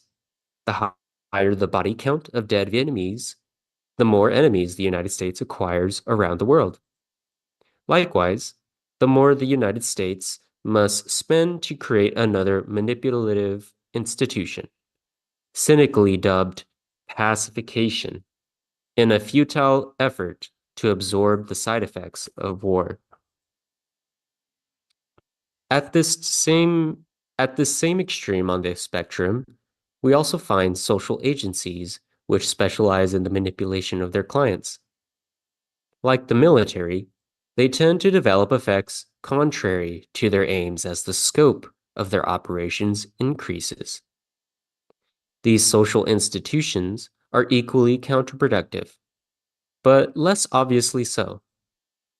Many assume a therapeutic and compassionate image to mask this paradoxical effect. For example, jails, up until 2 centuries ago, were served as a means of detaining men until they were sentenced, maimed, killed, or exiled, and were sometimes deliberately used as a form of torture. Only recently have we begun to claim that locking up people in cages will have a beneficial effect on their character and behavior. Now, quite a few people are beginning to understand that jail increases both the quality and the quantity of criminals, that, in fact, it often creates them out of mere nonconformists. Far fewer people, however, seem to understand that mental hospitals, nursing homes, and orphan asylums do much the same thing. These institutions provide their clients with the destructive self-image of the psychotic, the overaged, or the waif, and provide a rationale for the existence of entire professions, just as jails produce income for wardens. Membership in the institutions found at this extreme of the spectrum is achieved in 2 ways, both coercive, by forced commitment or by selective service. Sorry about that, everybody. I got lost on the page and I was trying to find where we're at. But Cesar, is there anything you want to say You should about have just that? let me know. Oh, it's okay. I would have No, stopped for you. no, it was my fault. Anne is here, by the way. I think Anne is here now. So you can turn on your camera whenever you like, Anne, if you're ready to get going. I'll bring you on. Let's see. Yeah, I just wanted to mention reading the section about how he's talking about the role of prisons and how different effects have taken place over how we decide, okay, maybe this is the effect that that an institution can have. Illich is drawing the point that mental hospitals, nursing homes, and orphan asylums do much the same thing, um, which is kind of what I was getting at when I mentioned schools can sometimes feel like a prison, not in the sense of like you're necessarily punishing children, or the teachers for that matter, but that it is there is a certain characteristic of um, an institution when it starts to become efficient and accredited and have these certain like formulations of how to do things. um, it does end up mirroring similar effects in between institutions who adopt these kinds of outlooks and methods and metrics. Mm.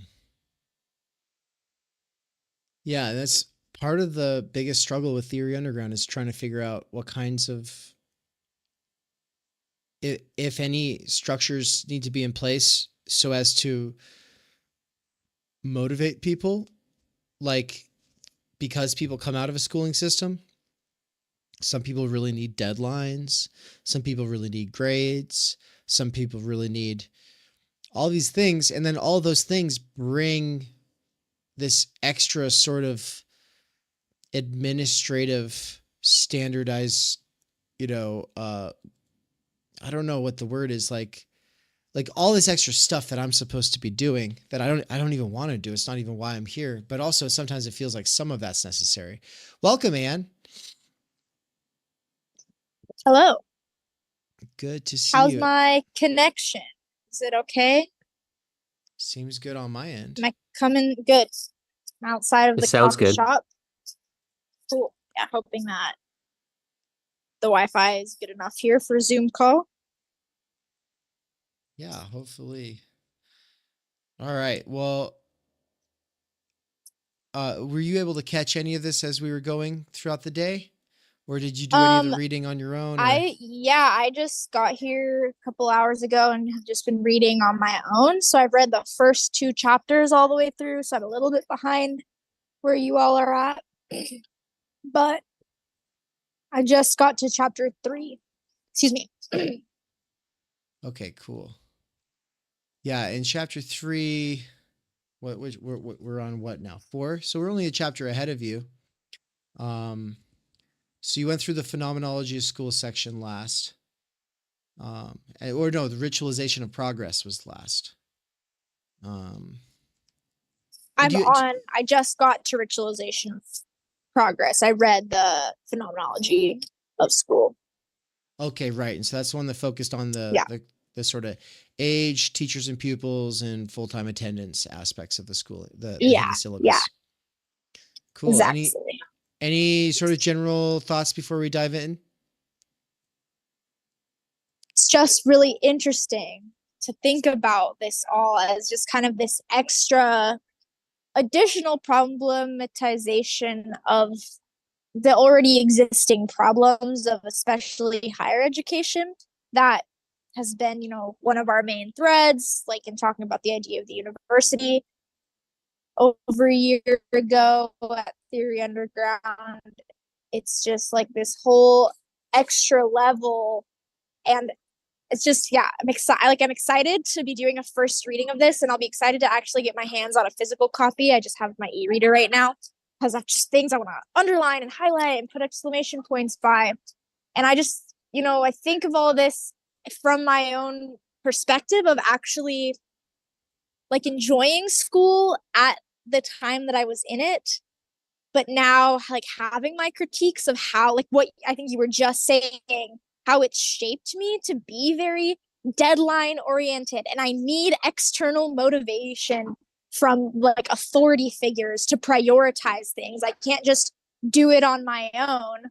And I'm working on it. And so like reading that critique from my own perspective and complicated relationship with school and schooling, especially this like advanced, gifted and talented type programs, and then just thinking at it from the perspective of like the fact that my mom is a school teacher. Both of my grandmas were teachers, and I think they're good teachers. I think like they impacted a lot of people, and so just trying to like balance that critique versus like, well, we have teachers, right? Like that, this is where children go. Their parents don't have time, energy. So this is essentially like on top of, what Illich was saying in chapter 2, it's like it's daycare at this point. It's childcare because parents can't leave their 7-year-olds home alone for 8 hours necessarily, or maybe they can. Maybe this invention of childhood that he talked about like makes us think that we can't bring our kids to work with us or leave them, like, so right now schools are also functioning as just this daycare center, more or less, for a certain age. At a certain point, it's like, okay, can 15-year-olds be on their own for 8 hours and be left to their own devices? Probably yes. And so, just a lot to think about, but I'm excited to get reading with you both. I mean, we have Netflix and we have Uber Eats now, so those are the surrogate nannies of today. True. What paragraph are we starting out on? We'll have Anne pick it up there, but is it at the Oh opposite yeah, you'll extreme? have to help me find where you're at. Let's see. Yeah, so we're in chapter 4, Okay. and The opposite extreme. I think we're on paragraph 7 that says at the opposite extreme of the spectrum. I found it.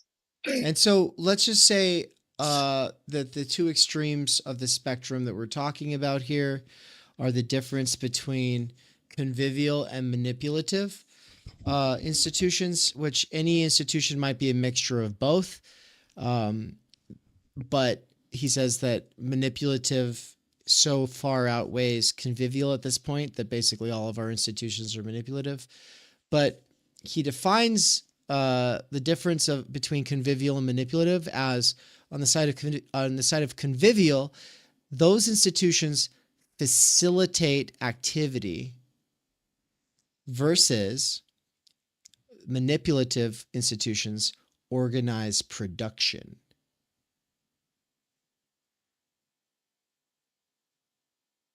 And when I talk about like the realm of heteronymous labor in Gore's, and how he wants to see an expansion of the realm of autonomous and cooperative forms of labor, which is to say, like, you can go do your own thing on your own terms with whoever you want to.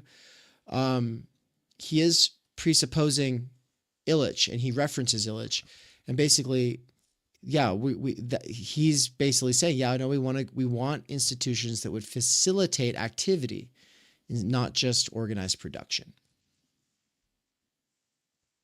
So that's the spectrum. And on the left side of the spectrum is convivial for Illich.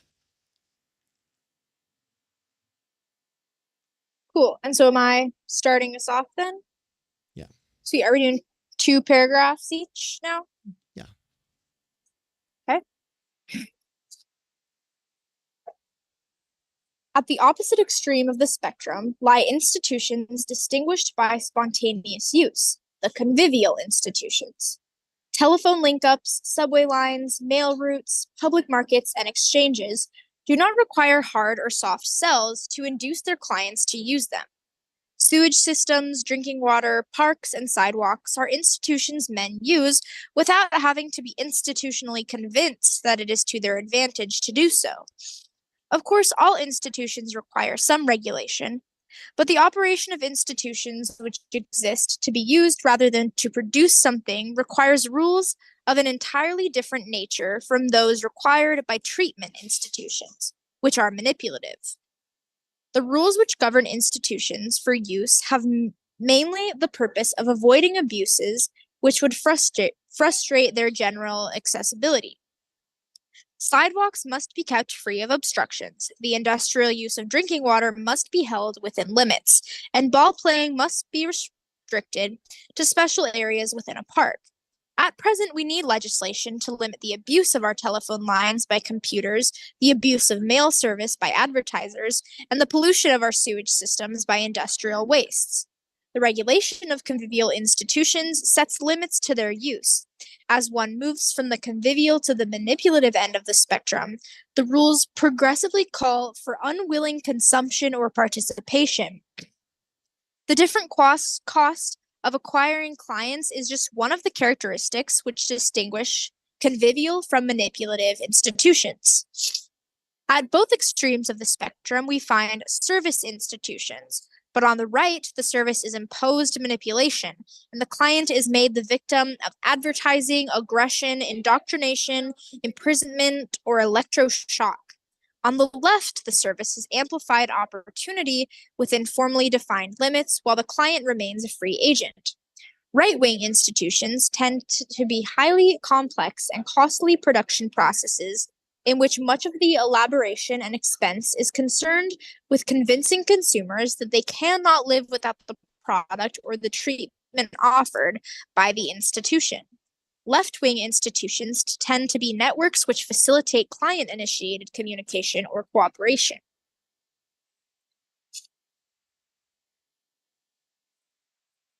And then Cesar? Cool. Um, I mean, I just wanted to, I like these points of he was giving of all these things that we don't have to be convinced to want to use a sidewalk. If it's there, we're probably gonna just be like, all right, I'll use that if it means it's a nice path, to take and it's good for my feet or something. But I really latched on to the sentence where he says, of course, all institutions require some regulation. Because I think that's really interesting because if that is true, then um, it it does it is nice to reflect on which of these institutions then are the ones that require the most regulation. Hmm. And could you ever prevent those from being manipulative institutions? Like, is that possible or not? And that's a hard one to think because, having a sidewalk doesn't seem like it takes that much effort to maintain and have. But the things like schooling or other institutions that we see as like really wrapped up in like a whole like world view. Um, I don't know, those are the interesting ones to think of. Okay, Right. how manipulative do you have to get with those to maintain those institutions? I think that'll be an interesting question to have throughout all of these Illich books. Yeah, the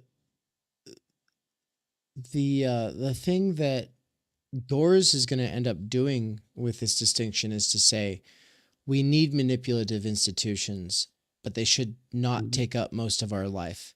So, he says that the factory, in order to be effective and not take away time, but give us time, should be extremely hierarchical, extremely efficient, and but also the time saved by being so efficient should mean less time that people have to spend inside of it. And so he says that the factories should only exist to deal with socially necessary labor, which is to say labor that's literally socially necessary. And everything else can be done cooperatively or autonomously, and would be done through convivial institutions that facilitate the activities humans would want to do anyway. Think of like, I always like to go to the example of philosophy professors and yoga instructors, because both of those would exist in a freer society. Both of those would be things that people would do of their own volition, in fact, because they love to. So really all you need is the place to make that possible so that other people know where to link up with them. But ball bearings, on the other hand, are something that we have to have a super standardized and highly regulated kind of production space for that. Cool. All right. The manipulative institutions of the right are either socially or psychologically addictive. Social addiction, or escalation, consists in the tendency to prescribe increased treatment if smaller quantities have not yielded the desired results. Psychological addiction, or habituation, results when consumers become hooked on the need for more and more of the process or product. The self-activated institutions of the left tend to be self-limiting. Unlike production processes, which identify satisfaction with the mere act of consumption, these networks serve a purpose beyond their own repeated use. An individual picks up the telephone when he wants to say something to someone else and hangs up when the desired communication is over. He does not, teenagers accepted, use the telephone for the sheer pleasure of talking into the receiver. Dang, a dig.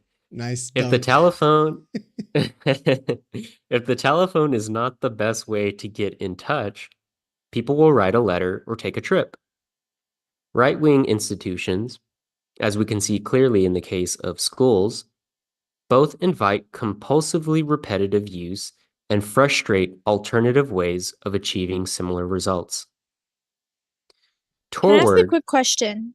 yeah, In using like left versus right in this case, is he just talking about left versus right on his spectrum of conviviality manipulation, or is he actually like, are we thinking politically about right wing and left wing liberal I brought this up. institutions? I brought the same point up just before you logged in. Yeah. Dave thinks it's political what he's talking about, left wing institutions versus right wing.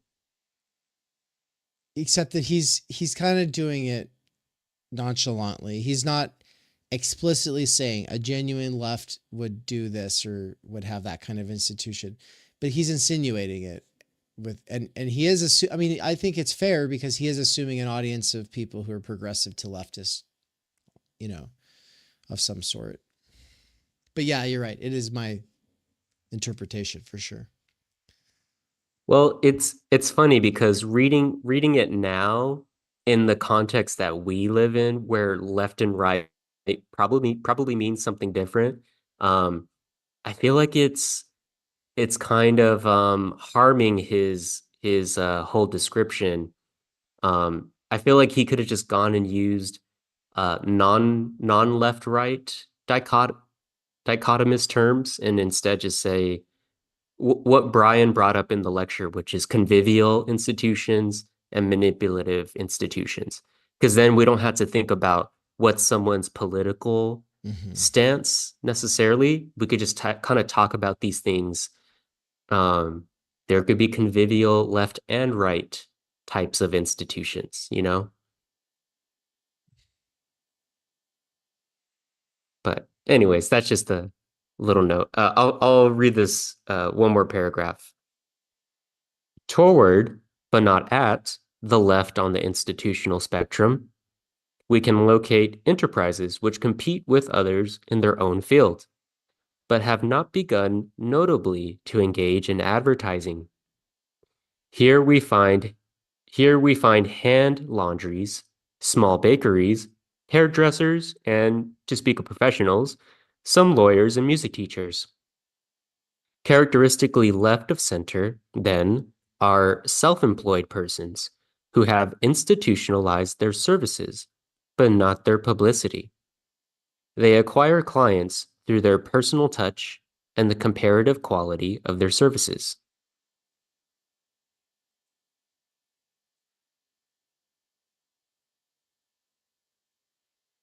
Is it Anne and then me? Or is it me? I think it's you, It's Dave. you now.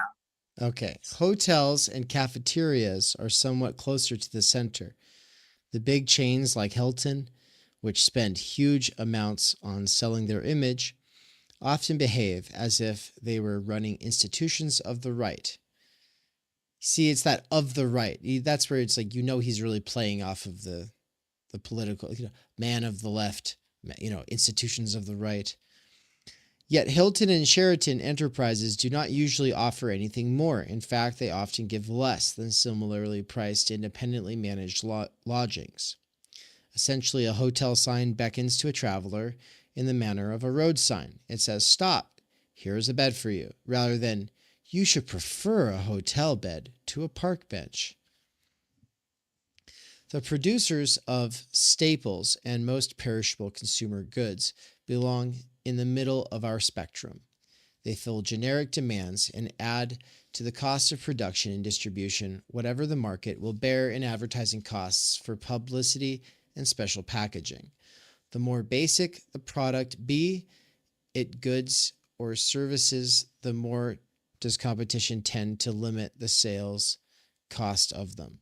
The more basic the product, be it goods or service, the more does competition tend to limit the sales cost of the item. These little tiny hyphens are confusing because that's like a normal dash instead of like an M dash, but whatever.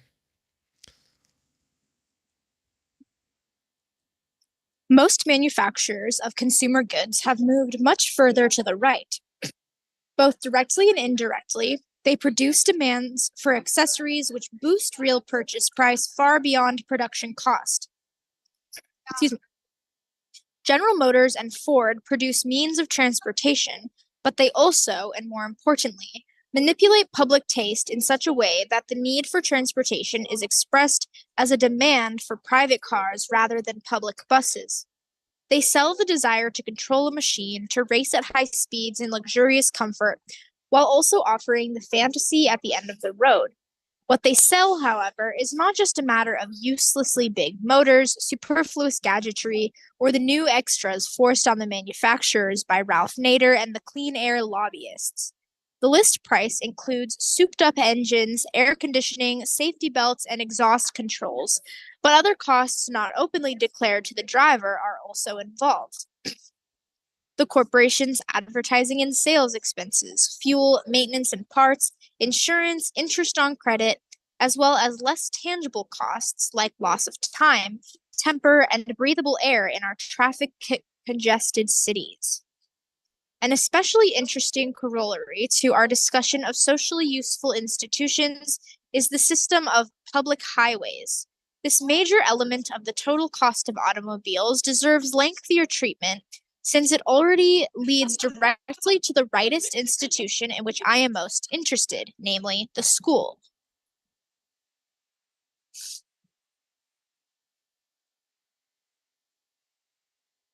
All right. Next subheading is false public utilities. The highway system is a network for locomotion across relatively large distances. As a network, it appears to belong on the left of the institutional spectrum. But here we must make a distinction which will clarify both the nature of highways and the nature of true public utilities. Genuinely all-purpose roads are true public utilities. Superhighways are private preserves, the cost of which has been partially foisted upon the public. Telephone, postal, and highway systems are all networks, and none of them is free. Access to the telephone network is limited by time charges on each call. These rates are relatively small and could be reduced without changing the nature of the system. Use of the telephone system is not in the least limited by what is transmitted, although it is best used by those who can speak coherent sentences in the language of the other party, an ability universally possessed by those who wish to use the network. Postage is usually cheap. Use of the postal system is slightly limited by the price of pen and paper, and somewhat more by the ability to write.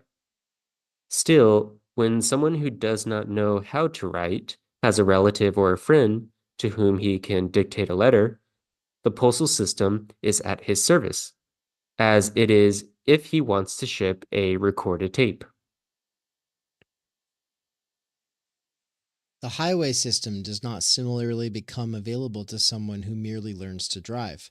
The telephone and postal networks exist to serve those who wish to use them, while the highway system mainly serves as an accessory to the private automobile. The former are true public utilities, whereas the latter is a public service to the owners of cars, trucks, and buses. Public utilities exist for the sake of communication among men. Highways, like other institutions of the right, exist for the sake of a product. Auto manufacturers, we have already observed, produce simultaneously both cars and demand for cars. They also produce the demand for multi-lane highways, bridges, and oil fields. The private car is the focus of a cluster of right-wing institutions. The high cost of each element is dictated by elaboration of the basic product, and to sell the basic product is to hook society on the entire package. I just want to, before reading that last paragraph, make a point. There was a time where right-wing meant business and left-wing meant like on the side of workers having a life outside of business. There was a time, and that was the old left, but Illich is writing this at the time of the New Left. And so the term left is under hot debate when he's writing this. And so I think he just wants to try to help show people how that old meaning of the term could still be sort of transposed into the terrain of institutional critique. I think that's what he's trying to do here, is just to say, yeah, we're really defining it as business. It's to create a product makes it right. And it does make sense. It is sort of intuitive if you just remember, but it's so far removed from where we are historically that it doesn't feel so intuitive. To plan a highway system as a true public utility would discriminate against those for whom velocity and individualized comfort are the primary transportation values, in favor of those who value fluidity and destination. It is the difference between a far-flung network with maximum access for travelers and one which offers only privileged access to restricted areas.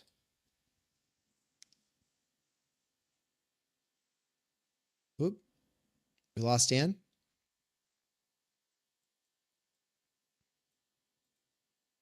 One sec here, let's fix that.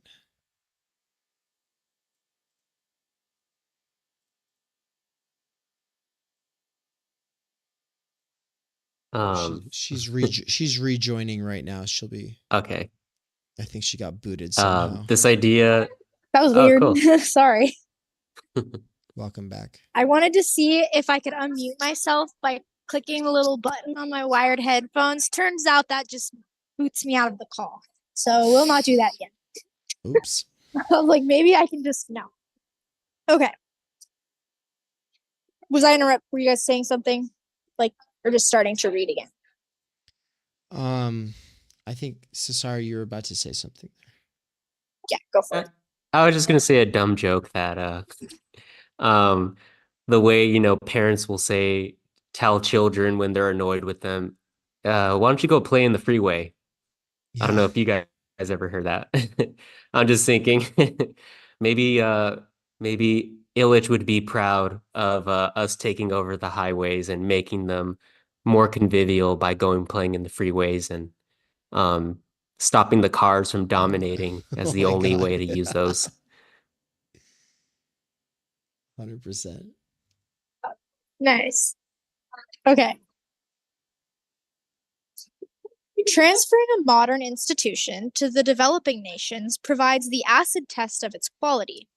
In very poor countries, roads are usually just good enough to permit transit by special high-axle trucks loaded with groceries, livestock, or people. This kind of country should use its limited resources to build a spiderweb of trails extending to every region and should restrict imports to 2 or 3 different models of highly durable vehicles which can manage all trails at low speed. This would simplify maintenance and the stocking of spare parts, permit the operation of these vehicles around the clock, and provide maximum fluidity and choice of destination to all citizens. This would require the engineering of all-purpose vehicles with the simplicity of the Model T, making use of the most modern alloys to guarantee durability, with a built-in speed limit of not more than 15 miles per hour and strong enough to run on the roughest terrain. Such vehicles are not on the market because there is no demand for them. As a matter of fact, such a demand would have to be cultivated quite possibly under the protection of strict legislation. At present, whenever such a demand is even slightly felt, it is quickly snuffed out by counter-publicity aimed at universal sales of the machines which currently extract from U.S. taxpayers the money needed for building superhighways. In order to improve transportation, all countries, even the poorest, now plan highway systems designed for the passenger cars and high-speed trailers, which fit the velocity-conscious minority of producers and consumers in the elite classes. This approach is frequently rationalized as saving of the most precious resource of a poor country, the time of the doctor, the school inspector, or the public administrator. These men, of course, serve almost exclusively the same people who have, or hope one day to have, a car. Local taxes and scarce international exchange are wasted on false public utilities.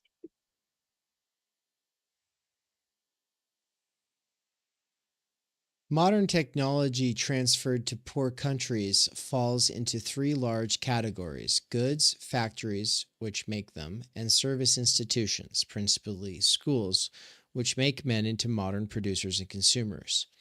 Most countries spend by far the largest proportion of their budget on schools. I think it's important that he is highlighting this here because I think most critical theory would focus on advertising as the way that people are turned into working producers and consumers. But let's face it, most people are producers and consumers. They're producers in the main when they're at work, and they're consumers when they're off work. And, well, is it because people are advertised to for 25 years before they join the job force?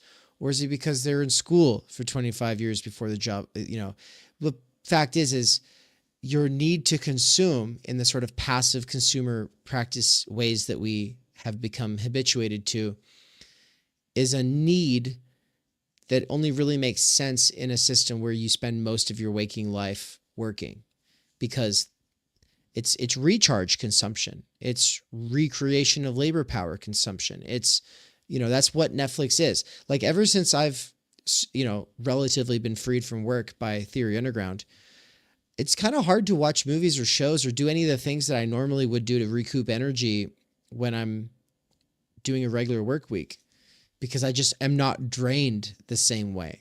Like, if I was drained the same way, I would be binging, but I'm not drained, so I don't need to binge. So it's like, it's interesting. The school-made graduates then create a demand for other conspicuous utilities such as industrial power, paved highways, modern hospitals, and airports. And these in turn create a market for the goods made for rich countries and, after a while, the tendency to import obsolescent factories to produce them. Of all false utilities, school is the most insidious. Highway systems produce only a demand for cars. Schools create a demand for the entire set of modern institutions, which crowd the right end of the spectrum. A man who questioned the need for highways would be written off as a romantic. The man who questions the need for school is immediately attacked as either heartless or imperialist. Poor guy. He gets called both. Schools as false public utilities. Like highways, schools, at first glance, give the impression of being equally open to all comers. They are, in fact, open only to those who consistently renew their credentials. Just as highways create the impression that their present level of cost per year is necessary if people are to move, so schools are presumed essential for attaining the competence required by a society which uses modern technology. We have exposed speedways as spurious public utilities by noting their dependence on private automobiles. Schools are based upon the equally spurious hypothesis that learning is the result of curricular teaching. Highways result from a perversion of the desire and need for mobility into the demand for a private car. Schools themselves pervert the natural inclination to grow and learn into the demand for instruction. Demand for manufactured maturity is a far greater abnegation of self-initiated activity than the demand for manufactured goods. Schools are not only to the right of highways and cars, they belong near the extreme of the institutional spectrum occupied by total asylums. Even the producers of body counts heal only bodies. By making men abdicate the responsibility for their own growth, school leads many to a kind of spiritual suicide. It's kind of extreme. Mm-hmm. For real, yeah. Do you know, Dave, is there any sort of like, because that it instantly makes me think about being in time and this like spiritual death that we can experience. And so I don't know. Jasper, or not Jasper's, Illich, like any sort of Heideggerian or existentialist in that sense. He said phenomenology is school in chapter 2, which makes me think that, there must be some connection to phenomenology, but I'm guessing it's superficial on his part because I think it's mostly that he was friends with a phenomenologist. Do you remember when Brian was talking about that Marion guy, like the Catholic phenomenologist that he was friends with? So I think that's probably the extent of his, connection to it. But no, but also thinking in Heideggerian terms, it's 100%. Like this causes the collapse of your horizon of possibilities for sure. Okay. Highways are paid for in part by those who use them, since tolls and gasoline taxes are extracted only from drivers. School, on the other hand, is a perfect system of regressive taxation, where the privileged graduates ride on the back of the entire paying public. School puts a head tax on promotion. The underconsumption of highway mileage is not nearly so costly as the underconsumption of schooling. The man who does not own a car in Los Angeles may be almost immobilized, but if he can somehow manage to reach a workplace, he can get and hold a job. The school dropout has no alternative route. The suburbanite with his new Lincoln and his country cousin who drives a beat-up jalopy get essentially the same use out of the highway, even though one man's car costs 30 times more than the other's. The value of a man's schooling is a function of the number of years he has completed and of the costliness of the schools he has attended. The law compels no one to drive, whereas it obliges everyone to go to school. The analysis of institutions, according to their present placement on a left-right continuum, enables me to clarify my belief that fundamental social change must begin with a change of consciousness about institutions, and to explain why the dimension of a viable future turns on the rejuvenation of institutional style.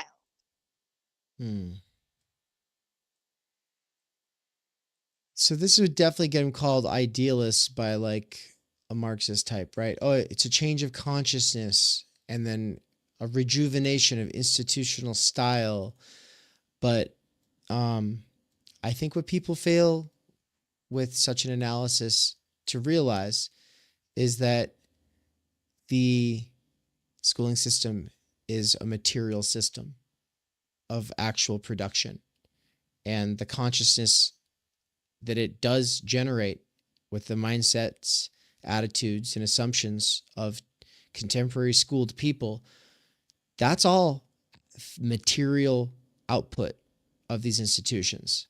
Consciousness is itself a material output of these institutions. So, yeah, but also we can become aware of things that are problems, and with distinctions like convivial versus manipulative, potentially cause change at the site of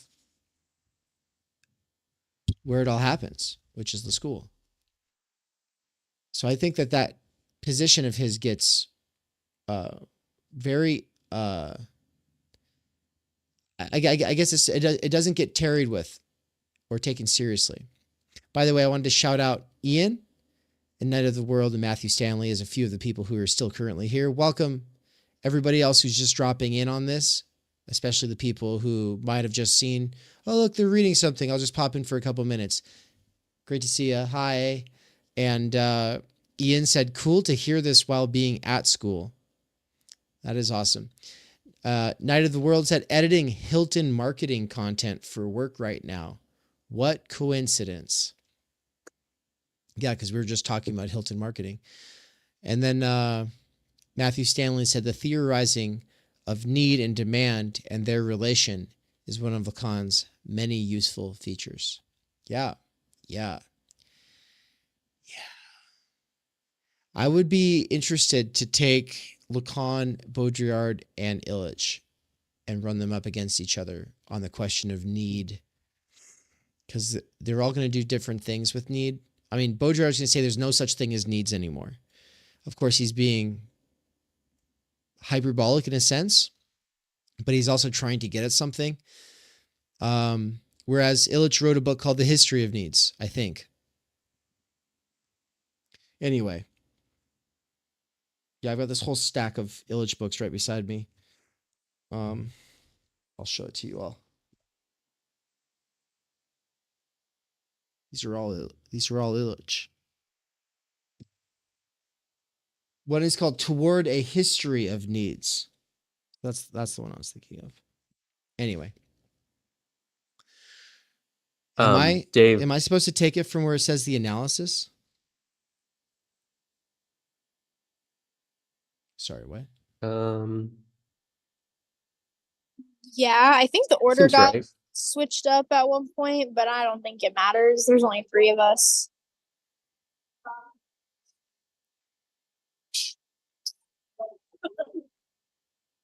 What were you going to say, Cesar? Oh, it was something related to consciousness that you were, when he was given the example of what it would look like if we put regulations on the roads so that they could only go at 15 miles per hour. I noticed both of us kind of had like jaw drop moments. And like to an American, that just seems so absurd, you know? And I was just thinking that it's interesting, this idea of then the consciousness argument being brought up, because then, like you were saying, it's like, okay, if this is already kind of built into our conscious of, it's hard to have these changes to certain institutions, then would we actually need, like, is consciousness enough? Is awareness enough to then start on the right? I think maybe it's a starting point, but it's not gonna create the 15 mile per hour roads. Oh my God. It's gonna be like the sustained effort of that consciousness. He's going to this is why Gores is important. We still have to have some domains in life where efficiency matters. It's like 15 miles an hour, man. Oh, hold on. Got to change the way this is displaying. Let's see.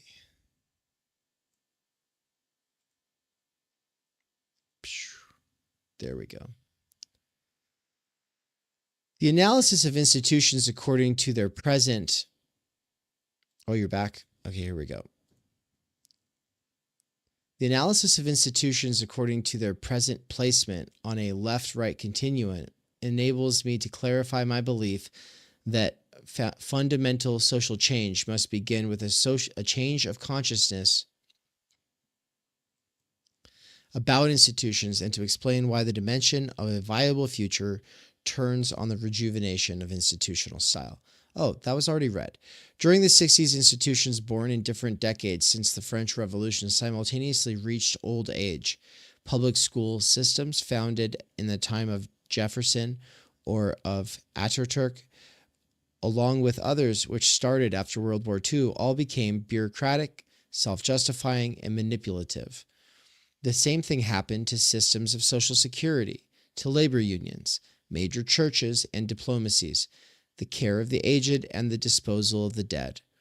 Today, for instance, the school systems of Colombia, Britain, the USSR, and the US resemble each other more closely than US schools of the late 1890s resembled either today's or their contemporaries in Russia. Today, all schools are obligatory, open-ended, and competitive. The same convergence in institutional style affects healthcare, merchandising, personnel administration, and political life. All these institutional processes tend to pile up at the manipulative end of the spectrum. A merger of world bureaucracies results from this convergence of institutions. The style, the ranking systems, and the paraphernalia from textbook to computer are standardized on the planning boards of Costa Rica or Afghanistan after the model of Western Europe. I'll read one more. Everywhere these bureaucracies seem to focus on the same task, promoting the growth of institutions of the right. They are concerned with the making of things, the making of ritual rules, and the making and reshaping of executive truth, the ideology or fiat which establishes the current value which should be attributed to their product. Technology provides these bureaucracies with increasing power on the right hand of society. The left hand of society seems to wither, not because technology is less capable of increasing the range of human action and providing time for the play of individual imagination and personal creativity, but because such use of technology does not increase the power of an elite which administers it. The postmaster has no control over the substantive use of the mails. The switchboard operator or bell telephone executive has no power to stop adultery, murder, or subversion from being planned over his network.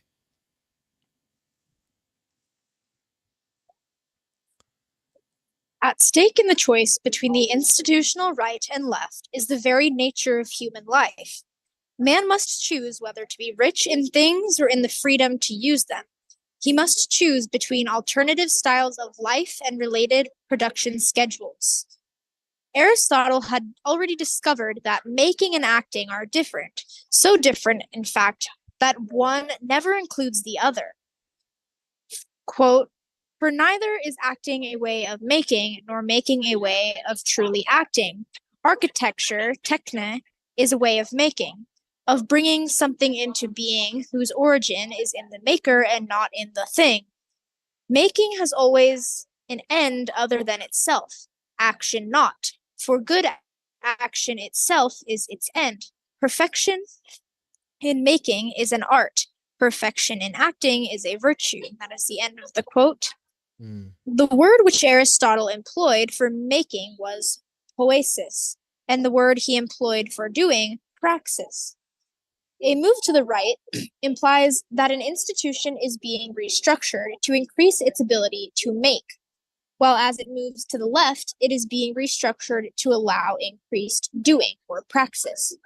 Modern technology has increased the ability of man to relinquish the making of things to machines, and his potential time for acting has increased. Making the necessities of life has ceased to take up his time. Unemployment is the result of this modernization. It is the idleness of a man for whom there is nothing to make and who does not know what to do. That is, how to act. Unemployment is the sad idleness of a man who, contrary to Aristotle, believes that making things, or working, is virtuous and that idleness is bad. Unemployment is the experience of the man who has succumbed to the Protestant ethic. Leisure, according to Weber, is necessary for man to be able to work. For Aristotle, work is necessary for man to have leisure. Technology provides man with discretionary time he can fill either with making or with doing. The choice between sad unemployment and joyful leisure is now open for the entire culture. It depends on the institutional style the culture chooses. This choice would have been unthinkable in an ancient culture built either on peasant agriculture or on slavery. It has become inevitable for post-industrial man. Damn. Yeah, I'm looking at this part where it says, unemployment is the experience of the man who has succumbed to the Protestant ethic. Leisure, according to Weber, is necessary for man to be able to work. Now, does that mean that like to get real work done, you need leisure time to be able to like really like go at it properly? And that's kind of what, popular people like Cal Newport are trying to argue for in deep work. It's like, hey, actually, like you need to, freedom from meetings to be able to do real problem solving. But like, is that kind of what Weber's getting at? Or are we talking about like, I'm not sure. And then we got Aristotle says work is necessary for man to have leisure. Okay, well, Illich leaves out, I think, what Aristotle's really getting at here, though, which is that, yeah, the work that is necessary has to be done by someone else so that a free man can have leisure. A free man can only have leisure because everyone else is working. That I think, it's slavery. But he doesn't say that, so it's a little confusing what he is trying to say.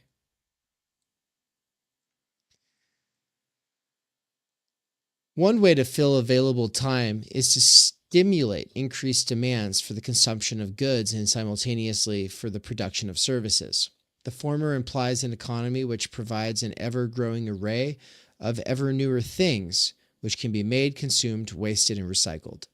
The latter implies the futile attempt to make virtuous actions into the products of service institutions. This leads to the identification of schooling and education, of medical service and health, of program watching and entertainment, of speed and effective locomotion. This first option now goes under the name of development. The radically alternative way to fill available time is a limited range of more durable goods and to provide access to institutions which can increase the opportunity and desirability of human interaction. Want to take the last two?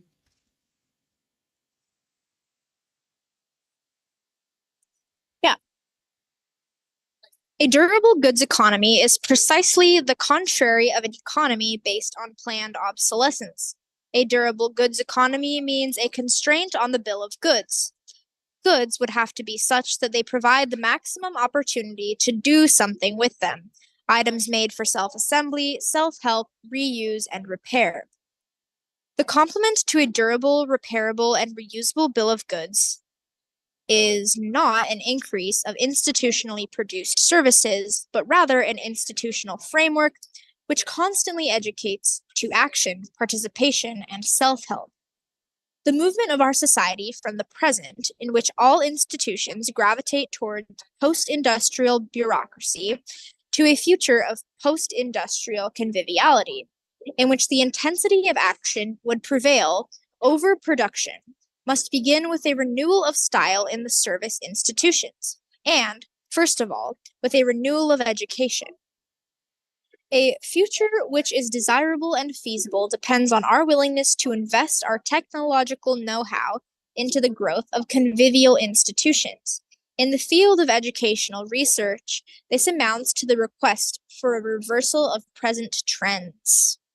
And that is the end of chapter 4. Institutional spectrum. I like that this thread of like environmentalism is throughout in just like this is a serious institutional problem that obviously like today we think about it, oh yeah, automobiles, like all these industries are uplifting it, but then bringing back like planned obsolescence and bureaucracy, and then even tying in how like schooling just within this system of manipulative institutions like uplifts that even more. And so yeah, we can, especially just in thinking about like environmental activism today, we can say, oh, go vegan, eat less meat, use paper straws on like the surface level, and then the larger level of like, oh, we need to hold the big oil companies accountable and we need more green forms of energy. But then this is like his kind of underlying thread is like, no, it's like literally built into the institution to become this way. And I don't know, I just think it's interesting. I didn't know what to expect from this book. I said this like off camera after the first lecture ended with Brian, but I was like, why didn't I learn this in my sociology classes? And I had no idea what to expect. And it's a lot more about like kind of all of society, like deschooling society. It really is this more like societal narrative and then focusing on the impact of schooling. But I like that, like, it's getting you to think about all these other aspects, not just this like critique of school or schooling. So it's been really fascinating. Mm-hmm. Mm-hmm. Yeah, and it's considering the fact that where you come in from the university, from your research in sociology, it was always focused on the neoliberalization of the university. It's like, well, so if you focus on the neoliberalization of higher education, then obviously you miss like the actual idea of the university, like, you know, a well-defined idea of like what it's supposed to be is missing. But then like this extra schooling critique level that, you know, John Taylor Gatto and Illich and Freire, they all bring is of the form itself. And so whenever he's talking about changing the style, he is, I think, using that word the same as saying like changing the form. So it's like, yeah, what would it mean to change the form? And like, how is the form of the actual education institution a problem itself? Meaning that, yeah, we could triple the funding to these institutions. We could even make the classrooms, you know, sizes way smaller and make it so that the teachers are way less stressed out. But there's still something inherent to the form that's at stake. Yeah. And this is where sociology is so like has such an important role to play in thinking about our institutions. Like some of the most important sociologists like focused on this idea of rationalization and efficiency and bureaucracy and like capitalism as an institution that kind of makes our society run. And right now it's just like, oh, this institutions just need to be less racist or XYZ right thing. And it's like, I think sociology needs to revisit this, like actually looking at the function of institutions, not in just this like ideological way. Oh, what ideology are they pushing on us, or left wing or right wing? But like actually going, how are these institutions shaping like American life, Western life, human life, and how can we make them, shape them, reshape them to uplift human life and get out of this, oh, well, if just Black people had more opportunities to be in these institutions, then everything would be better. It's like, sure. Or like, or we get everyone of every background to like actually genuinely do something about these shitty institutions, because they're not going to be any better if we have like XYZ minority in some position of power, because they're also coming from this schooling framework. Like they're coming from these institutions. So yeah, we can go, oh yay, thumbs up for progress. Someone who was never represented in this administrative role is now represented here. But it's like maybe the administrative role or the way this works needs to fundamentally be changed before we start going, well, let's get the minorities up in there. Right. Anyways. And that's the thing. As soon as you start trying to say that something needs to happen with the actual structure of the society or the actual structure of the institution, what you get is people saying, "Oh, well, you're a white person, so why are you even talking about this?" And it's like, bitch, shut the fuck up. I'm a fucking American. Shut the fuck up. I'm saying there's a problem and it's literally impacting everybody. I don't care. Yeah. And so what you just kind of touch on it, but Walter Ben Michaels, what he's getting at with, you know, this it always turns into the diversity thing. Well, what's at stake for Walter Ben Michaels is that whenever that happens, and this is also true with Dr. Adolph Reed Jr., except that Walter Ben Michaels, I wrote a whole book about it, is that a focus on disparity or disproportionate impact on those who are marginalized or who might be minorities or what have you. Any of those approaches assume the status quo is just and preferable, and that the solution to it is to make it so that the people who were unfairly not centered in that institution can now be centered in it. But when the institution itself is unjust, you erase the inherent injustice of the institution by trying to act like, no, the only problems are these externalities. The only problems are the ways that, outside of market forces, there were like some racist people historically, and that made it difficult for, these people to integrate. It's like, no, what you're doing is you're whitewashing the actual system itself, acting like it would have all just been fine as long as these people weren't historically oppressed. No, it's not fine. It's, even without the oppression, it's still not fine. Right. Yeah. I don't know if that makes sense. Yeah, I was gonna ask, are we calling it there for the reading for today? Yeah. That we're good Cool. now. I'm gonna start walking back home. I was gonna come to you. No, I'm coming to you. Okay, I'll see you soon. Meet in the middle. Well, I can keep talking a little bit, because one thing I wanted to say, like, as we're wrapping down, is that it's interesting how in this context, in Illich's context, it was like these schooling societies were very right, like on his right wing spectrum, or on the right in his spectrum.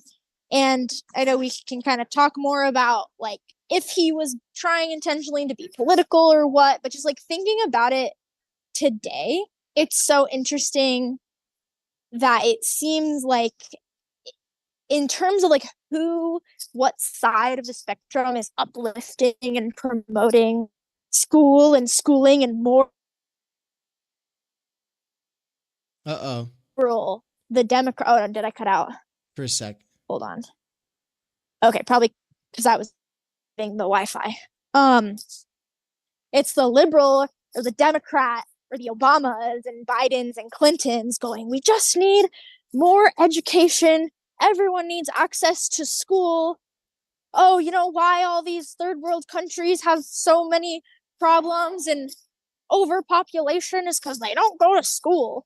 Right. Versus like it seems like the right has kind of taken up this position of being critical and untrusting of these big institutions. Actually, like, for example, an extreme example is like the resistance to the COVID vaccine that came mostly from the right, and whether or not there was like merit to that, is a different topic, but it's just like they were like, no, I'm not just gonna take the word of this big institution. And so like there's kind of more of a trend to be more self-sufficient on these more what gets called like conservative or right wing, like radically right wing sides, when just wanting to like practice medicine at home and take holistic approach to things. Or now it's like it seems like the people who are most critical of schooling, or who are taking their kids out of public school, at least the sense that I get from media, are conservative, more right-leaning people. And a lot of it's like, oh, well, the school's indoctrinating my children to have gay sex or whatever. Like, again, another thing that is up for discussion at a different time. But it's like now it's almost switched in terms of, and I know that's not exactly how Illich was talking about it, but just in thinking left versus right, like today, it's like the left just uplifts these institutions so much, and the right is like, no, we need something else. We need something self-sufficient. We need to get out of these institutions. Maybe homeschooling networks are the best thing. And yeah, like the hippy dippy people who are like, yeah, my kids learn just by being in nature. And it's like, well, that's cool too. Have always been that way and like critical of that, but it's the right that is very critical of institutions today. Right. It is the right who is for vouchers, and vouchers that could then be used for charter schools. It's the right that is more like doing homeschooling. And you're right that in the popular discourse, the right's framed as the anti-vax, anti-gay, they're only critical because things aren't racist enough. And that's the framing. It's a mainstream kind of framing. And I think it's part of the duopolistic imaginary. There's some truth to it, but all such things have some truth to it, like any stereotypes do. But the point is like, no, there's a lot of people who want to do something different than what the institutions are fostering, and they will be pegged as right-wing, which means pegged as not deserving of being listened to, not being deserving of being taken seriously, potentially of being persecuted or penalized, harassed. I mean, really, like the term has accumulated so much of a charge that it's a slur. And it's kind of crazy because it's like Foucault and Derrida and Illich and Gores and all these great thinkers. But also we could take it further back. All of them are critics of actually existing institutions, Bourdieu and Habermas. But I think that there's a little bit of like this utopianism at work. And the utopianism is like, well, we can change these institutions with something like what Illich is talking about here. And so he kind of writes to professionals who think that they can change these institutions, and he assumes that that's true. And I think that might be one of those assumptions that is problematic. Maybe it is possible, but it's also it's hard to think of a plan or a program for institutional reform that would be effective on a mass scale. But I guess outside of mass scale, we've always just got ourselves as human beings, and the fact that we want something better for our children and for the kids in our neighborhood, or for the kids in our town or our city, or whatever. Like, the point is like this difference, this tension between large, mass, broad scale change, and on the other side, making change in your locale. That is always a struggle. And right now, the American liberal democratic left focuses on institutions, but also presupposes that they're basically correct if they just had a bit more money. Whereas the right wants to completely pull out and go its own way, and or just focused on the local. And for any genuine way forward to exist, what we're going to have to see is some kind of a joining between elements of society that are not represented by either of those sides, or at least maybe there'd be even people from those sides, but there has to be some bigger project that isn't either of these simplistic solutions, but is instead something that really could be good for everybody. I don't know. It's a big task. I'm going to close this thing out. I'm going to switch in a second. I want to say good night to Austin in the chat. He said that he got off work and is always amazed by how long our streams are, and that he basically got paid to learn Illich, which is amazing. That's awesome, Wukas. Also, Cesar said, yeah, it's awesome. Cesar said that he had to rush out because his study room time ran out, and so he's just watching from the YouTube side. And then Night of the World said, Dave, these exegetical readings are great. Really enjoy the live discussion of the concepts as they are moved through. Yeah, well, it was great to have you throughout the whole stream. You're one of like the 5 people who were here the whole time. Hell yeah. I know. I'm glad I finally, I lost my exegetical virginity not very long ago, and I am enjoying it because you were always doing them. And finally, I don't remember what I first did, but it really wasn't that long ago.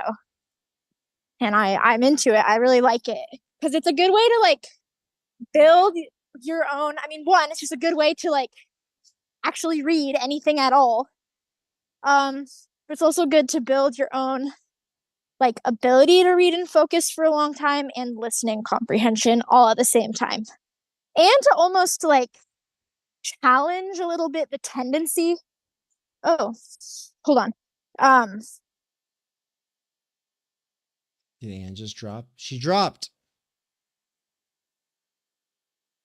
It's just me now. Challenging the tendency. Let's see. Let me try to guess where she was going with that. So exegetical reading challenges the tendency. I'm going to guess it's the tendency to just, treat reading like this solitary experience. Maybe that's what she means. Or maybe our tendencies to read, to interpret texts a certain way. Or maybe our tendency to try to just get through it as quickly as possible. I hope that's something that came through for people in the reading of this, is like, we have this 70 to 80% of the time reading, 20 to 30% of the time talking, rule in place as a reminder to not talk the whole time. But I don't think anyone was feeling rushed. I don't think anybody was feeling like some kind of a crazy pressure. It's just a chill thing. It's like, let's just all take turns reading. It's really, I think it's enjoyable. But what happened to Anne? She said, oh, so she accidentally took a phone call.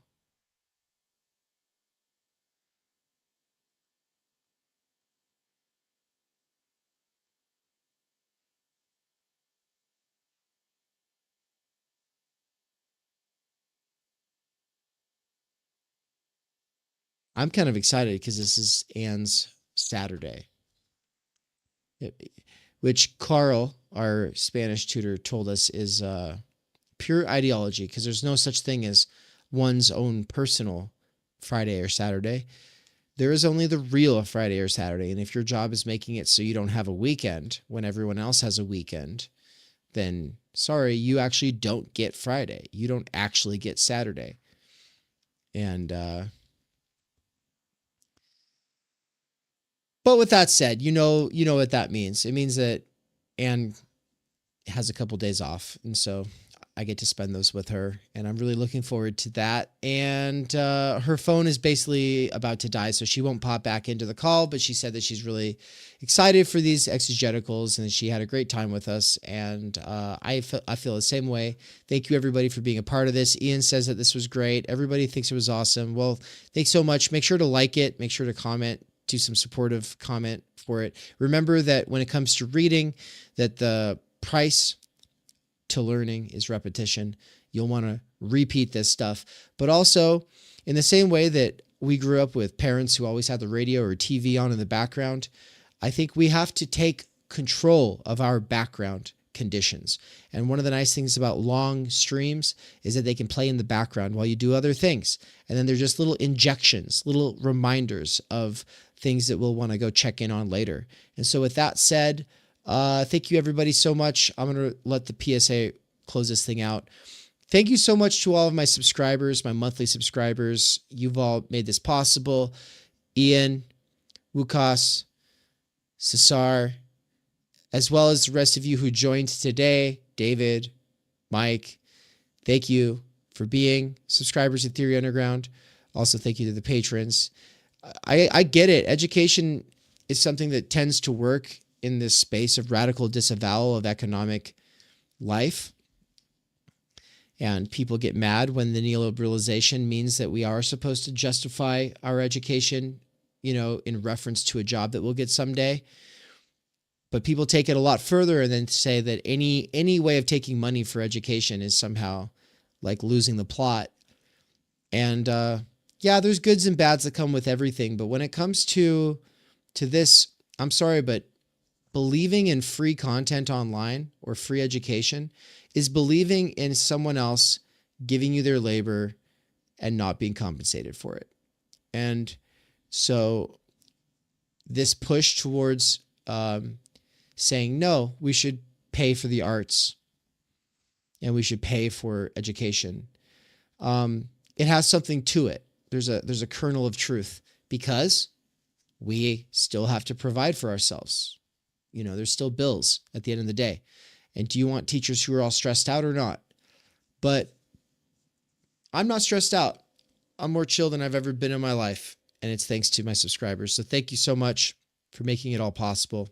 Until we have a society that makes the satisfaction of our actual needs a given, so we can focus everything else we have on those kinds of activities we want to pursue with one another or ourselves, this is good enough, and not enough people are doing it, and we're out here experimenting with new ways of doing it, and I love it, and I really appreciate you all. Okay, peace. We cannot do direct revolution, but the only way to lay the foundation for it is to do what you are doing to move the underground. It's a theoretically correct title. Welcome to Theory Underground, a place for workers with earbuds who are tired of the bullshit and just want to get down to it. Big ideas, rigorous thinking, and ultimately liberation from necessity. Research at Theory Underground focuses on what is most important for understanding our current situation.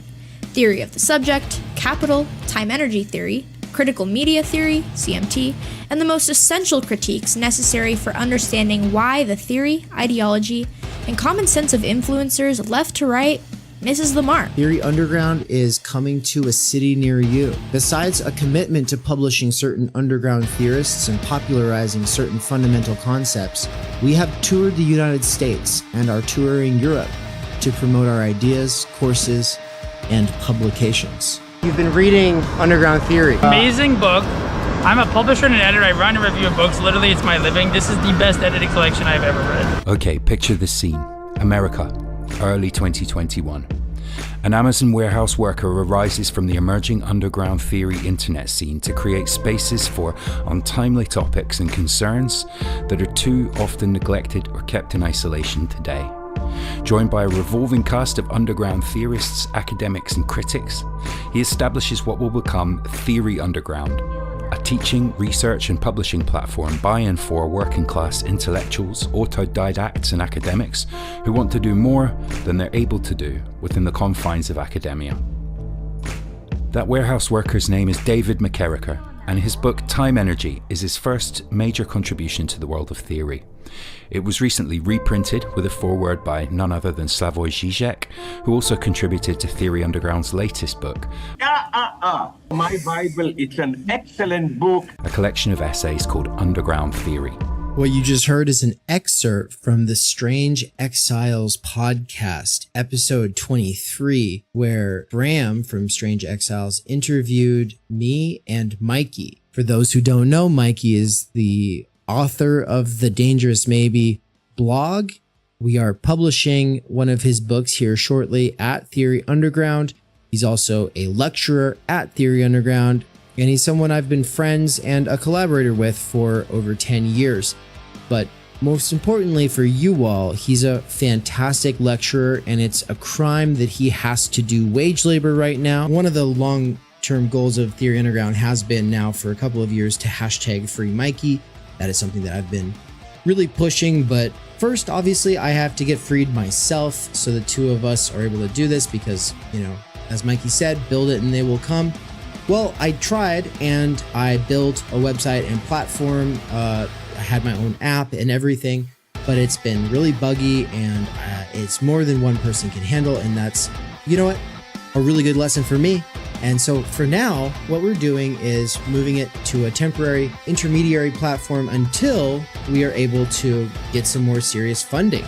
And ultimately, we want to be in a place like this, a real brick and mortar digital nomadic mecca where people can come from all over the world. But also, the app was really expensive, and so by quitting it, I am now able to save a lot of money, and with the help of my patrons and the students at Theory Underground, especially the monthly subscribers, I am officially able to quit Amazon and do Theory Underground full time. So thank you so much, everybody. This is one huge step forward. With that said, several subscribers did not migrate from the now defunct app to the new setup, and I'm guaranteed to lose people over time. So please, if you want to get involved, become a subscriber. If you're not even sure what this is all about but are just curious, then I've added tier 0 and tier 1 for very basic kinds of access to what we are doing behind the scenes. If you don't have any time or energy to get involved, but you do have some money to help support this project from afar, then please check out the Patreon. My patrons over at Patreon make the podcast and public YouTube possible. Thank you. As for once-in-a-lifetime events, check out the new poster for the American Idiots Theory Underground European Book Tour. Paris, Brussels, Berlin, Vienna, Linz, Krakow, Glasgow, London, and Oxford from April 27th to May 25th, 2024. 2 events are already fully booked out. Save a seat at an event by getting in contact with us ASAP. Finally, the call for proposals to our conference in Mexico. What's up, everybody? TUCon 2024 update here. It's not happening in Mexico anymore, but it is still happening on October 24th through the 27th. The change was made because a lot of the people that wanted to attend and that were expected to attend said they could probably afford to travel if they had more time advance notice. So save up for June 2025.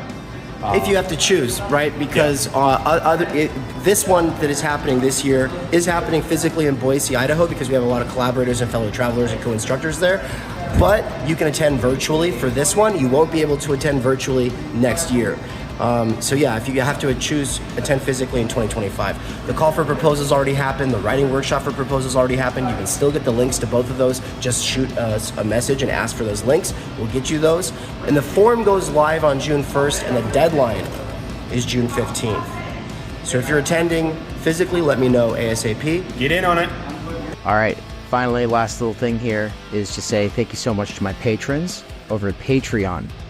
The Patreon is for people who are too busy to be students or subscribers at Theory Underground, but who want to see more of this free content on the podcast and YouTube channel for Theory Underground. You are the ones who see something of value in the free content being made available here, and you want to see more of it. Your patron pledges at Patreon are a real motivator for me. So thank you so much, especially to Marilyn Lawrence, Bert Vanderkar, Carl Vanderlip, Nikolai, Sakil, Zoxandra, Darian, Max, Al, Alagiri, Ben, as well as several others including Core Atlantic, Louis or Louise, Matt Payne, Neil, Simon, and Yiz.